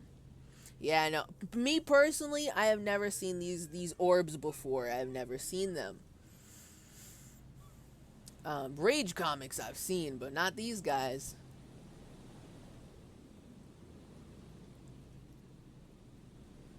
Italia is like if country humans were anime. I don't know if country humans is a real like thing, like a Poland balls, but I am not familiar with that either as well. You know. Whatever you do, don't look too closely at the Asian country's eyes. Oh, I already picked up on it. I know what they're doing. It's to be expected from somebody who went to the Newgrounds School of Art. Let me just say that.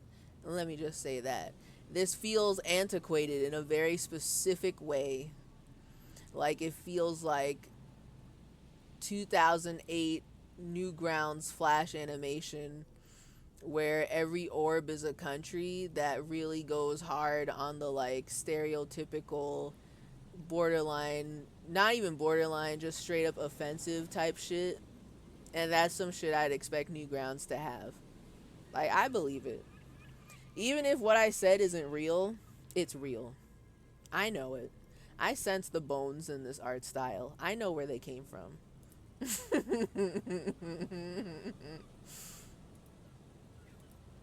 So, they're there. Okay, hold on. Okay. All right. Okay, I'm back in. I'm back. Oh right. Oh God. Oh. Oh, I forgot we were talking to Gary. Oh. Ow. We're talking to Gary. And I regret talking to Gary. But now we're talking to Gary. Yeah, now I remember how we got here. Country Humans is like if Hitalia was just the fandom.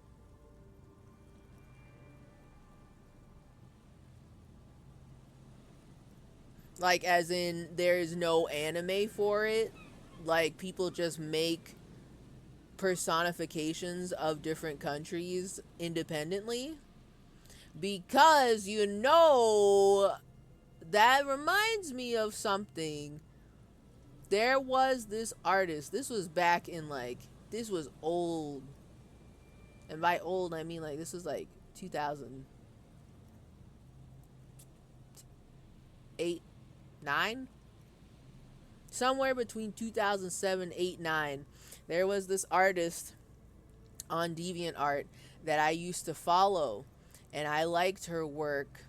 She specifically had a comic series called Scandinavia and the World. And it's exactly what it sounds like. Imagine Hitalia, but it's not Hitalia. And it's specifically focused on the personifications of the Scandinavian countries in that region. So Sweden, Finland, Denmark, the other one. That region interacting with other personified countries and getting up to some wacky antics. But that one,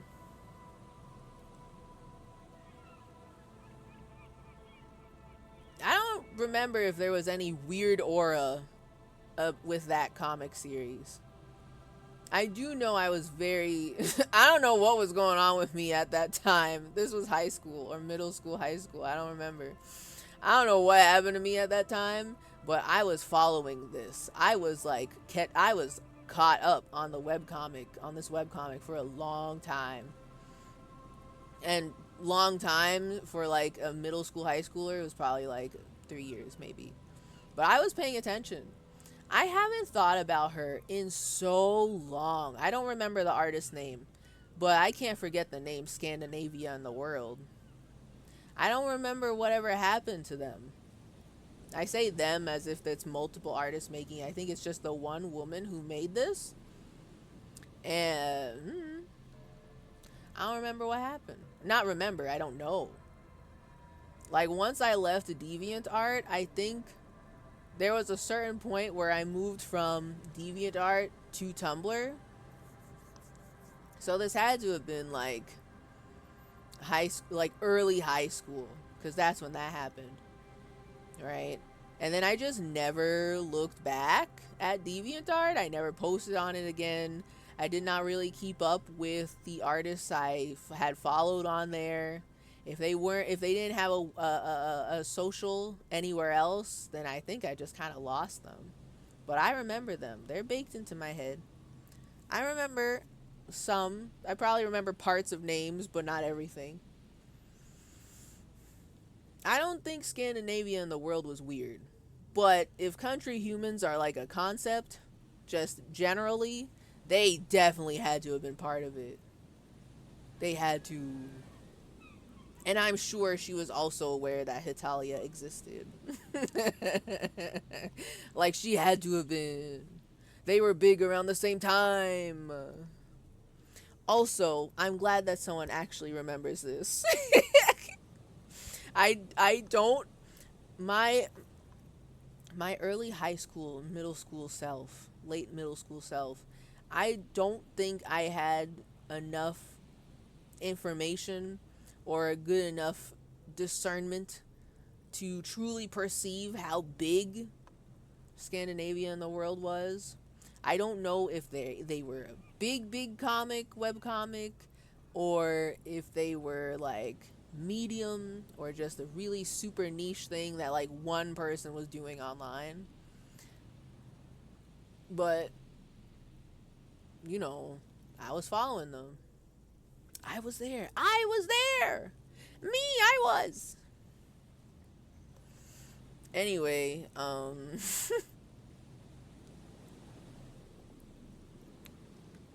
Gary is teacher. Gary is trying to set dog whistles at me. He winks at you, trying to relay some hidden message, inviting you to mispronounce it too. Perhaps it's odd. It's a secret rite. A very fringe nationalist handshake, probably. It's a dog whistle. Very fringe? Very fringe nationalist handshake. Okay. Yo! Wait, now I understand why the voice in my head said, oh, that's interesting. This guy fucking would have the yellow man racist mug. He fucking would. God damn it. Too many racists in this town. Could have been anybody's mug. Okay, so like... Okay, hold on. Are you a cryptozoologist too? Anyway, well actually, wait. Okay. 1. Are you a cryptozoologist too? No. I help Morel with research sometimes, and I've learned some things along the way. But I don't usually go in for picnics like this on my own.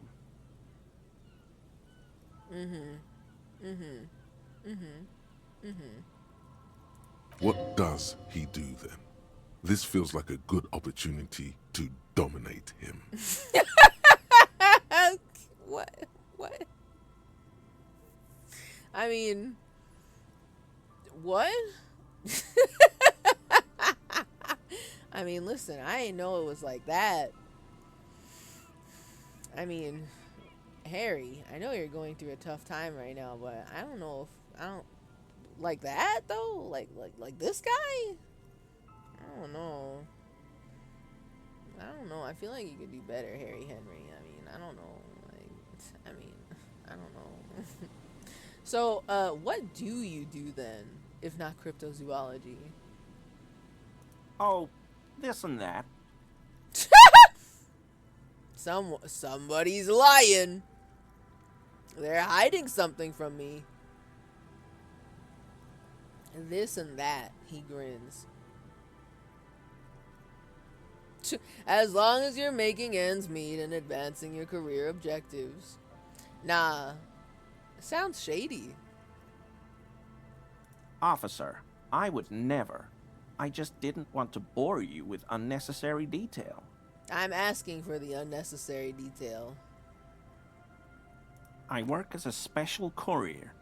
You know, urgent deliveries, overnight deliveries, deliveries to out-of-the-way locations. What do you mean special courier? Are you trafficking drugs? Are you part of this too? Are you part of the drug trafficking ring? So you deliver things. What kind of things? Oh, I don't know the contents, officer. Part of my job is discretion. It's drugs. It's drugs. It's drugs. Everybody's involved in drugs in this town. Fascinating. Let's talk about something else. Yes, officer?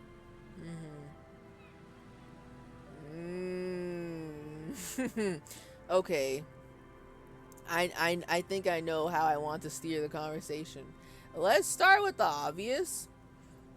You were surprised to see my colleague, Lieutenant Kitsuragi. Not many Sealites here, or anywhere, other than Sail. I meant no offense, truly. That's such bullshit, though. Because why would you say that? Why would you greet him in the way that you did? I know you. I've literally met like 100 Garys in my lifetime. Everybody's gangster until you start pushing them more than they're expecting. Like, oh, that was just a joke, huh? Where's the joke? Where's the comedy? I don't understand. Meant no offense, huh? Okay. Whatever. Continue. Do you remember how, when we met Measurehead and I said the next races will be a really good one?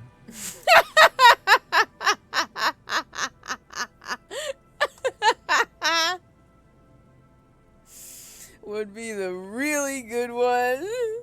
Kim. Is this the really good one?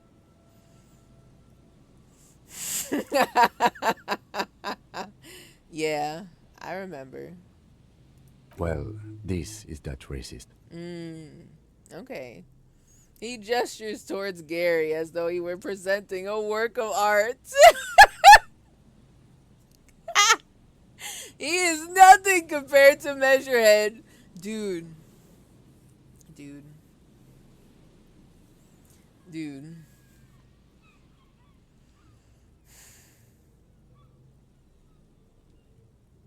I really want Gary and Measurehead to fight. I want their asses in the ring.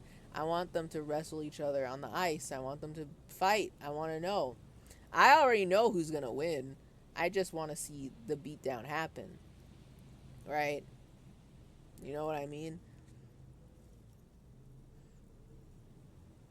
I don't know. I like the previous racists better.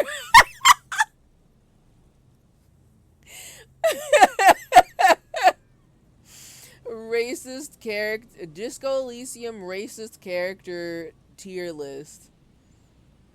God. I want them to fight, so can we start drama? Wait, okay. If I say he is nothing compared to Measurehead, would like, does that give me any bad karma? I don't, listen. I just want them to fight. I want to like talk shit about him in front of his face. And then he's like, who is this Measurehead fellow? Sorry, who's this Measurehead fellow? You know, and then they start fighting, they start beefing. They start fighting in the streets right in front of the guy who's got the big man little shirt. They start fighting right in front of the gate like that. I would like to see them fight. He's nothing like Measurehead. Measurehead tore the branch down, and he yeah, he's nothing compared to Measurehead. I'm sorry, I'm gonna take the gamble. He's nothing compared to Measurehead. I don't know who that is, but all I meant was there are not many Sealites around here. I don't know who that is, ... He blushes. Excuse me? What the fuck do you mean he blushes? What's going on here? Is something going on here that I don't know about? Is he blushing because he's embarrassed because we completely clocked him as a racist? Or is he blushing because of something else? Is there something going on here that I don't know about? Don't tell me Gary X Measurehead Rule 34 is canon real. I don't want to see that.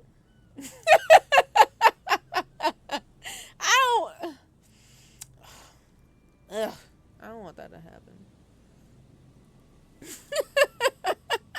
I don't know. I'm just vehemently opposed to either of them finding any sense of joy in their life, is what I'm trying to say.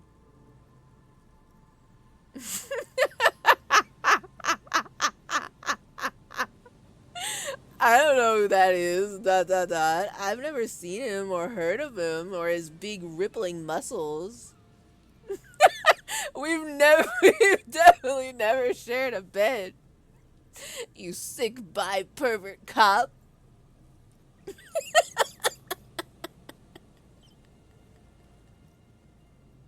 I love. Oh, I misread it. I was gonna say. I was gonna say I really love the implication that Gary knows that Harry is bisexual, but Harry doesn't know it yet. Gee, that's interesting. You're ruining my fantasy. Oh man. Gary. Gary sucks. I don't like talking to him. He's such a freak in a bad way. All I meant was that there are not many Seolites around here. Yeah, whatever. Do you have a problem with Seolites? No, no problem at all. Uh-huh. He flashes an impenetrable smile at the lieutenant. So, is this your mug? Hold up the yellow man mug. My mug? Why would you think that? So, like...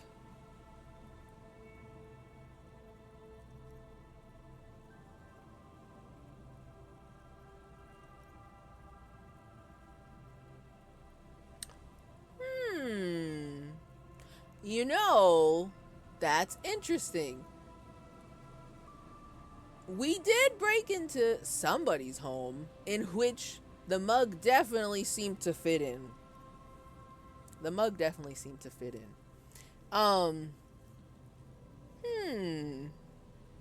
Can we use this knowledge against him to scare him? Can we, like, pull a Columbo right now and, like, act like we're omniscient, omnipresent, omniscient, and, like, completely act like we're completely reading him, but in reality, we actually did break into his apartment, you know? Ooh, I want to try it. Ooh, I want to try it. I want to scare him a little bit.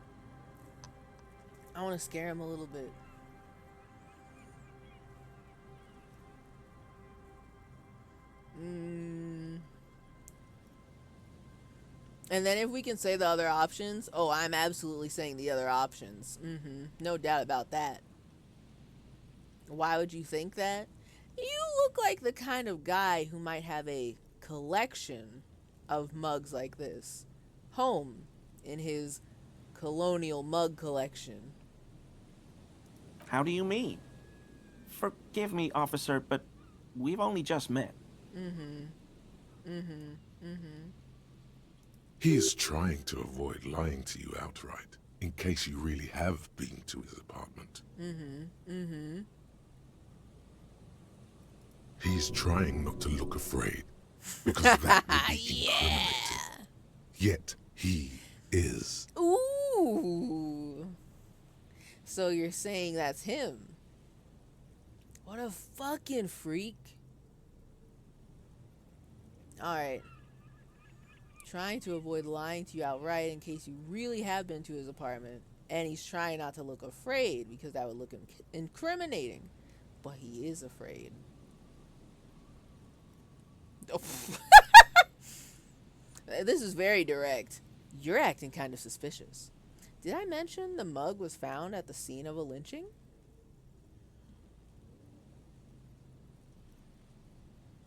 Oh, alright, I believe you. You look like the kind of man who knows it's a crime to lie to an officer. Well, I guess if that's my only two options, we're going with number one. Did I mention the mug was found at the scene of a lynching? By the way? Okay, I admit it. I threw the mug away in the trash container behind the hostel. I know I shouldn't have, and I am very sorry, officer. I'm very, very sorry, officer. He pauses. You're not going to find me, are you? Oh no.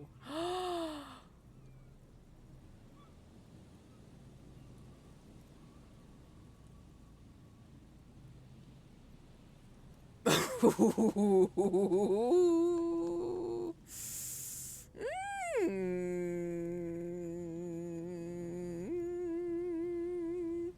game should not have shown me these options. Uh-oh.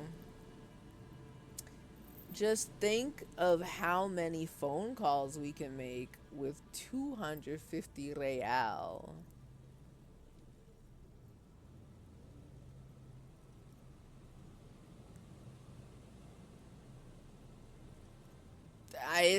Listen, if the game is trying to tempt me into getting bad karma, they're making it really hard to resist. And I don't think I'll be able to.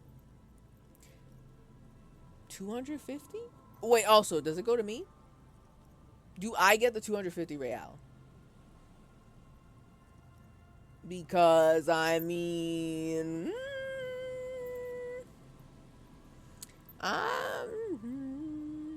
I think that's very interesting. I think that's very cool and interesting to think about. You're not going to find me, are you?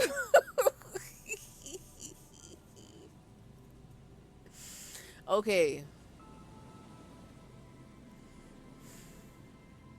So if I find him, does he still want to talk to me? He loves the police, right? Being a fascist and all. He loves the police, right? So if I find him, because of course I am upholding the law I've got maximum authority stats, and I am definitely upholding the law to the strongest that I can, right? So he loves that, right? So, like, would he still talk to me after? I don't know what information I want from Gary.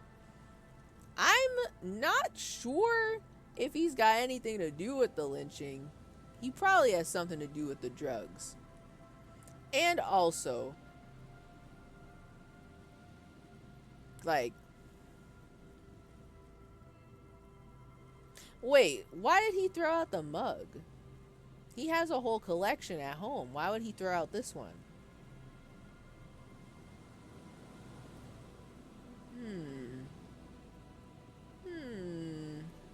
So I'm going to ask him for the 250 real. I'm going to not ask him. I'm going to fine him for the 250 real.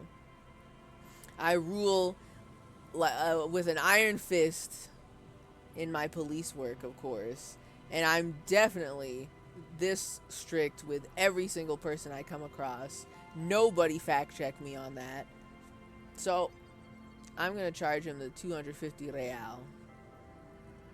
Also, I'm curious what information could I get from him is what I'm curious about. Not funny enough. It became a dead meme.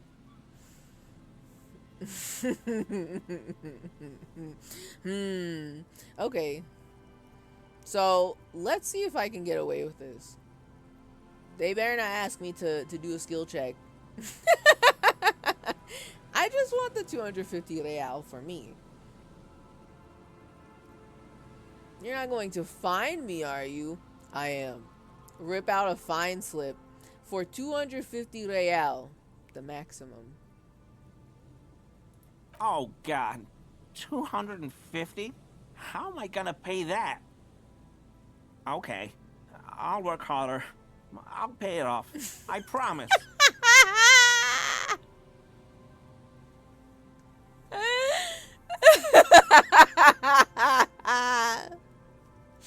We're the new guy that is gonna be asking people for debts,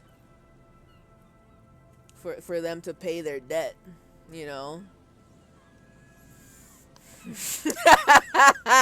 What a pushover. He deserves to pay that. I honestly expected a little bit more pushback from this guy. I'm not gonna lie. I didn't think I don't know if I'm gonna get away with this, but I expected him to be, you know, a little defensive.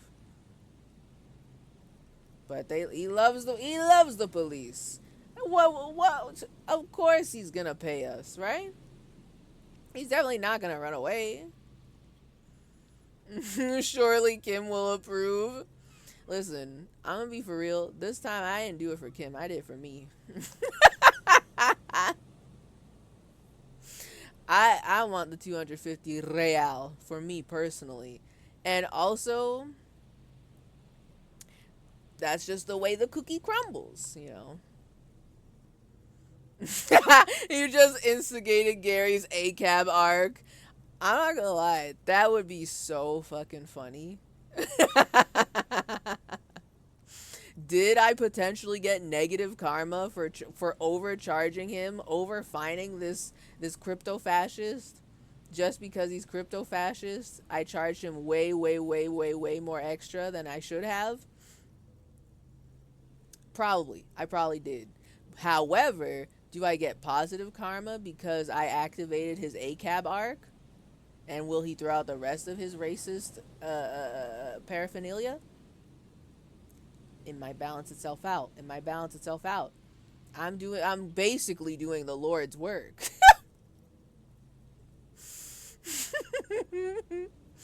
All right, Gary, how are you gonna pay me?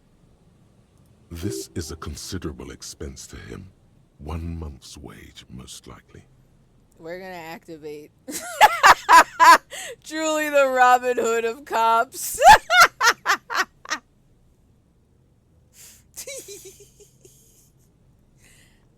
I guess I'm causing trouble. Oh my god. Oh my god, that's crazy. How are you gonna pay me, Gary? I don't. You just kind of accepted that. How are you gonna pay me? It's, in a way, admirable how quickly he composes himself after such a blow. This man digs authority, even when it's bullying him. Really? Even when it's bullying him. I'm telling y'all, he's really into this, I guess. Okay. All right.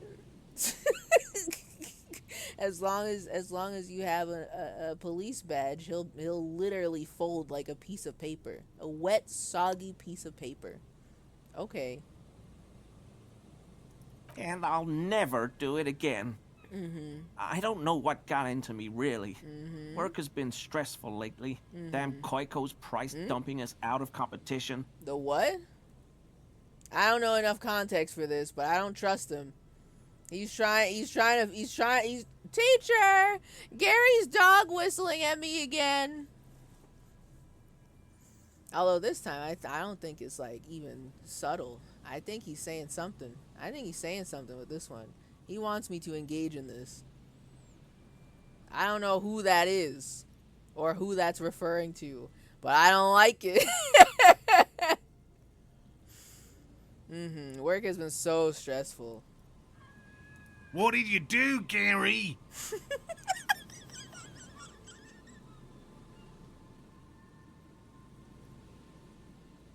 Yeah, Gary, what did you do? Nothing. Just answering some questions. Helping out the law.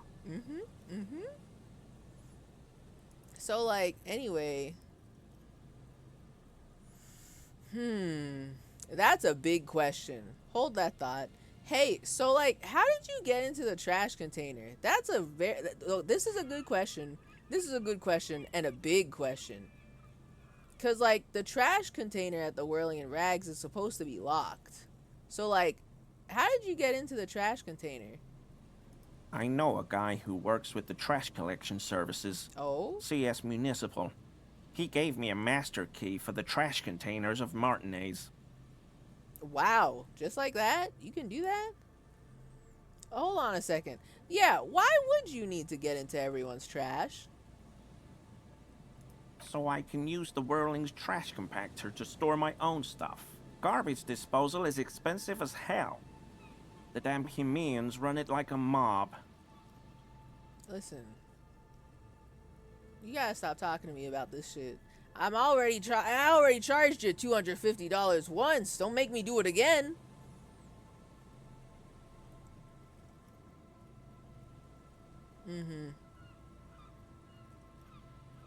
So I can use the Whirling's trash compactor. Oh, trash compactor to store my own stuff. he says, bowing shamefully like a fallen knight. I'm sorry, okay? I thought I could cut costs. I shouldn't have. I shouldn't have disgraced myself. I mean, you've disgraced yourself in multiple ways, not just this one. Disgraced? No need for the histrionic, sir. It was, after all, just a trash container. You are a very kind man, Kim. The lieutenant raises his eyebrows and looks up. I mean, I guess it was just a trash container. I suppose. Whatever. But, so, like, Gary, did you put the clothes of a murder victim, you know, the man who was hanged behind the whirling in rags, into that trash container? Officer, please. Let me explain. What? It's not like that.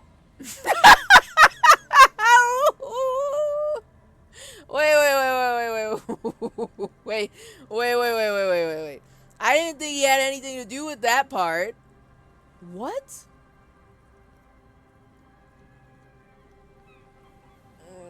No, wait. What? No. He raises both hands. Let me explain. It's not like that. What? What do you mean? Why were you touching the dead body? At all, actually. Why were you doing that? Wow, Gary says one fictional slur and my stream crashes. And they say words don't have power. Exhibit A, you know. So, Gary, what the fuck? Explain. I was only cleaning up. Huh? I live right across the yard from where he was hanged. Yeah. And I saw him stripped naked. Uh-huh. All the clothes lying around in the yard, smelling. People are animals, you know? Right. So, but like, so the man's dead. We have established this. The man's dead. And you decided to interfere with a very clear crime scene? Why did you try to clean up the crime? You don't have anything to do with that. Like, most of the other people in that area was like, oh, that's none of my business. I'm not gonna call the police. And like, so you didn't call the police just like everybody else did, but you tried to clean up the scene. Why? That's weird. Okay. Then what happened? Then I came out to clean up the rags because no one else would. I put them into the whirling's trash, along with a broken mug, admittedly. Uh-huh. No, that's weird. I think that's insanely weird. You saw this guy is hanged. This man was murdered as fuck. And you took his clothes and put them in the trash. Why are you touching that? Don't touch that. Why are you touching that? Also, I came out to clean up the rags because no one else would. What does that mean? The man is dead. The police, you know, admittedly, it's not like Harry Henry got to the body in any, like, actually, like, relevant, urgent amount of time. But we would have done it eventually. Why are you touching it? Okay. He changes his mind mid-sentence. Okay. I was coming to throw the mug away, and, well, I threw the mug there and the clothes too. Right. Why were you touching the clothes in the first place? Right. It was just civic duty. The lieutenant remarks drolly. Exactly. That's exactly what it was. Uh-huh. Civic duty. Right. So, you wouldn't know anything about the victim's missing armor, would you? Armor? No. I mean, yes. Of course. I know he was wearing armor, but I don't know anything about it. What? No, he changes his mind. I mean, yes. I know he was wearing armor, but I don't know anything about it. Okay. And? An infant could see he's not telling the truth. Right. But he's too scared to admit more wrongdoing. Yeah, right? I'm kind of like, okay. So, like, did they not, in this game, did they not explain that this specific armor, he wears it over, you wear it over your clothes, right? So, if he saw that he was stripped naked, he saw that the armor also had to be taken off of him, right? Oh, but I guess, wait, the boots are still on him. He still has the boots. But I guess everything else got taken off. And for some reason, he wanted to touch the clothes. I don't like that. There's a lot of things about Gary I don't like, but that specifically, What did you do with the armor? I need to collect it for my collection of armor. You know? I do like bullying him, though. It is fun. Let's move on for now. I hope I could help your investigation in my small way. He's visibly relieved it's over. Don't be so relieved yet, Gary. Ooh. This bad cop may have been in your apartment, admiring your mug collection. Perhaps a little intimidation?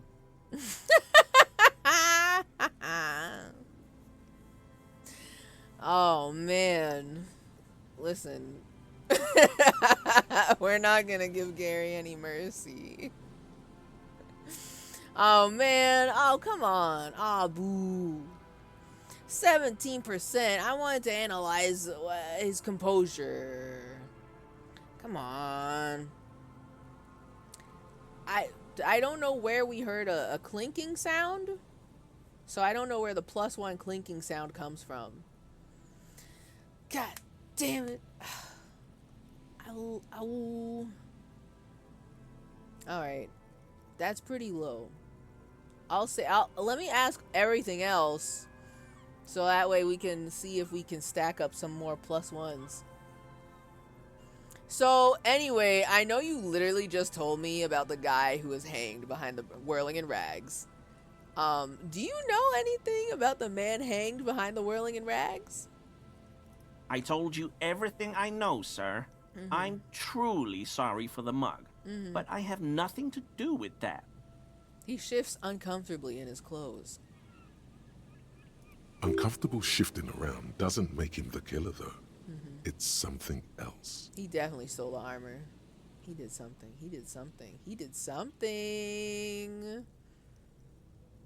So, Gary, you live nearby in an apartment in Martinez. Point in its direction. Sure do, officer. Wait! When did I learn this?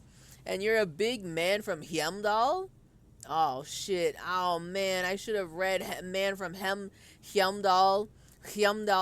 So that way I can study for this and really freak him out. Ooh, Mr. Clare must be very angry with you. I think I broke into your apartment. I'm very sorry. Ooh, shit. Okay, all of these questions have to do with his apartment. Not questions, responses. All of these have to do with his apartment. What the fuck? Did he have Man from Hemdal books in his apartment and I completely forgot? Did I forgot?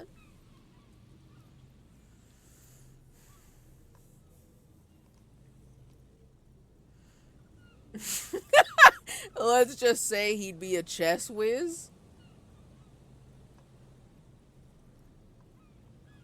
I feel like I have both lost context for this, but also I'm picking up what you're putting down.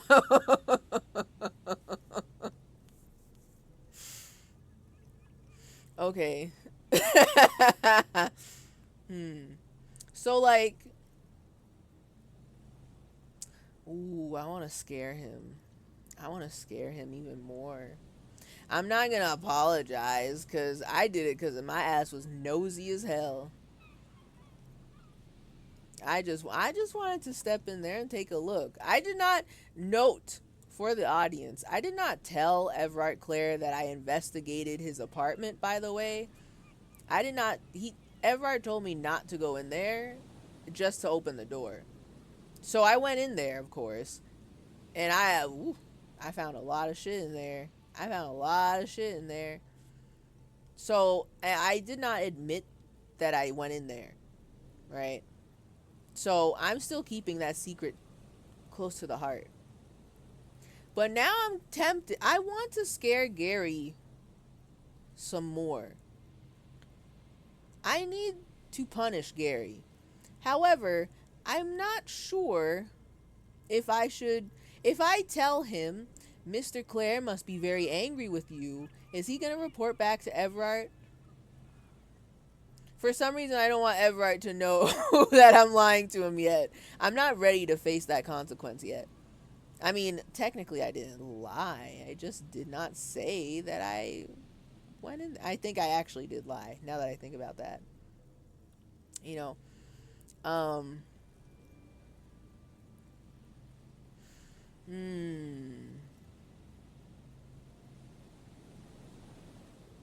So you live nearby in an apartment in Martinez? Sure do. Have you found your door open lately?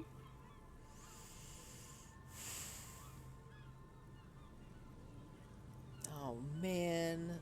Oh man. I listen. I want to scare him. I really want to scare him. If word just so happens to get back to Everard that I did go in the apartment when he told me not to, then so be it. He was gonna find out. I mean, he's gonna find out I've been fucking lying like crazy. I've not been doing what he told me to do correctly on purpose. Once he finds out that I got forged signatures for that paperwork, he's gonna be livid with me anyway. So I guess this is fine. So Mr. Clare must be very angry with you. Mr. Everard? Oh, no! I guess I have to say it. The color drains from his face. I get to scare him, but I didn't want to admit. I wanted to be cryptic about it. I didn't want to admit that. I mean, I opened the door and went into his apartment, You know.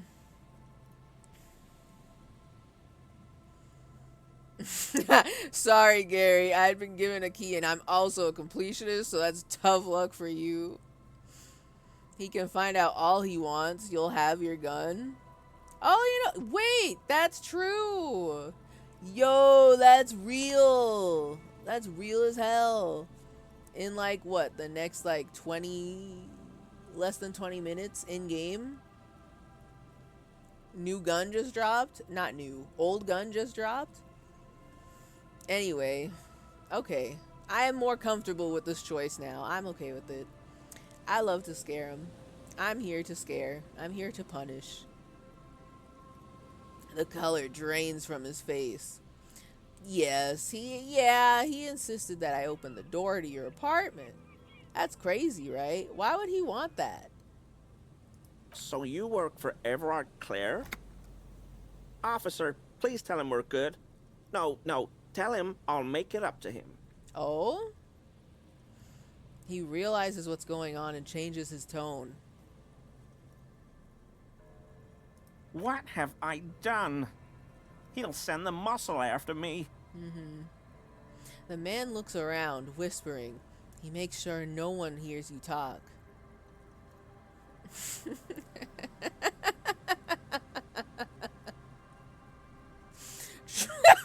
Try not to shit yourself, Gary. It's just an open door. Okay, but like listen, I'm not here to comfort him, right? That's not my job. That's not my job description. Yeah, I don't know what it was, but he doesn't like you. Oh man, but also nod grimly. Our discussion on this topic is over, Gary. Open-ended and ominous, yes! Oh man. Oh, that's so good. Oh, that's so good. I'm here for it. I'm here for it. Muscle named Measurehead. I'm gonna scream if later we like walk by that area, it's like middle of the night and we see Measurehead coming out of his apartment. Literally, I will scream. I'll be like, oh my fucking god. It's not, you don't even need the fan art. It's canon. It's canon. The implications. Okay. Oh. Okay. Well. Okay, let's keep it very serious, very ominous, right?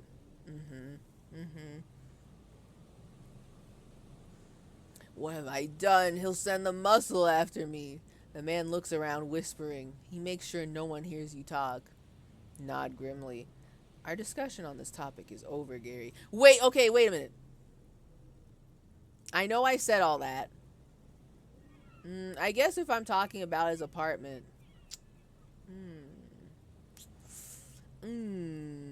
I kind of did want to know what was going on with the Heimdall books, but like, I don't know the Heimdall books. I keep saying I'm going to buy them and read them. I don't know.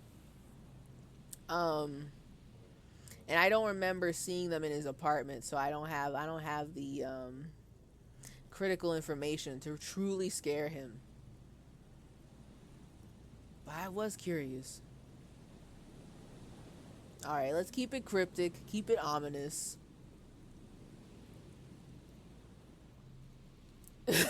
Our discussion on this topic is over, Gary. Of course, of course. I won't do it again. If there's anything I can do to assist you, or the Union, just ask, okay? I'll try to help if I can. Okay. This scared him proper. He's positively melting from fear. Good. Has to prop himself up with a lot of anger to keep it together. Good. The weather vane has turned. He cannot be unturned.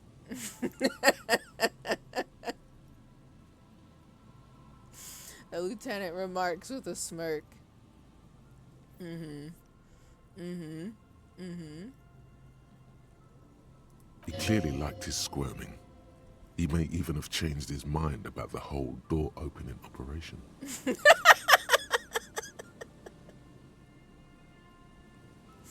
Okay, now wait a minute. Hey, look at that. +1 clinking sound, +2 scared him with apartment. Let's fucking go. That's awesome. That's so good. I don't remember what Kim thought about the door opening operation. I know I was uncomfortable with it because I was like, oh man, I don't really think this is a good idea. I mean, we don't got a warrant for this, and also Everard's definitely going to have whoever's apartment this is killed. And then we went inside, saw all the racist paraphernalia, and then I was like, oh, I'm gonna keep this to myself and find out whose apartment this is on my own time. But now, I mean, I'm not necessarily gonna feel bad if anything happens to this guy, is all I'm saying. It's all I'm saying. you know. Oh my god.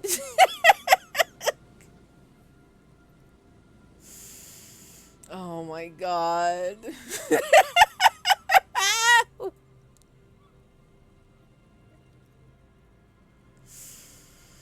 Everett is just playing matchmaker for Measurehead and Gary.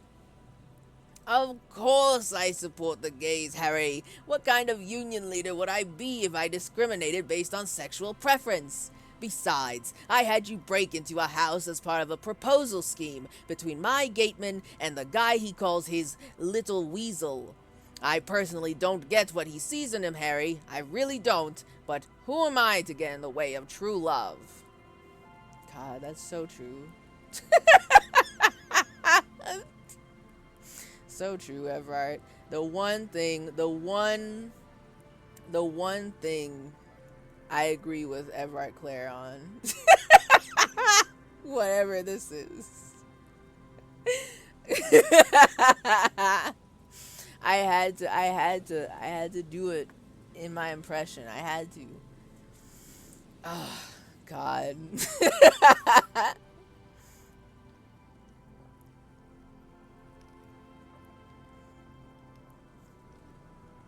Okay. We're gonna like analyze Gary's aura and we're gonna make him shit himself even more than he already has. I mean, we literally terrified the hell out of him, and yet the question is, why is he shifting around like that? Analyze Gary's composure. 42% even. We got, wait. I keep on going into these checks without checking my clothes first. Hold on a second. Don't go away. You still owe me $250, and I need to analyze your aura. I'll be back. Thank you for your cooperation. What's this? Wow. So someone's been a little boring. I'm boring? Me? I bullied this man. I am the Baba Yaga to this man. How am I boring? What? Yes, my standard liege. Someone's seen all sorts of wild ideas pop off and thought, I'll take the boring one. The regular, please. The brown. What are you talking about?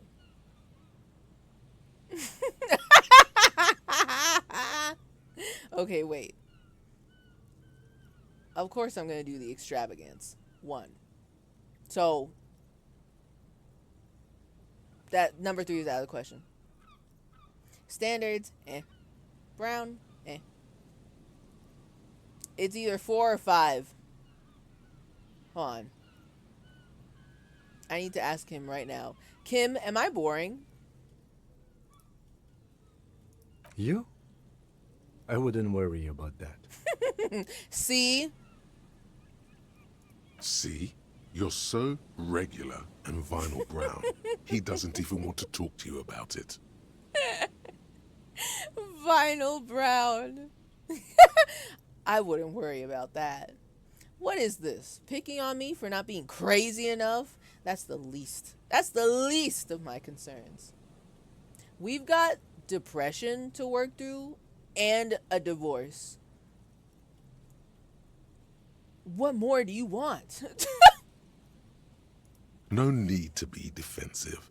The regularity, the brownness, the cut and dry have their appeal. A very standard appeal. I did not expect I would be able to talk about all of these.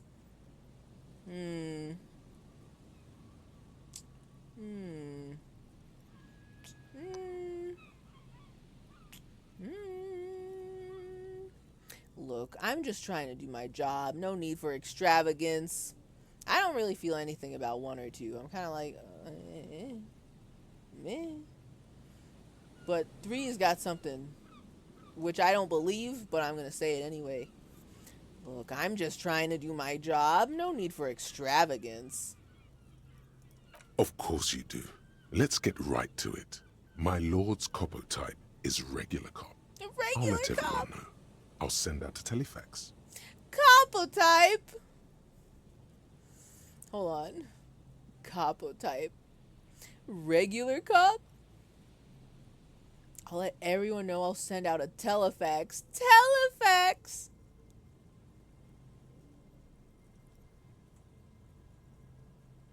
Opt in.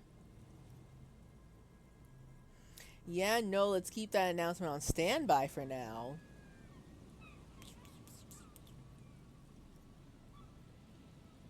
Wait.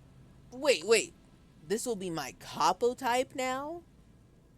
Yes, the type of cop you are, sire. Think of it as a caste. A caste? A class, even. A nation of regular law officials that you belong to. It comes, of course, with the usual benefits. Okay, wait. So...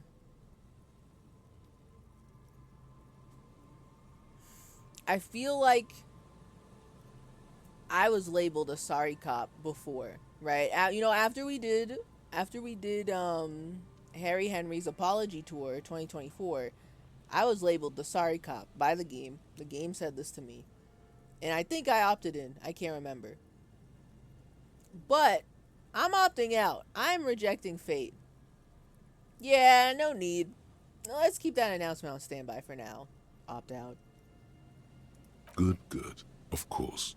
To outright declare yourself something does seem a bit too interesting now, doesn't it? I won't trouble you any further. Listen, drama voice. I liked you better when you were calling me sire and my lord. Now, excuse me. I have to do something real quick. Oh, we still have skill points. Hold on, I need to check my clothes. We need to fashion. We need to min-max. I feel like I have something. For composure? I don't? Oh, hold on. I don't? Are you kidding me? What the hell? Am I already wearing the good shit? No. What the hell? I guess I don't have that. I thought I had some silly glasses that made my composure extra cool. I guess not. What in the goddamn, what in the hell?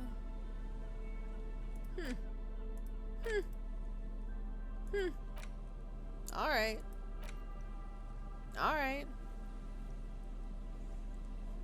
Whatever. I guess I already got the best outfit on.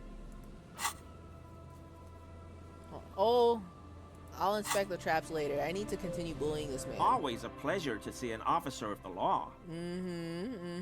I bet. I mean, officers. He turns towards Kim.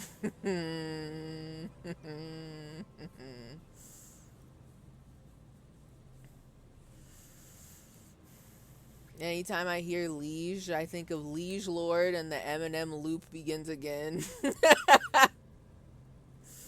It's possible you're wearing plus composure and minus composure stuff. I just clicked back into the thingy. Am I? Let me look. Where the fuck is my composure? Oh no, I'm not. I'm my 3 composure is pure, straight out of the straight off the dome. 3 composure real. That's all I got. So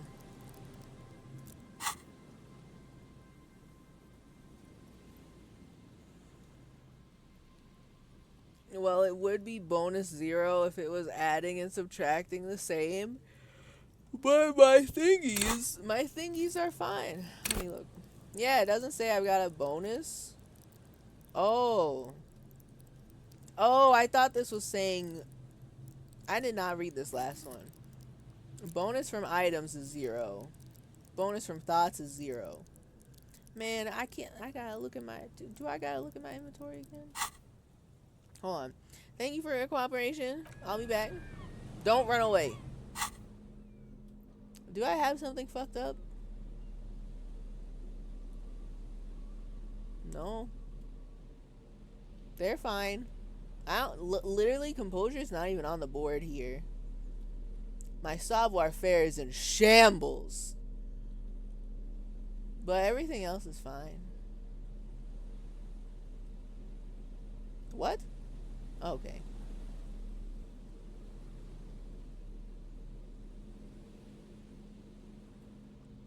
Oh, I am wearing, I'm still wearing the office shades from when I was trying to fail karaoke. Is this what drama is talking to me about? I'm taking negative drama because I'm wearing the office shades. They're too boring, too regular. Is this what he's bullying me about?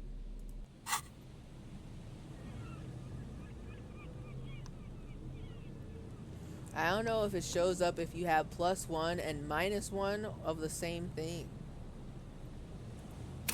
I don't, well, it doesn't say anything like that. Let me look at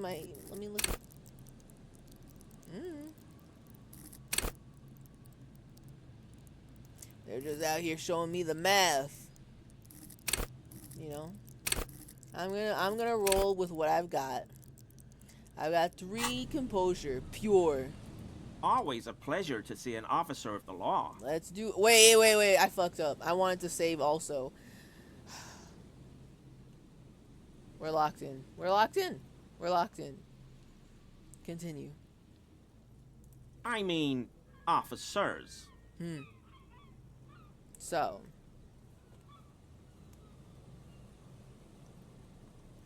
I'm just saying you thought you had composure stuff, but it's possible you have composure stuff equipped and anti-composure stuff equipped. And it just cancels out so it doesn't show a buff. Oh, okay. No, yeah. But I thought I had composure stuff in my inventory that I could wear. So I was like, I might as well take a look. So, but I also thought you were telling me I'm wearing... +1 composure and -1 composure, and it's not adding anything, is what I thought you were saying. So I was like, I'm not wearing anything that's like ± composure. Like nothing is affecting my composure. I have no clue since you haven't moused over the items, but I just did. Did I not? I looked at everything, and then on the left hand side they tell you what is affecting your shit. A composure's not even there. You moused over the thing that tells you what the overall is?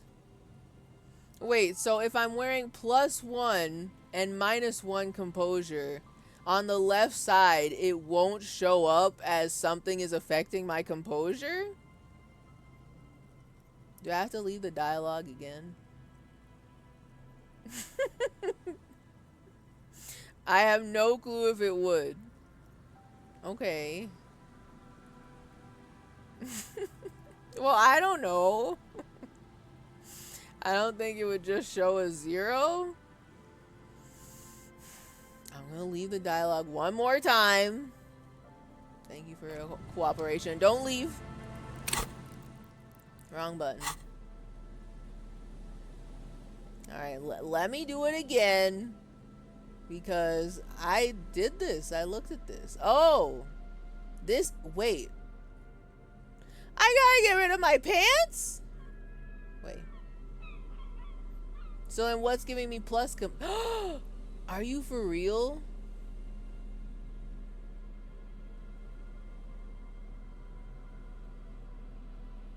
See, okay, I was mousing over the stuff in my pockets. However, that's weird. Why doesn't it show it over here? I get that it's not a bonus, but why doesn't it, like... We even looked over here, too. It does not show what is affecting me. It doesn't actually show what's affecting me in total. I don't want to get rid of my pants. Listen, the +2 half-life I get from itchy pants may come in handy. So I guess I'm taking off my shoes. for like what, +1 perception. We can put some boots on. We can put some boots on. This kind of Gary likes kissing boots and licking boots, right? That's real. He'll like this. He'll like this. Wait, no, but this gives me +1 composure. I have to get rid of my pants? Wait, but that's fucked up. Wait. No, okay, that's +1, that's -1. I thought that was +2. Never mind, I misread it. But I don't want to get rid of my pants. I don't want to get rid of my pants. I'm vindicated. It would be a bonus 0 in your skills window, so that makes sense. I'm guessing they thought it would just confuse people if there was a random +0 in the item bonuses. But, like, I would like to see, like, okay, cool, it's showing me the total. But also, I would like to see what is affecting my shit in general, you know? I don't necessarily want to see the math. I want to know what is affecting my shit. Instead of having to mouse over each and every little thingy. I mean, I know I've been doing that, but here it seems like such a nice summary. I just assume that it's showing what's doing the things to me, you know.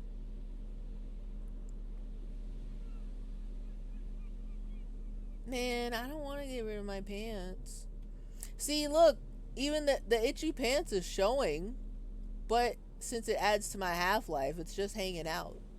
It does not show anything else that it's doing to me. I don't want to get rid of my itchy pants. Man, I guess I'll make up with something. Do I have...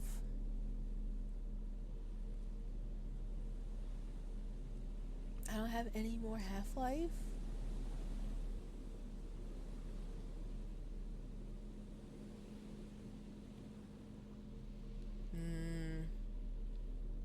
I have nothing else giving me more half-life?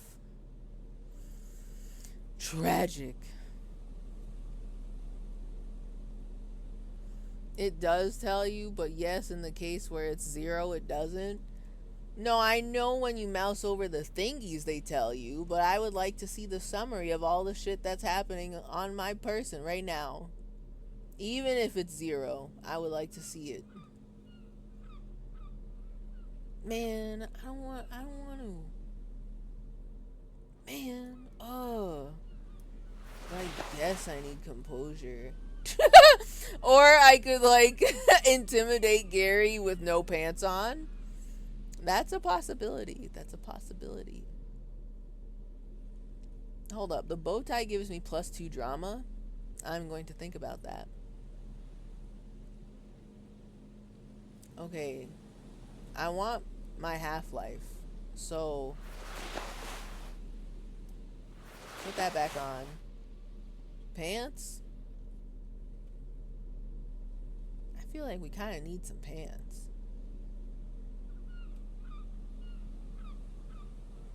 I don't have any comfy composure pants.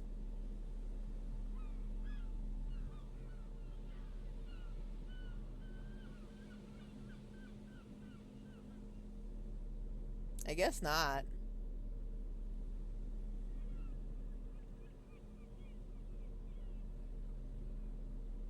Alright, so we'll just wear the sexy jeans then. Put them on. He'll be very intimidated by the god-ass jeans. Okay. Alright, so now I have +1 composure.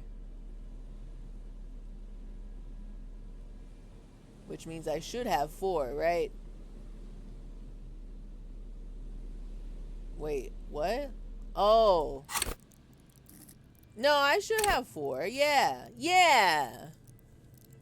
I have a base of 2, but +1 learned because of the skill point, and +1 bonus from my items. My min-maxing is impeccable. You know. So now I've got 4 composure. I'm definitely gonna win. Ooh, it's so dark out here. What the hell? Always a pleasure to see an officer of the law. Yeah, whatever. Whatever, Gary. I mean, officers. Alright, okay. Composure 4, even. 58% is a little bit more,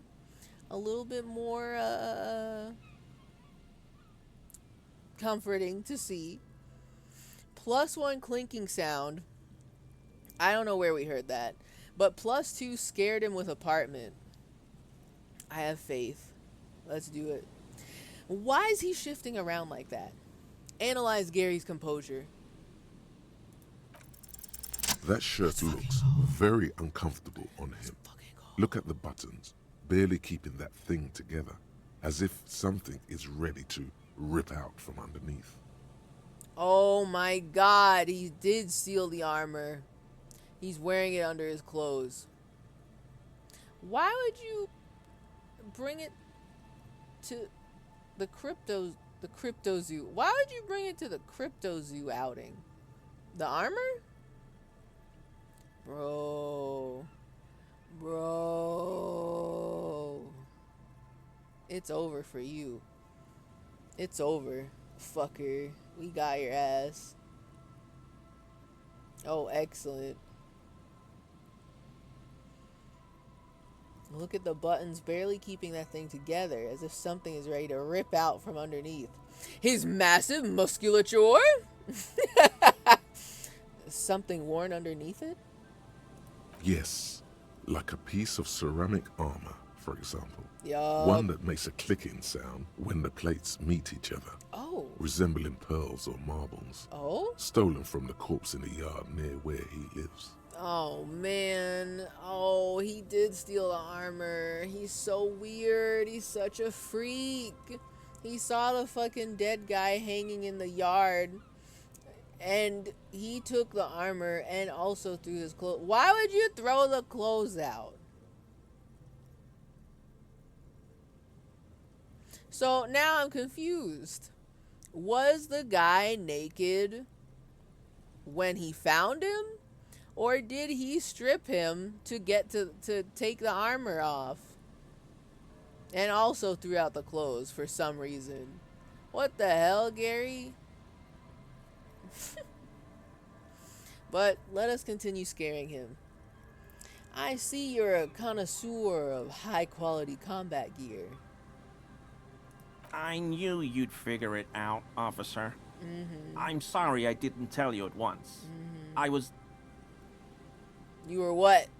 He unbuttons the shirt. I was ashamed of what I did. And I didn't want you to know. You see a gleaming white ceramic shine underneath. A thin layer of interlocking plates covers his gaunt torso. Bro. Dude. Even without this composure check, I already knew in my head that you stole the armor. Why else would you be touching the clothes if not to steal the armor? Bro. We're not detecting falsehood, sire. He's gearing up to admit the truth. This shame is surprisingly sincere. Okay. Can we have more of the shame, please? Gary, what's going on? I love that he's watching this from a distance and he's just like, what the hell? They're talking to him for a really fucking long time.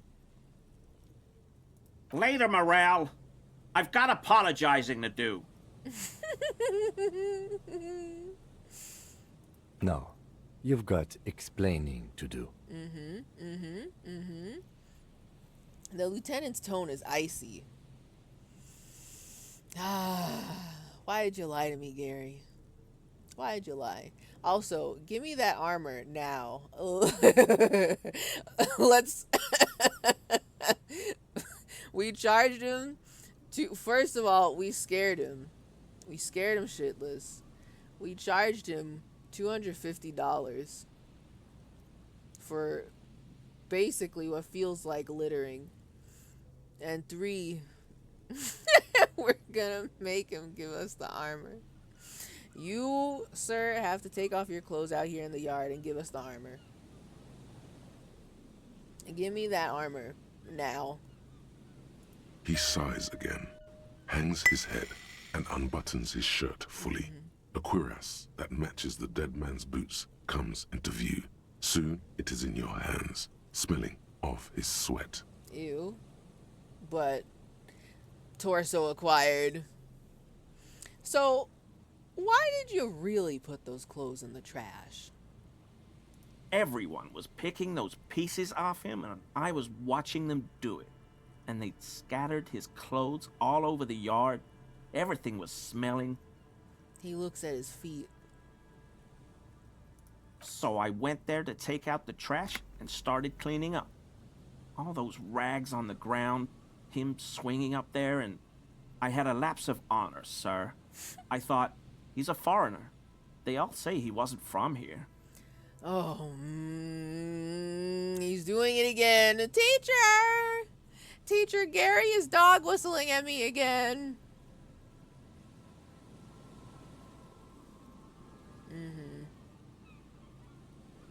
Went there to take out my trash and started cleaning up. All those rags on the ground, him swinging up there. A lapse of honor. Only the cuirass was left, so I stripped it off him. It was early in the morning. No one saw me. I took it with me. It was a mistake. Had I known it'd give you guys trouble, I wouldn't have... Fuck.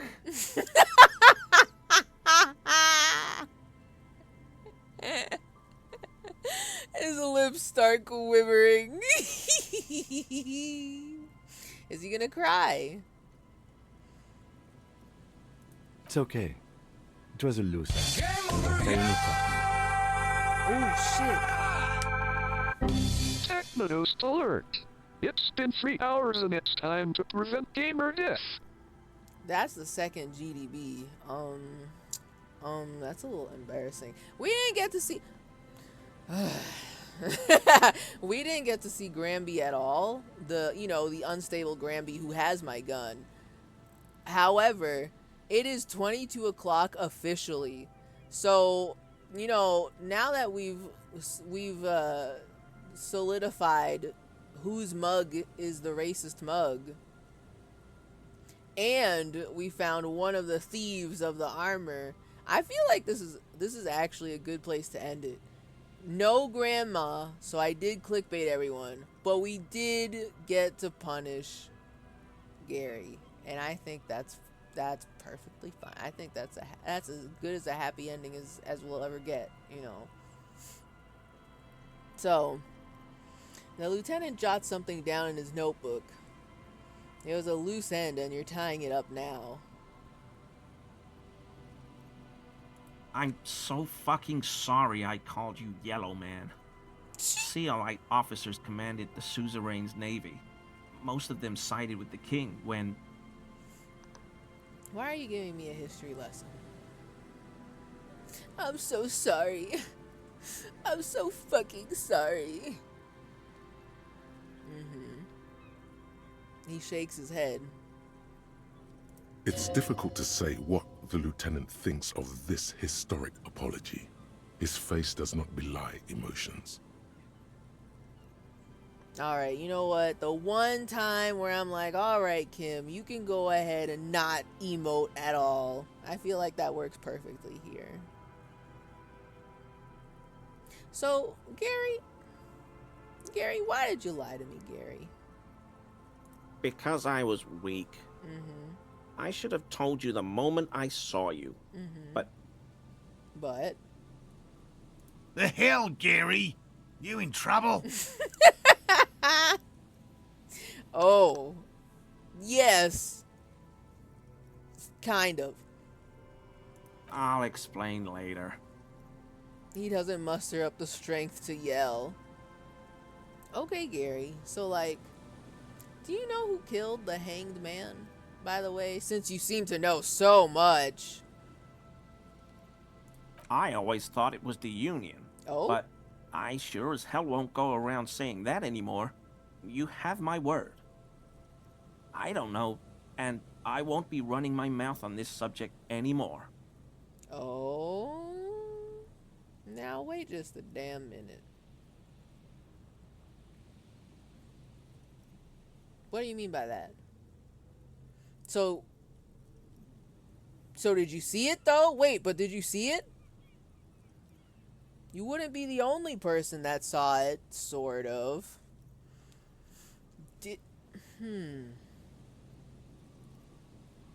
You told him you were hired to fuck him up by the Union. No, yeah, that's true. But now I'm curious. He said I always thought it was the Union, but I know we scared him, right? And now he's not going to talk shit about the Union anymore, which is whatever to me. But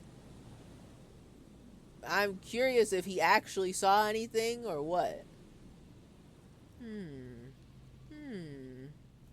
Okay. I'm going to be thinking about that. Continue. This is all he knows. Oh, okay. That answers that question. All right. Are we done here, Gary? Yes, absolutely. I will never do anything like this again. I won't mess with Mr. Clare either. You have my word. I mean, you can mess with Mr. Clare. I don't really care that much. But sure, yeah. All right. He looks around, relieved of some burden, his mouth still quivering. Okay. Thank you for your cooperation. Bye.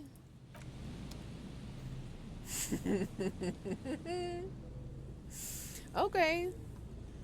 Well, what an interesting what a way to end it. We got an extra skill point. We are so rich right now.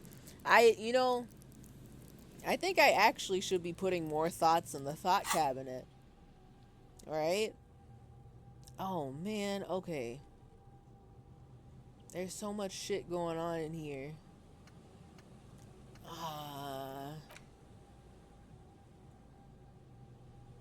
-2 logic. I feel okay. So it's been 6 hours. My head hurty, and I'm kind of hungry, and I did not get up from the computer for 6 hours. Not ideal. So I should end it. And this time, for real, on God, for real, we're going to meet the unhinged Granby who has my gun. Right? And I think I need as much logic as I can get. I do want to research the some kind of superstar thing. Because I have to know. I gotta know what's up with that. But -2 logic? Ugh. I don't know. I don't know. Alright, where is it? Find Morel the cryptozoologist. Completed. And where's the other one? We found out how he got into the trash. Wasn't that a thingy?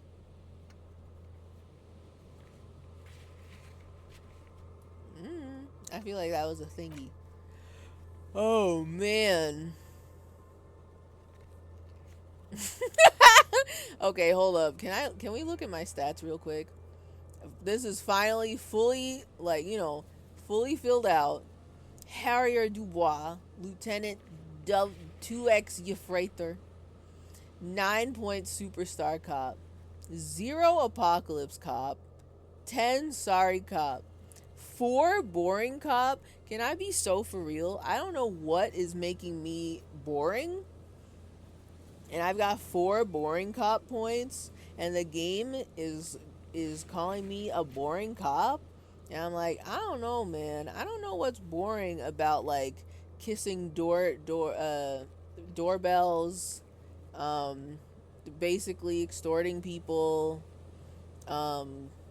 scamming that one guy out of that really like crazy spirits, magical spirits, lying. I don't know. I don't know. 12 communist points, 2 fascist points, 2 ultra liberal, 1 moralist, 7 good cop bad cop, which I don't understand quite yet. I don't know what this means. If I have good cop points, is it positive? And if I have bad cop points, is it negative? I have many questions. I have 2 honor, and still, still 3 people killed. We have not we have not added or taken away from that yet.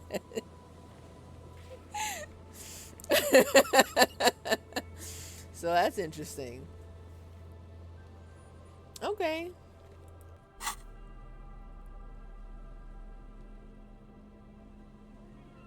Hold on. This one was highlighted. I don't know why.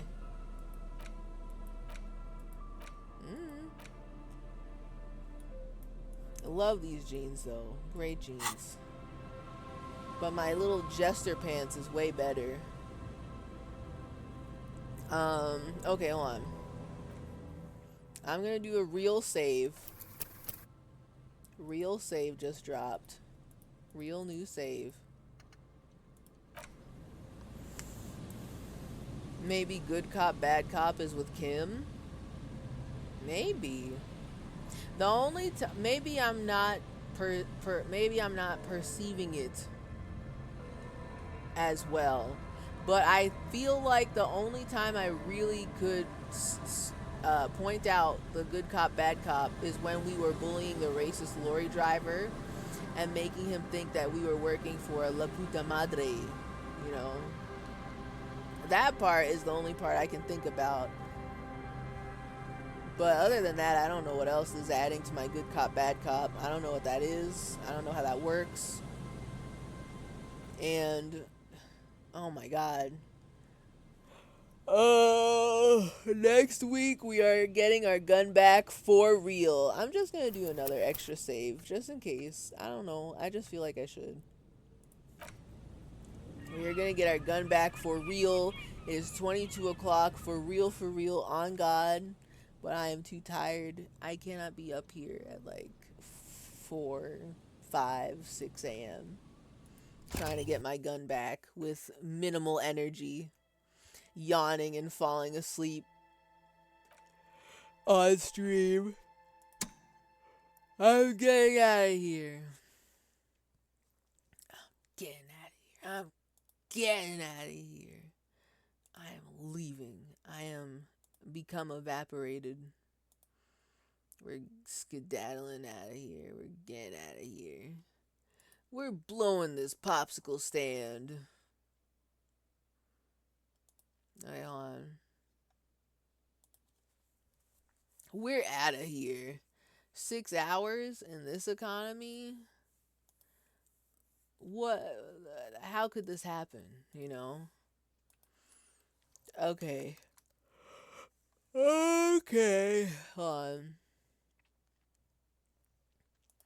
I need to look at.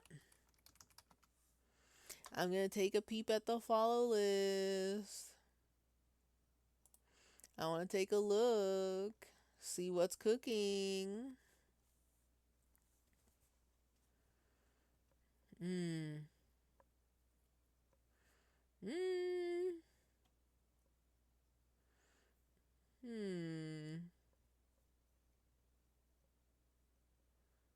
Oh, hold on. Let me see.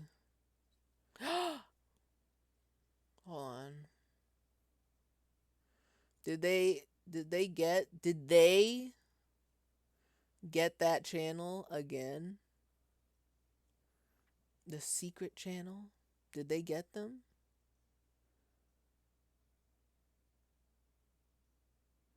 I actually don't see them. I think they got them again.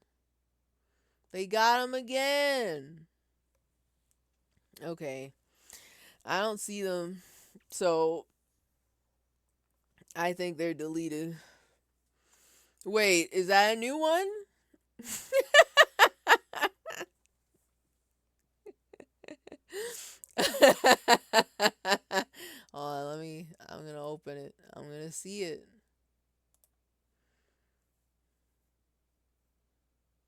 It's another one. Oh my god. PP, are you in their Discord? I have to know cuz I think yeah, they literally just posted in their chat. They literally whoever the people is that is running this operation, I'm pretty sure they just like automatically spin up another account with another with a new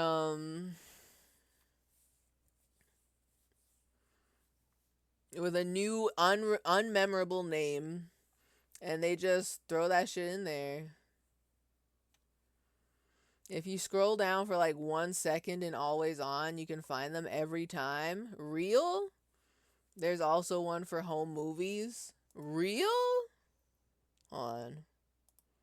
I'm gonna have to check that out. Home movies is one I'm gonna have to take a peep at. That might be what we do next time. But this time, one more before the Thanksgiving holiday. One more little secret channel, you know? So, vagrant philosopher. Hold on, let me look at. I'm gonna open that link, but I'm gonna give them a follow. Let me see. Oh yeah, it's them. Oh yeah. Oh yeah. All right. So, thank y'all. Thank y'all for coming out to the stream. Thank y'all for enjoying and for um vibing and for chatting and existing, and I feel like we made a lot of progress today. And also my goal was to meet Granby, the Granby with the gun. But there's next time. We can do it next time. Many things, so much has happened this stream. Um, and I am very tired. Next stream is gonna be next Friday as usual. And I hope everyone has a nice weekend and a nice week. And if you have next week off or you have some days off, I hope you enjoy. I hope you enjoy Thanksgiving. I hope you eat a lot of good food, good food. I hope you have a lot of oh, I'll have to respond to that later. The raid is about to leave, but I'm sorry I left one of your favorite characters in the dust. Good night. Ah!